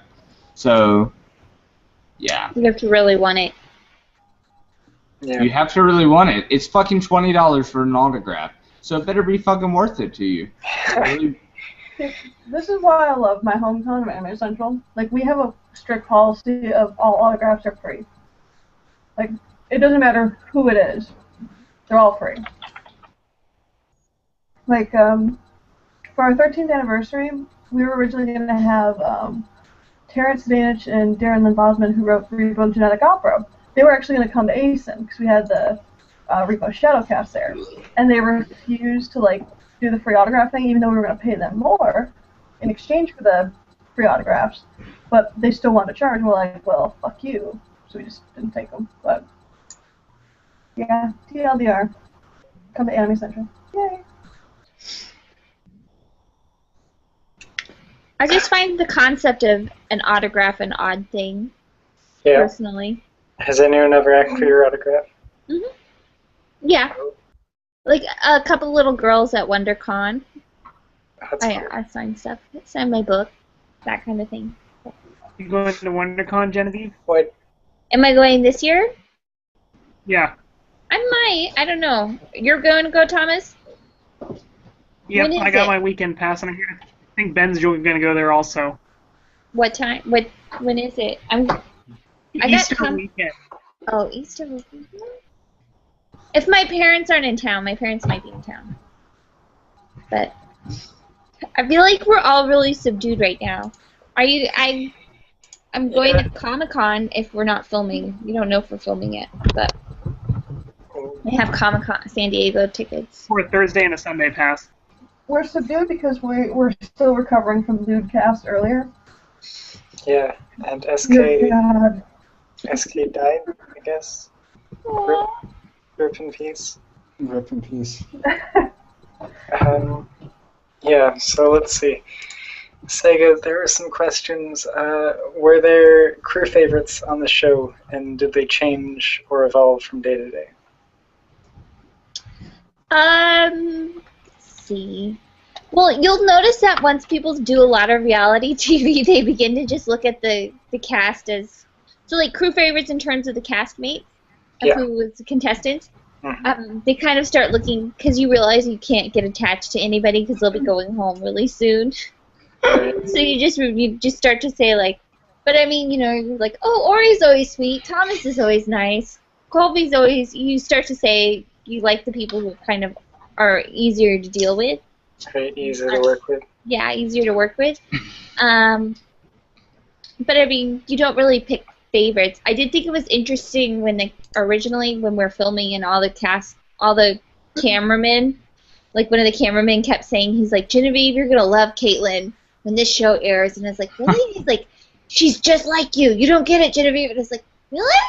And then I saw it though. When I saw the show, I got it because it's like her confessionals are very, very funny.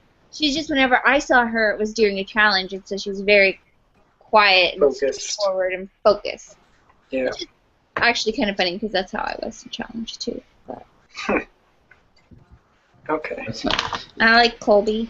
Genevieve, I wanted your opinion about how to make season 4 a little bit better. At least from the eyes of a viewer, because I know that you have the producing experience to an extent to where you kind of see how the show goes. I kind of had the idea, at least this week, and I kind of talked to the other contestants, and they definitely showed the flaws in it, but, like, I had the idea of, like, at least if you were in a nerd-off, at least as an extra incentive of winning a nerd-off, rather than just, oh, you're still on the show, having the idea of you're safe for the next round, so you couldn't be voted into a nerd-off the next week. Like, how would you feel, at least, how would you make the show better to where, you know, an entire cast couldn't gang up on one person to keep, like, voting them in? I definitely think that's a possibility. I do think that would be something to consider. I would also think we should start adding other tangible benefits to being in a nerd-off to incentivize people to do it even. Because honestly, I don't blame anyone for avoiding a nerd-off right now. And I think we're just going to have, unless we dramatically change who goes into a nerd-off and why, it's always going to be the outliers. It's always going to be the people on either end. Because that's the way. That's the way I felt from every season. There was always that one person that got fucking voted into the nerd-offs, regardless of how they were felt about the rest of the house. Like, you had Colby from season 3 that kept getting voted in because they saw him as a threat. You had season 2 where you had Zach that they constantly tried to get rid of because Zach, they didn't like in the house, I guess. And then you had you from season 1 that they tried to vote in because they saw you as the leader of Keep Blextrophy, and they were, you know, trying to get you out because they saw you as an obvious threat. Yeah. But, so I love the dynamic of having picked teams from this season. I felt it definitely added a lot of good things to the show, but I feel like there could be more added on to make the show a little more. Maybe what needs to happen then is that there needs to be an individual element to the Nerd Wars that would help protect some of the stronger players. So that somebody like Colby could then have some kind of protection from being voted into the Nerd Off. Does that make sense?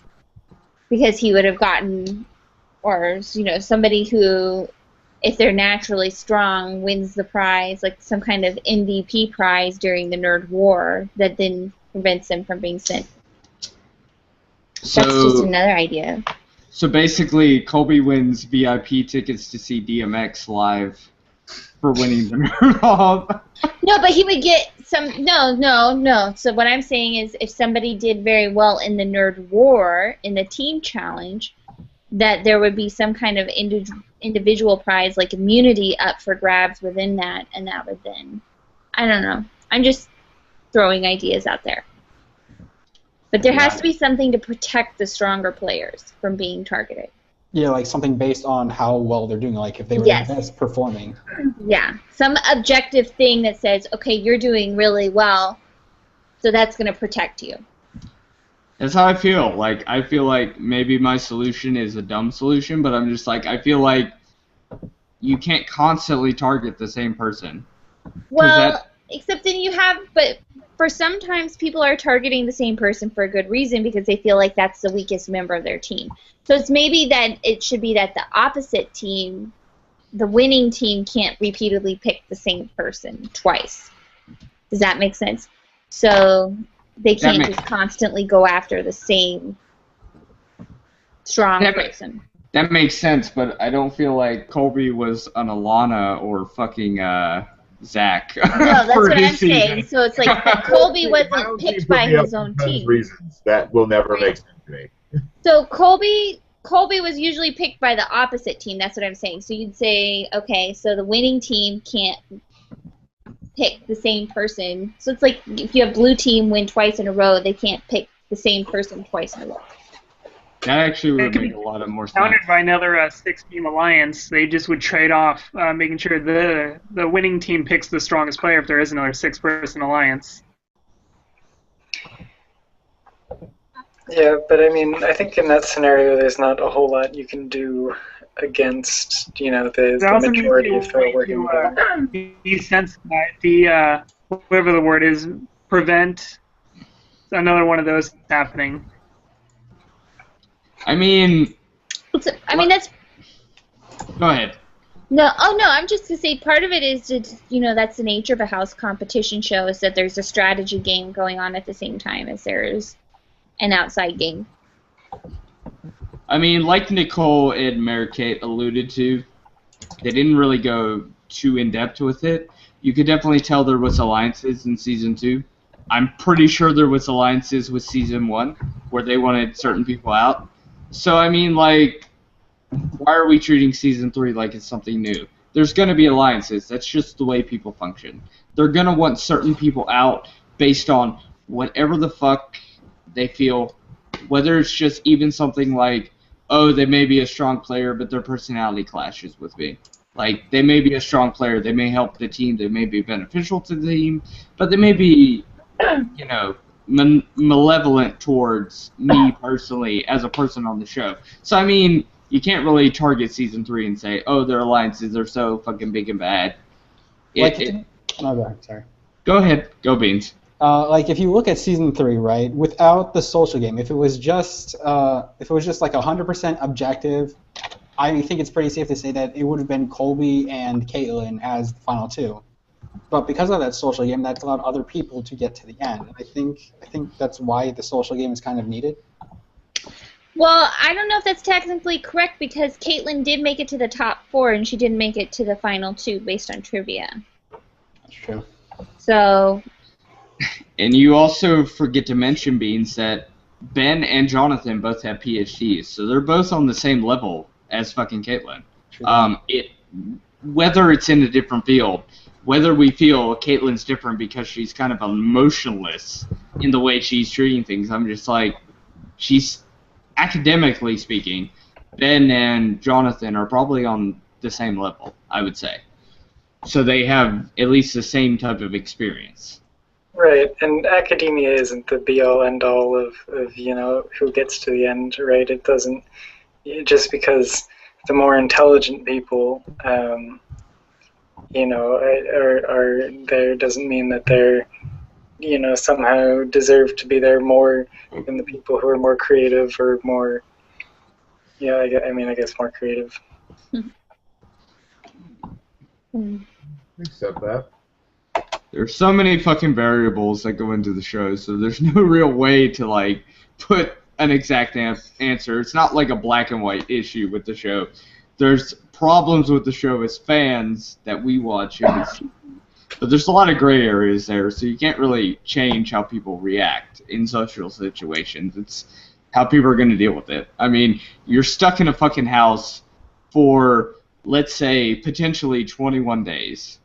You're going to act how anyone would with people that you may not know that well, maybe not get along with for potentially 21 days. So you have to definitely put in a lot of variables there. I mean, like, if I was stuck in the house with people I didn't even fucking know for 21 days, sure, I'm going to have that social aspect to it. Sure, I'm going to win and, I'm going to want to make it black and white, but there's a lot of gray areas that go in there. I mean, you can't make it as black and white as saying, oh, this is wrong, this is right. There's a lot of stuff that goes into that. Yeah, it's pretty much impossible to say, like, objectively, this person should have won or that person should have won. You sort of have to take everything into account, and when you do, you can't really say, anyone's better than another person. I'm looking for my chapstick. Sorry. Apologize, Genevieve. Apologize. Alright, okay. Genevieve, here's some questions from the thread. Okay. If you had unlimited budget and time, what would your dream challenge to be? I want to do a challenge. Can you guys hear me? Yes. Yeah. Okay. I wanted to do a challenge that would reference a ton of classic sci-fi movies that I loved, and it would incorporate them, but the rights were too expensive, so it got nixed. Oh no. What, it was what movies? It was like a really fun scavenger hunt style challenge. I don't want to tell because of like, what if I maybe get it in the next time? But okay, some of my favorite, like I wanted to reference a bunch of time travel movies, like Back in Time and Terminator and everything. So 12 Monkeys. Back to the Future, yeah, Terminator, 12 Monkeys. Nice. So it'd be kind of like a time travel themed scavenger hunt, the time machine, That would be really cool. Yeah. And so there was that. It was just deemed too expensive. I'm still trying to get a history challenge. Yeah.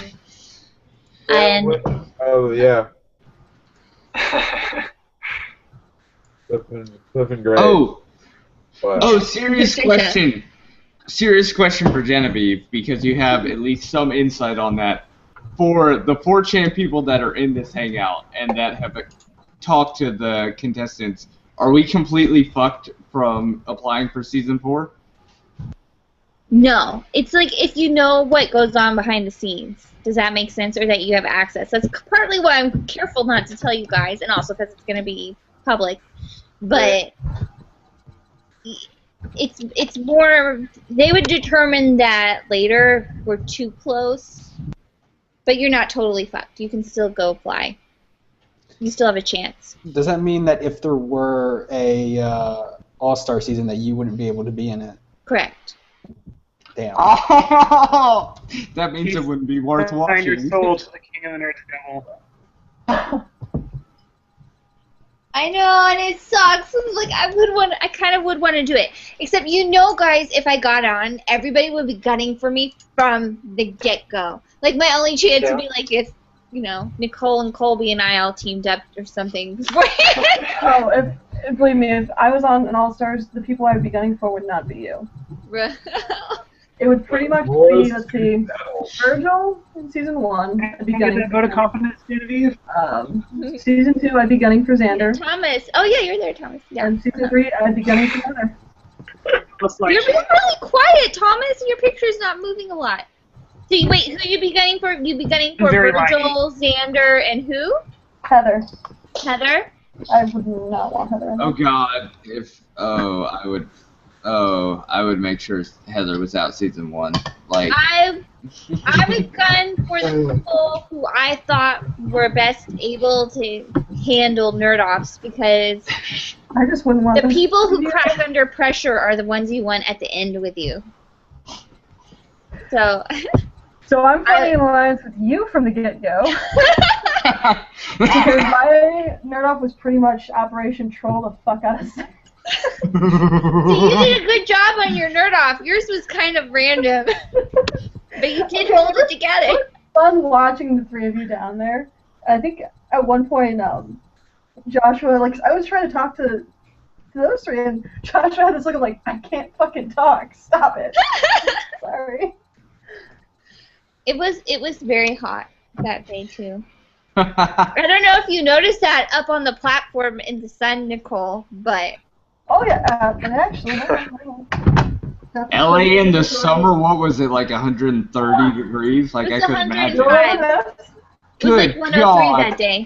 I would fucking quit. Because it's the valley, it's the Pasadena, it's not even anywhere near the water. It's really bad. Yeah, I would be like, It's I'm triple out. digits. Sorry. No, thank you. Please. No. Well, I felt like that was a lot of what happened with Hendrick. Was I think he was so hot he couldn't think anymore because he was from the Great White North, right? Isn't he from Maine? Yeah. He showed up and he's like, "How is it this hot all the time?" He's fucking. Okay, Jeff, you would have, like, the closest answer. Like, what the fuck happened to Hendrick? I know he's in the woods, like, eating mushrooms and shit. He's in a tree. What the fuck happened to him? I miss Hendrick. Bring him to my hangout, please. I don't know. So sometimes we hear from his grad students who are like, "I know Hendrick from King of the Nerds who was on King of the Nerds with you." I'm like, "That's great. How's he doing?" And they're like, "Well, you know, he's really quiet and weird." And then sometimes he emails me out of the blue. Like one time he emailed me out of the blue when he photoshopped Virgil onto a lawn gnome. Where is that fucking picture? Post that fucking picture to board here, please. I'll see if I can find it, but it was really funny. And then during season 2, he emailed me to ask for Katie Coral's phone number. I remember that. That's okay. That is in no way creepy. And I'll hear from him like every 6 months to a year. I'll get a very random one-line email. And I don't know if he talks to anybody else. It's really hilarious. That's great. I would love to get him on All Stars. I think if we could get a hold of him and get him on All Stars, he would be. If they're. I feel like him, Colby, and Caitlyn on a team together would be unstoppable. I feel like there's nothing that could stop him. Well, he's very, very, very, very smart. I don't know if he's competitively oriented. Does that make sense? I feel like Colby and Caitlyn would help him be competitive. Like, they would just drain the competitive nature out of him. You mean they would put it into him? Because he has no competitive nature. They would take it out of him, refine it, and then put it back in him. Oh, okay. Yeah, that's the way I feel. Like, to where he would be unstoppable. To where he would be like a morph, like a hybrid baby of Caitlyn and Colby. To where unstoppable. No one could stop him. I don't think I needed that image right now, but like perhaps maybe a little dash of Zack in there, like Will of the Forsaken, like that, just that passive, to where, you know, victory for Sylvanas. He would have that will because he'd be Forsaken, because he lost first episode, and he would just wreck everyone. No one would be able to stop him. He'd be so good. But I'm kind of rambling. Genevieve, question from the thread that was asked for everyone else, and I don't feel like you've answered it. What nerds do you want to see on season 4 that hasn't been represented yet? I kind of answered it. I think we need a model railroading type or a wargaming miniaturist. No, somebody who does like tiny models. Yeah. Like somebody who does Warhammer 40K or something like that, or someone who does model railroads. Okay. But you know this. That's what I like. That's what I want to see. Because I feel like they're a very specific type of personality, but they're also very creative and they build a lot of stuff, so they'd be fun. Yeah, that would be cool. My wish my wish for a contestant has not been achieved yet. Ben was pretty close, but I really want to see that zoologist. I want to really see that nerd that loves fucking animals like way too much. Like, I realized he was a marine biologist, but like, I want to see that nerd that is like me inside. That you just said was actually pretty impressive, SK. What do you mean? He loves fucking animals. But I mean, that's what I want to see. I want to see, you know, I feel like Ben. Word choice. Wow. Glad to see your friend copy your game. I'm drunk.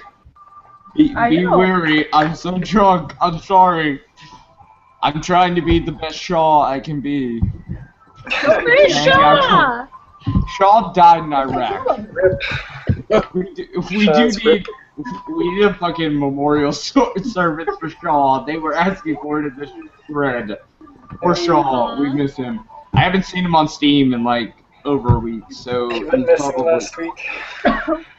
Maybe he's busy I sent him a book. Isn't he? Shaw's the one I sent the book to, right? Yeah. You sent Shaw a book? What? I signed it. He wanted a book. I sent him my book. I feel like that. I signed it. You just got cucked, dude. I really did get cucked. But that happens. You didn't ask for a book. You're right. I did ask for a book from Zach to write Will of the Forsaken to sign it. See, you asked Zach for a book. You didn't ask Genevieve for a book. You don't. As my mother would say, don't ask, don't get. Oh! I'm so sorry, Genevieve. I love you. It's okay. I forgive you. I don't want to admit too much here, because if I admit too much, then 4chan will turn on me more than they already have. So let's just keep it at that. Yeah, what's with all the beans hate lately? A lot of people in the thread hating on beans. I'm okay with it. I don't actually give a shit about any of it, so it's like. Shit, Sega. Shaw knows how to read. That fucking picture. Why the fuck do they post that picture of me? I mean, probably my favorite reaction image that anybody has fucking gotten to me. Why do they post the one where like my face is all mushed? What is that noise? Does anyone else hear that? I'll be right back. Someone listening to J-pop? What's going on? I'm playing a game. Yeah. What game? Diva F or something. Project Diva F2nd. I just have to learn this song. Just button mash to victory. Yes, did you did you recognize that just from the soundtrack? This is very awkward to play. That's the keyboard. That's going to win every game. Good. Okay. Let's see. Sega, let's have another question about challenges. I was wondering real quick. So someone mentioned a story about me with Randy Couture. What's the what's the story people were talking about? Oh god. What is this a reference? Somebody said you said something to Randy. Colby, was it you who was talking about it? No, I did not mention. No. But did you have any interaction with Randy Couture? All I did was I failed at Hollywood Squares, and he was forced to drink because they asked me a question about frickin', Broadway musicals. And it's just like, well, if I don't know this, I don't think Randy Couture is gonna know this, so I think he's gonna drink. I would say I wasn't in love with the questions in Colbywood Squares. Or am I not supposed to say that? I mean, you can. That's fine. Well, yeah. Sorry. I don't think Jacob's here to defend himself one way or another. So, yeah, like there were moments that were cool, and there were moments that were not. So, Thomas, did you interact with Randy?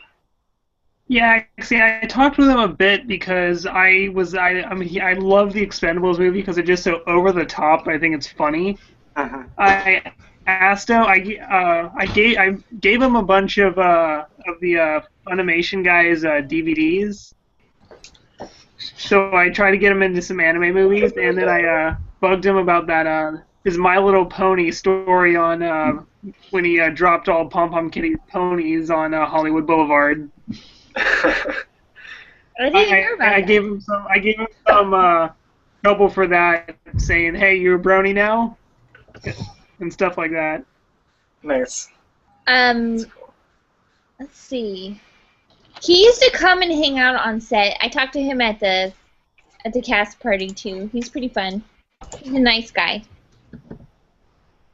Were you surprised that he was a nice guy?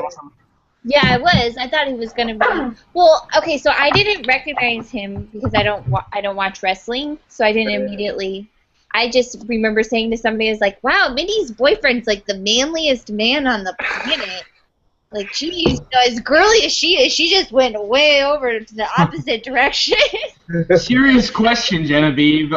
Mindy on a hangout when? You should ask her. She would probably love to join. She probably You should email would. her. She would probably do it. And she's very sweet and very vulgar, so she'd have a lot of fun. Like, I don't think anything you could say would catch her off guard. I feel like She's that's like- the truth. I feel like I should stop being a fucking beta faggot and stop going just for King of the Nerds people. I probably should start tweeting her and be like, join the hangout. Because, I mean, I feel like just asking Ben and he was like, yeah, I'll definitely join. I was like, that really fucking surprised me. I was like, I don't know. Yeah, you should ask her. She I would feel like probably do it. I feel like it was true to 4chan nature of a serial killer asking Ben to join the fucking hangout, and he fucking joined the hangout. I mean, true 4chan nature. Like, it is what it is. But, fucking Nicole, I love you so fucking much. Mwah. But I feel like this hangout was great. I'll definitely do the fucking serial killer after hours for Lance and his crew so they can join and have kind of a postcast how they feel. I don't know. I think this was a great hangout, at least for we did it last season. I think it was great. Better than the finale, I would say. Maybe not. But I don't know. Rochelle's not in here because she's playing Mario Party, but it is what it is. Everybody could play Mario Party for 2 hours straight and enjoy it. You would be surprised. And then Heather and Jonathan just kind of like bailed out, just that complete Yeah, that was a little weird. Let's see. I don't think it was weird. I think they were still watching. No, I know. I'm pretty sure they were still watching. I'm pretty sure they're still watching. They just want to see Colby's reaction after they leave to see what Colby says. And I'm just like, whatever. Fuck you guys if you can't deal with full Colby. Like, whatever. I don't care. They get to leave and get to meet Base Thomas and Base Genevieve, just like telling it as it is. I mean, like, you know, fuck you guys if you want to join. It is, you know, it happens. Oh, so the thing is, I asked Randy, how the hell are you a nerd? It wasn't like, as I said, what to Randy, what would you be a nerd for? If Randy was a nerd, what would he be a nerd for? And I don't, for the life of me, can't remember, but I did ask him that, and he was like, he couldn't think of anything, so I harassed him. He's like, you gotta be nerdy for something. I did say that to Randy Couture. He's I nerdy can't for remember what- wrestling. I think wrestling is very nerdy, right? Oh no, wait, he's UFC, isn't he? Oh, that's right. Sorry. Yeah. So I mean, he's a very different. Actually, his primary fighting style, but yeah. Okay, so in UFC they actually fight, right? Yep. Yeah, like. Granted, he was a real wrestler too, so like not like freaking WWE, like the guy like wrestled people to the ground and like pinned them. So like actual something that Yeah, like requires full action. on, like there are rules, but like still, like you get more knockdown, drag out stuff with that. I wonder who would win between episode 3 sumo wrestler and Randy Couture. Randy Couture. Probably. I feel like Randy would win. I don't know why. I feel like sumo wrestler had a gentle soul and didn't really want to be there fighting people. Felt like he wanted to go pick flowers. And write poetry. Genevieve, someone asked from the thread. They tried to get Hank to ask it, but I'm going to ask it because I asked the questions. Who is your favorite Season 3 contestant for your own selfish reasons? And your non-favorite... And why is it Thomas? And why is it Thomas?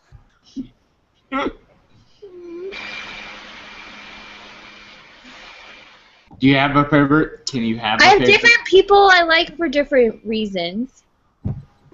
So, I think I like Colby because I sympathize with getting sent to the nerd offs over and over again and the way he handled it. I like Caitlin because she was funny in confessionals and she spoke her mind.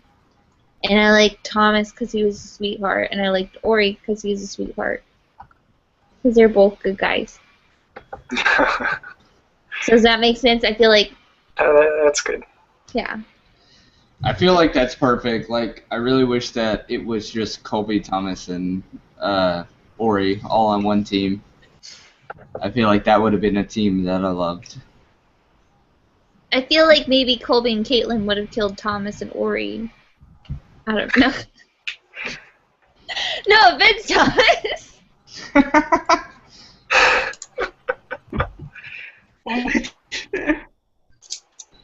There was a lot of variables that went into season 3. It was so depressing, but The love. Feel the love.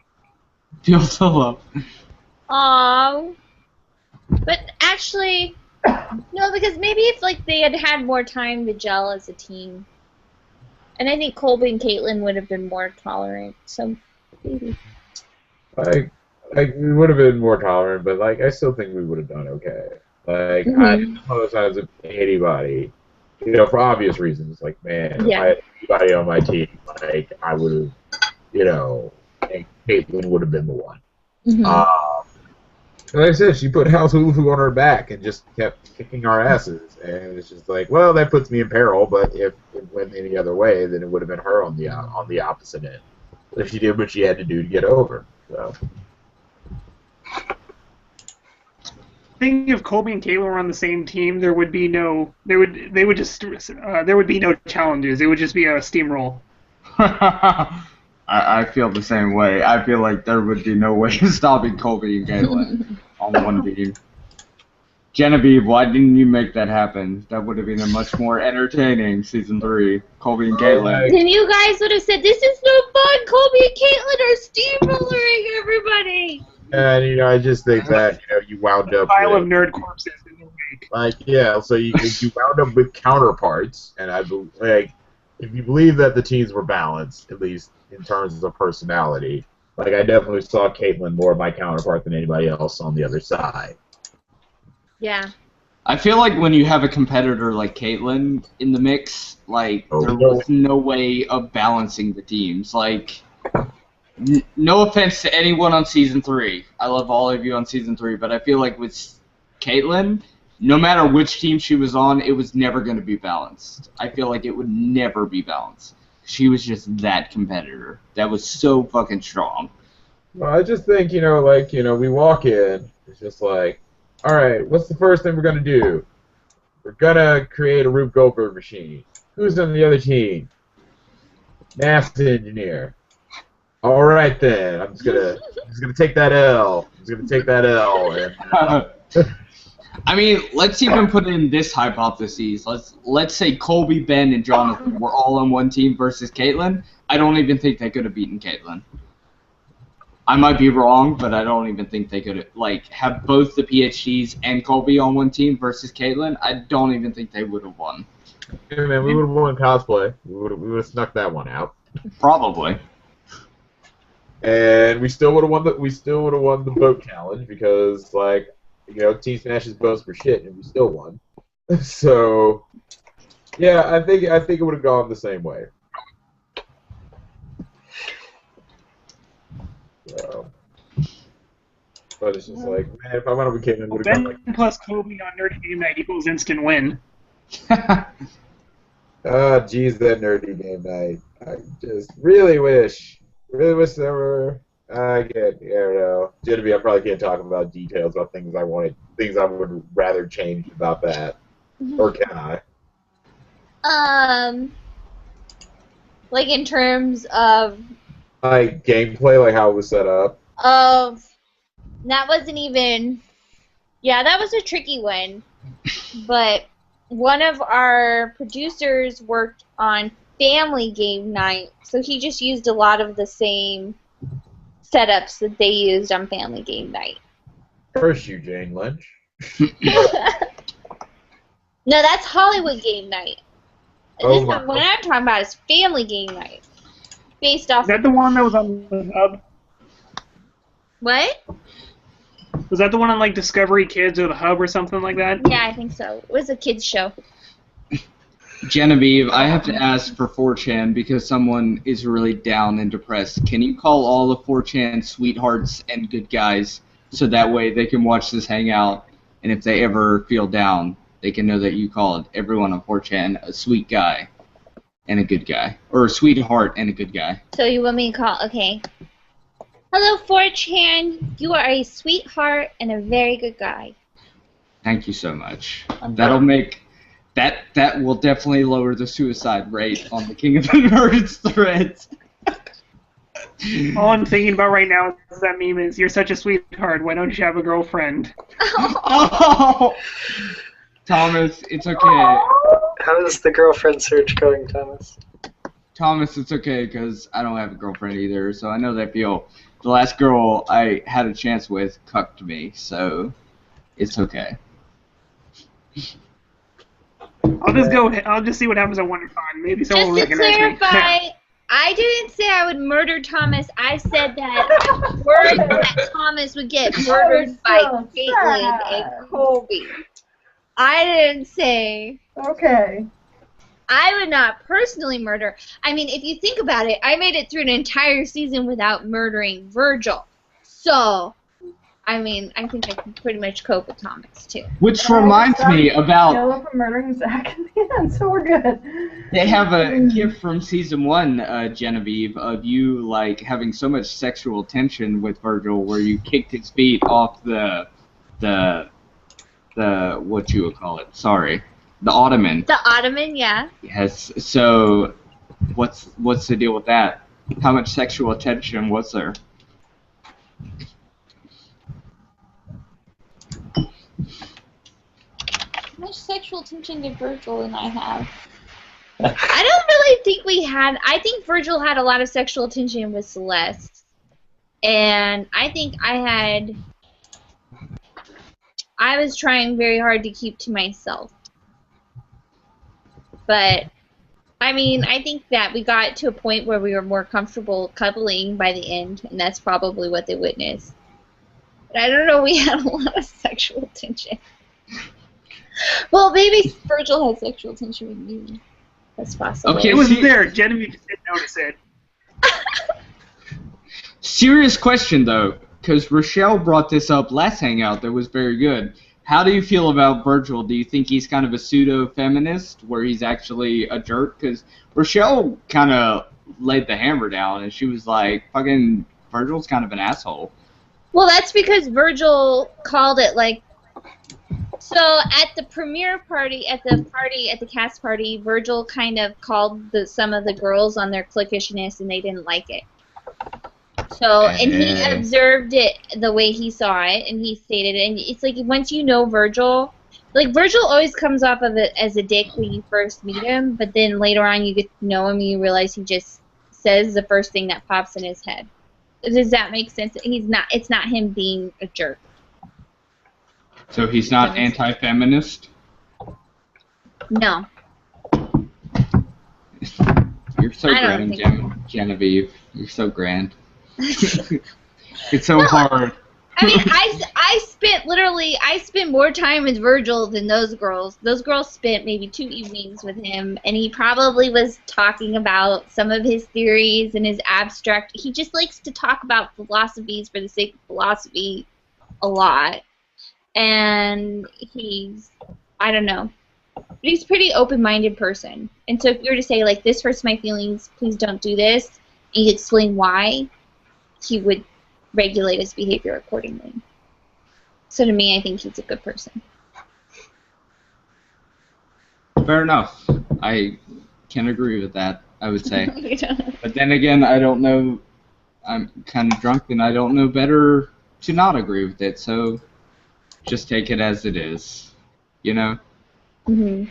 I really hope for season 4, I have to say. I hope there's more Little Caesars moments, because I did buy a lot of Little Caesars this season, because it is fucking good pizza. And I do support King of the Nerds, so... That's what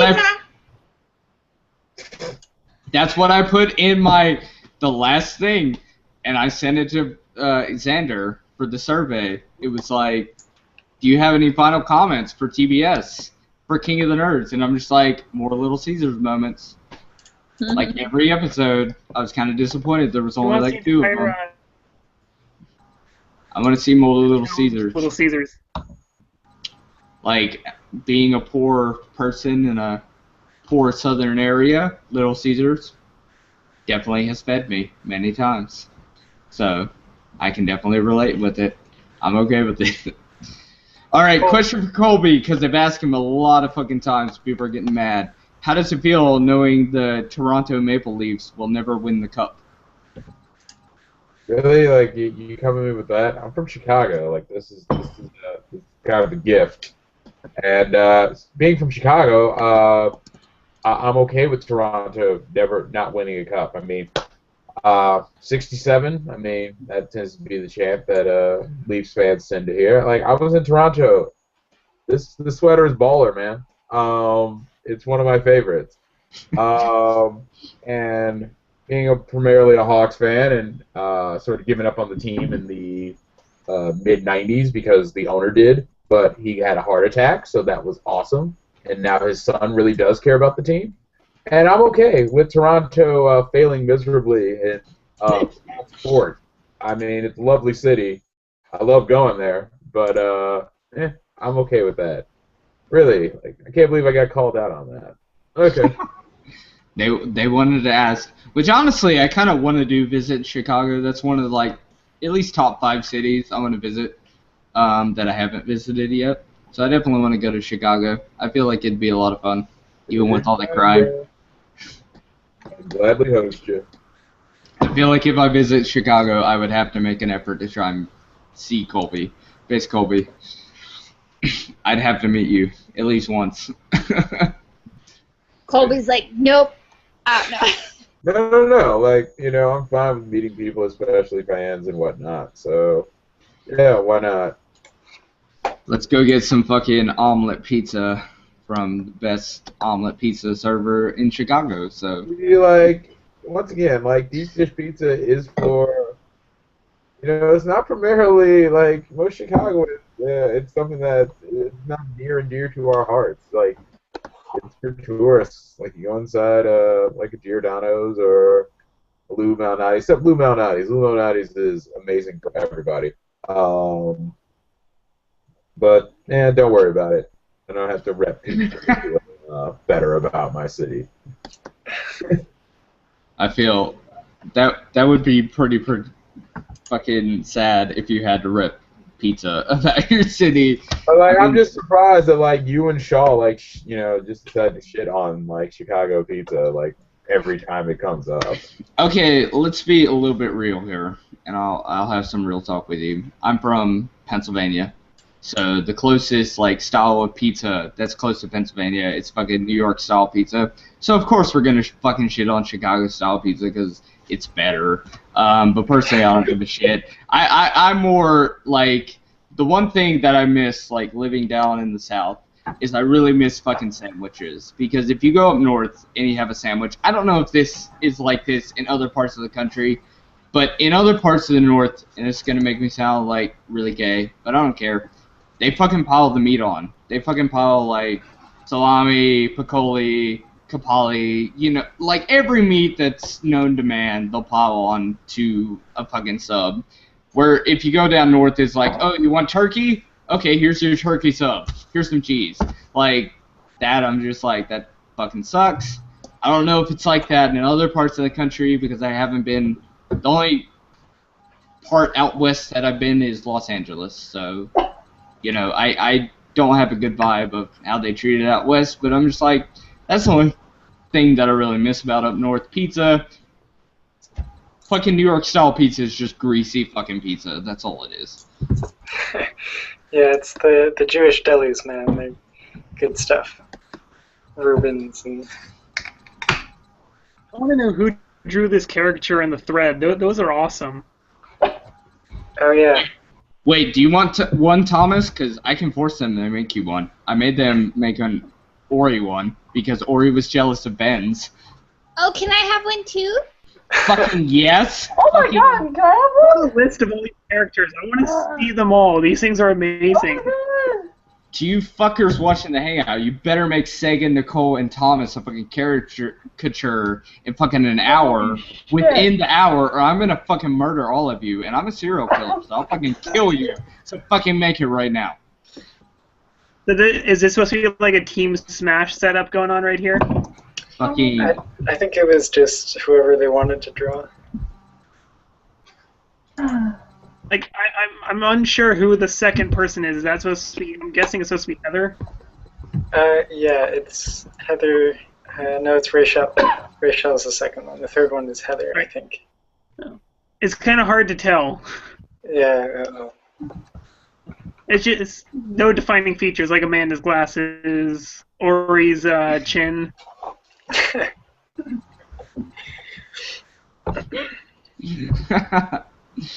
Yeah.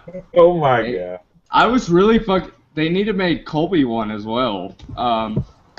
But I was really fucking surprised. Like, Ben had a caricature and Ori was jealous, and I was just like. Apparently, I do have one. Do you really? Yeah. Holy shit. Yeah. If anyone has any more of these on the thread, I want to see them. Oh my god. I know, I always feel left out, like people always make fan art of Ivan and of different people, and no one ever makes any Genevieve fan art, and I'm like, it's okay, I guess. I understand. I would draw something. Sega, do you need a fanfic about you? We can write another fanfic. No, I said fan, like I meant drawing. But, Okay. I mean, the true art is a story of fan fiction. Well, what's really funny is I have written. Okay, never mind. Wait, you have written fan fiction?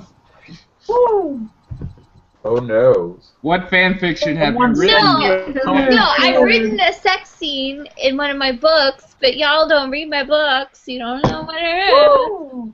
Shots fired. If it's any consolation to you, I haven't read any of the Nerds books because I'm a shitter, so.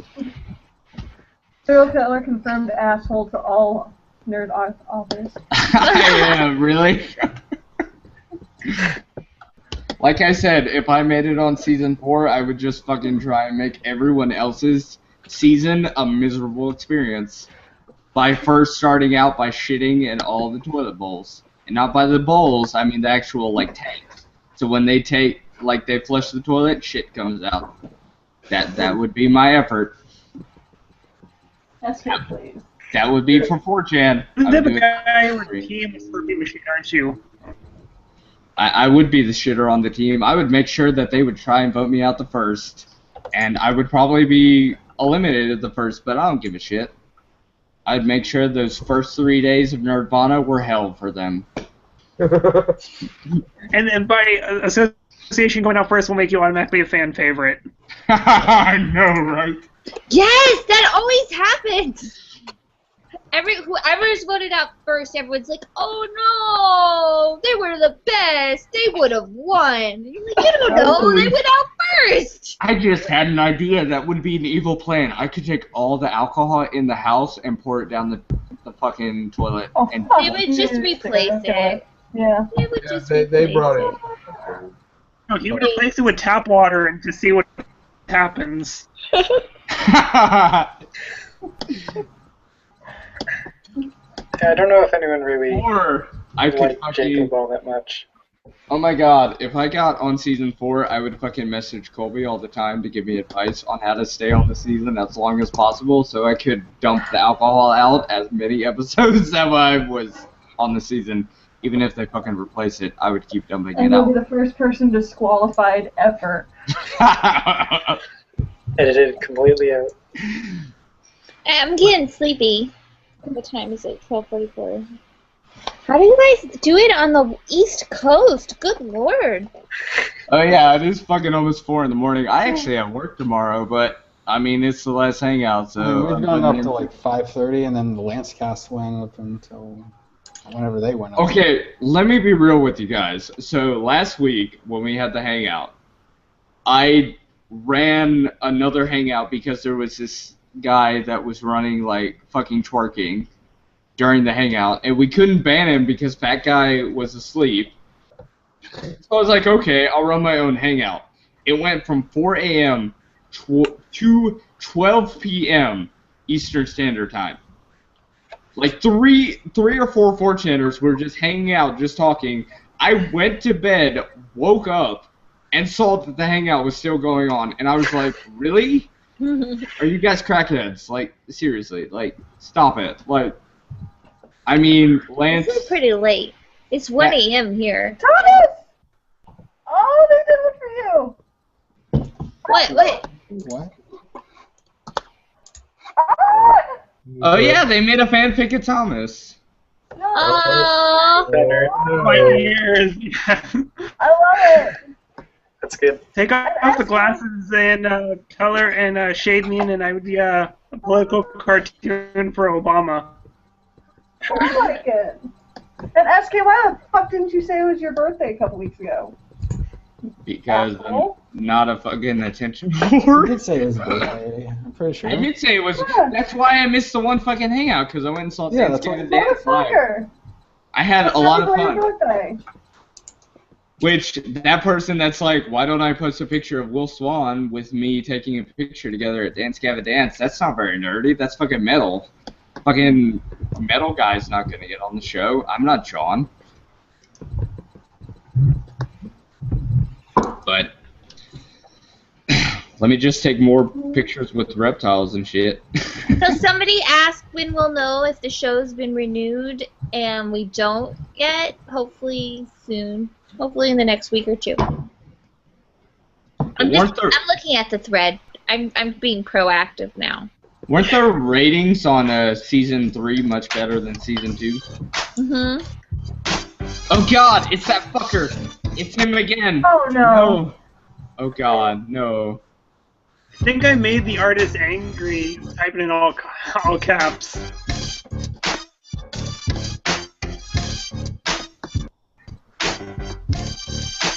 Alright then. Fantastic, so he's gonna be stuck in the fucking threads in the fucking hangout until the hangout ends. So do we abandon ship and then go until SK makes his own, or do we just call it? Oh yeah! Get back to the chopper.com. I feel like I should give .net. Lance and his crew at least the ability to do their own thing. 'cause Female I know they body. want to. Oh lord. Oh lord. So I'll probably make Oh, SK oh. after hours, or I might make No, it Lancecast after hours because No, he got bueno. fucking butt hurt that I didn't make it Lancecast after hours. We left. Yay. He left.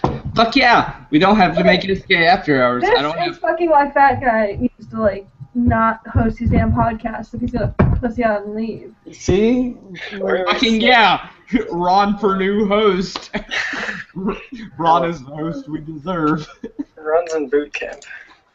Okay, let's be real here.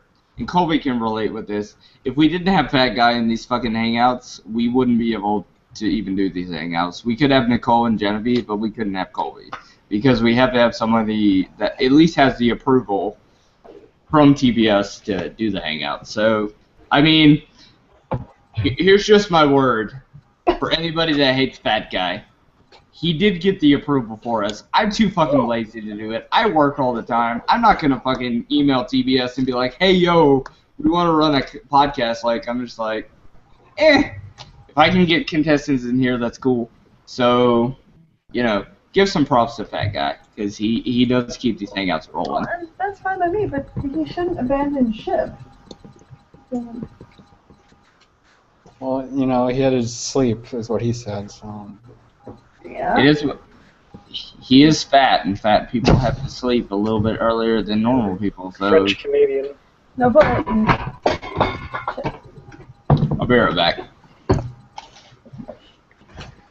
I'm still super happy over that picture that was drawn to me. I think it's awesome. Yeah, no, we have a good artist, a good resident artist. They originally drew something, I believe, in order as like bait to get contestants on or something. I don't know. Let's see. So, Sega, what is your favorite meme this season? I was just answering that. Baked Colby. That's a good one. Baked stupid. Yeah, I like that one. Have you seen the? Are you talking about the Webm with the music? Yeah, that one. That thing is awesome. So good. Did you like that one, Colby, or did you not like it? I mean, it had its moments, so, like, you know, like, it came and it went, and, like, I'm glad that it got created, so I'll take that. You don't have a hard drive on your folder where you store all of them like I do? And I keep all of them. Yeah, that's not a thing. I'll just, like, leave it on the internet until it goes away, and if it does go away, it's okay. and he's back. Bipolar troll.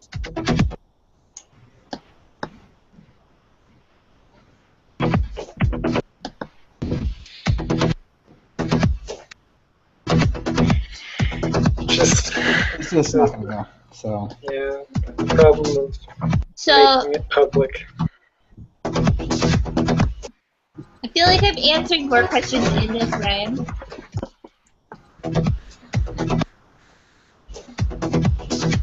So, yeah, I could probably go to sleep. It's almost 3 a.m. here. Maybe you mute people. I don't know. But, yeah.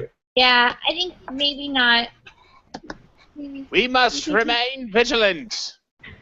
Alright. Bye, guys! Oh, see you, girl. You think it's nighty time? Have a good night. Okay. What was that? Did you block them? Yeah. Block that asshole. I think it's still What's gonna wrong show with that music, guy so- coming Yeah, in with a woman's body? What a SK, we're gonna have to get ban down. shit. Wait, Get what? back to the chopper. Rip. Is it over? It's Dang. Pinky, Yeah, pinky so- in the brain, mother trucker. I'm on Facebook or what have you. That girl got some big old Otherwise, we'll tit see hair. in about, what, 40, well, hopefully Them some 44 nice tit weeks, hair. right?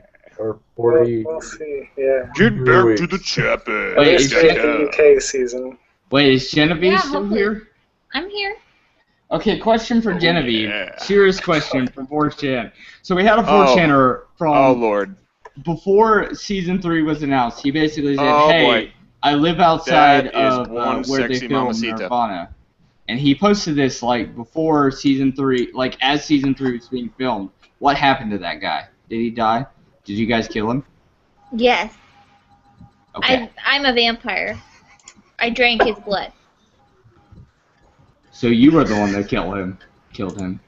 Yeah, well, that was the deal when they made me a vampire, that I had to take out their enemies for them. But yeah, I'll fucking create a hangout for you guys. Is anybody still like trying to, like, any of the contestants still want to go? Like, I'm going to bed. Yeah, I'm gotta go to bed. It's 1 a.m. here. Bit emotional, guys. yeah, it's 4 a.m. So I'll go ahead and create the SK After Hours, but I'm not going to be a part of it. I really appreciate, like, let me just say this for all of you contestants that joined. I really do appreciate you joining all the weeks that you did join. I don't think it's said enough that you guys, we really do appreciate you joining and answering our questions, even if they're fucking stupid. I'm really glad that you guys joined in. We really do actually appreciate it. I know that 4chan spreads a lot of hate and things like that, but we really do appreciate it. So I'm glad you guys joined. I'll do the SK after hours, but we definitely do appreciate you. Thomas, I do want to say I want to apologize for that one hangout that guy and I kind of bailed out early when you and Ori had just joined. I really do feel really. Don't worry about it. Don't sweat it. But I really do feel really bad about ditching out super early because that was so shitty of us. But I really do appreciate all of you nerds that do join. I appreciate everyone from 4chan that makes this happen. I hope we get a season 3. If not, 4. Season 4. Sorry, I'm drunk. But hopefully we'll get a season 4. It was the best season. Can't deny it. Season 3 was a great season. I really did enjoy it. I didn't expect it to happen, but it fucking happened. So, I mean, it was great that you guys, I don't feel like Shaw Frat Guy appreciates you guys enough to let you know, like, I am that humanity that comes from 4chan that's just like, hey, I really do love you guys joining the Hangouts and that you answer our questions. If it's not special to anyone else on 4chan, it is special to me. So just keep that in mind. So I do love you guys. So I'm glad you guys do join the Hangouts. So I feel like this is a great stopping point. It was a great hangout tonight. Glad we got Ben in, got Jonathan in again. And Heather was cool. I'm glad everybody that joined the Hangout, good or bad, it was a lot of fun, guys. So, hopefully for season 4, and we'll, keep this shit going and fucking shit up 4chan some more, so. Okay. Good night, guys. How do I? Right. Oh, what do they want me to say? Goodbye, nerds. I'm gonna say thank you for being loyal fans, even if you're our most weird fans sometimes. But we do appreciate you, and even the producers visit the threads sometimes. And thank you guys. Yeah. Bye. Bye, Colby.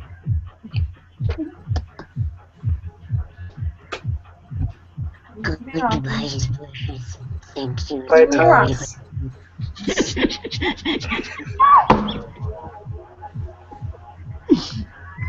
Alright, let me make some SK after hours. Let me figure out how to do that again.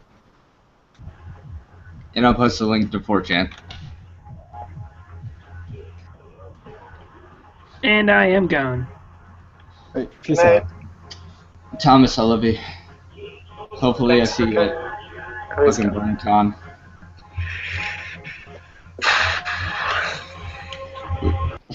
Alright, let's just hang out while I make the new one. I'll post it to 4chan. Okay.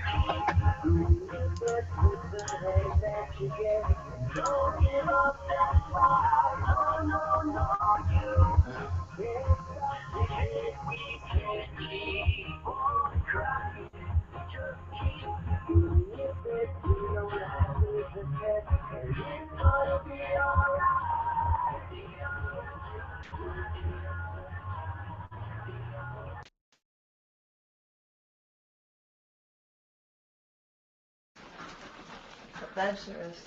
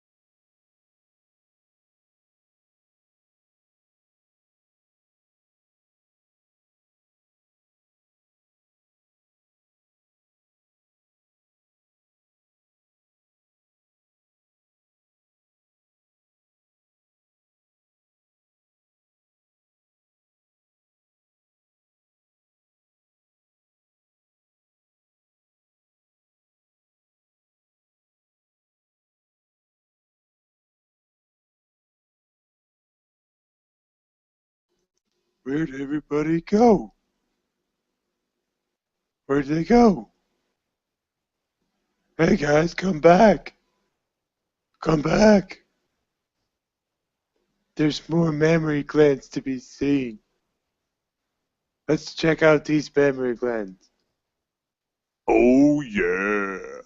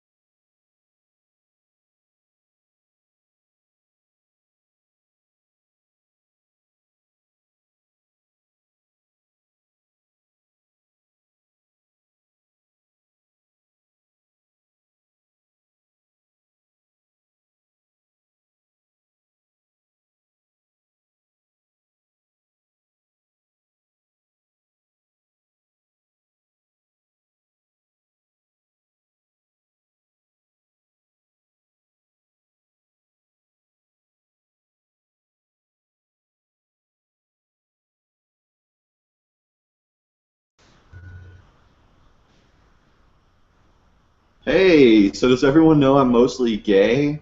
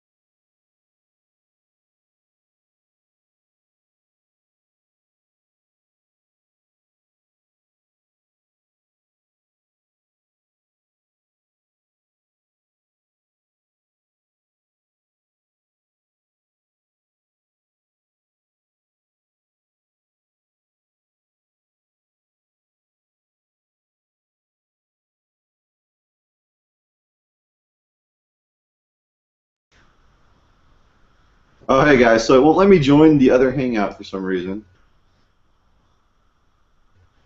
I'll keep trying.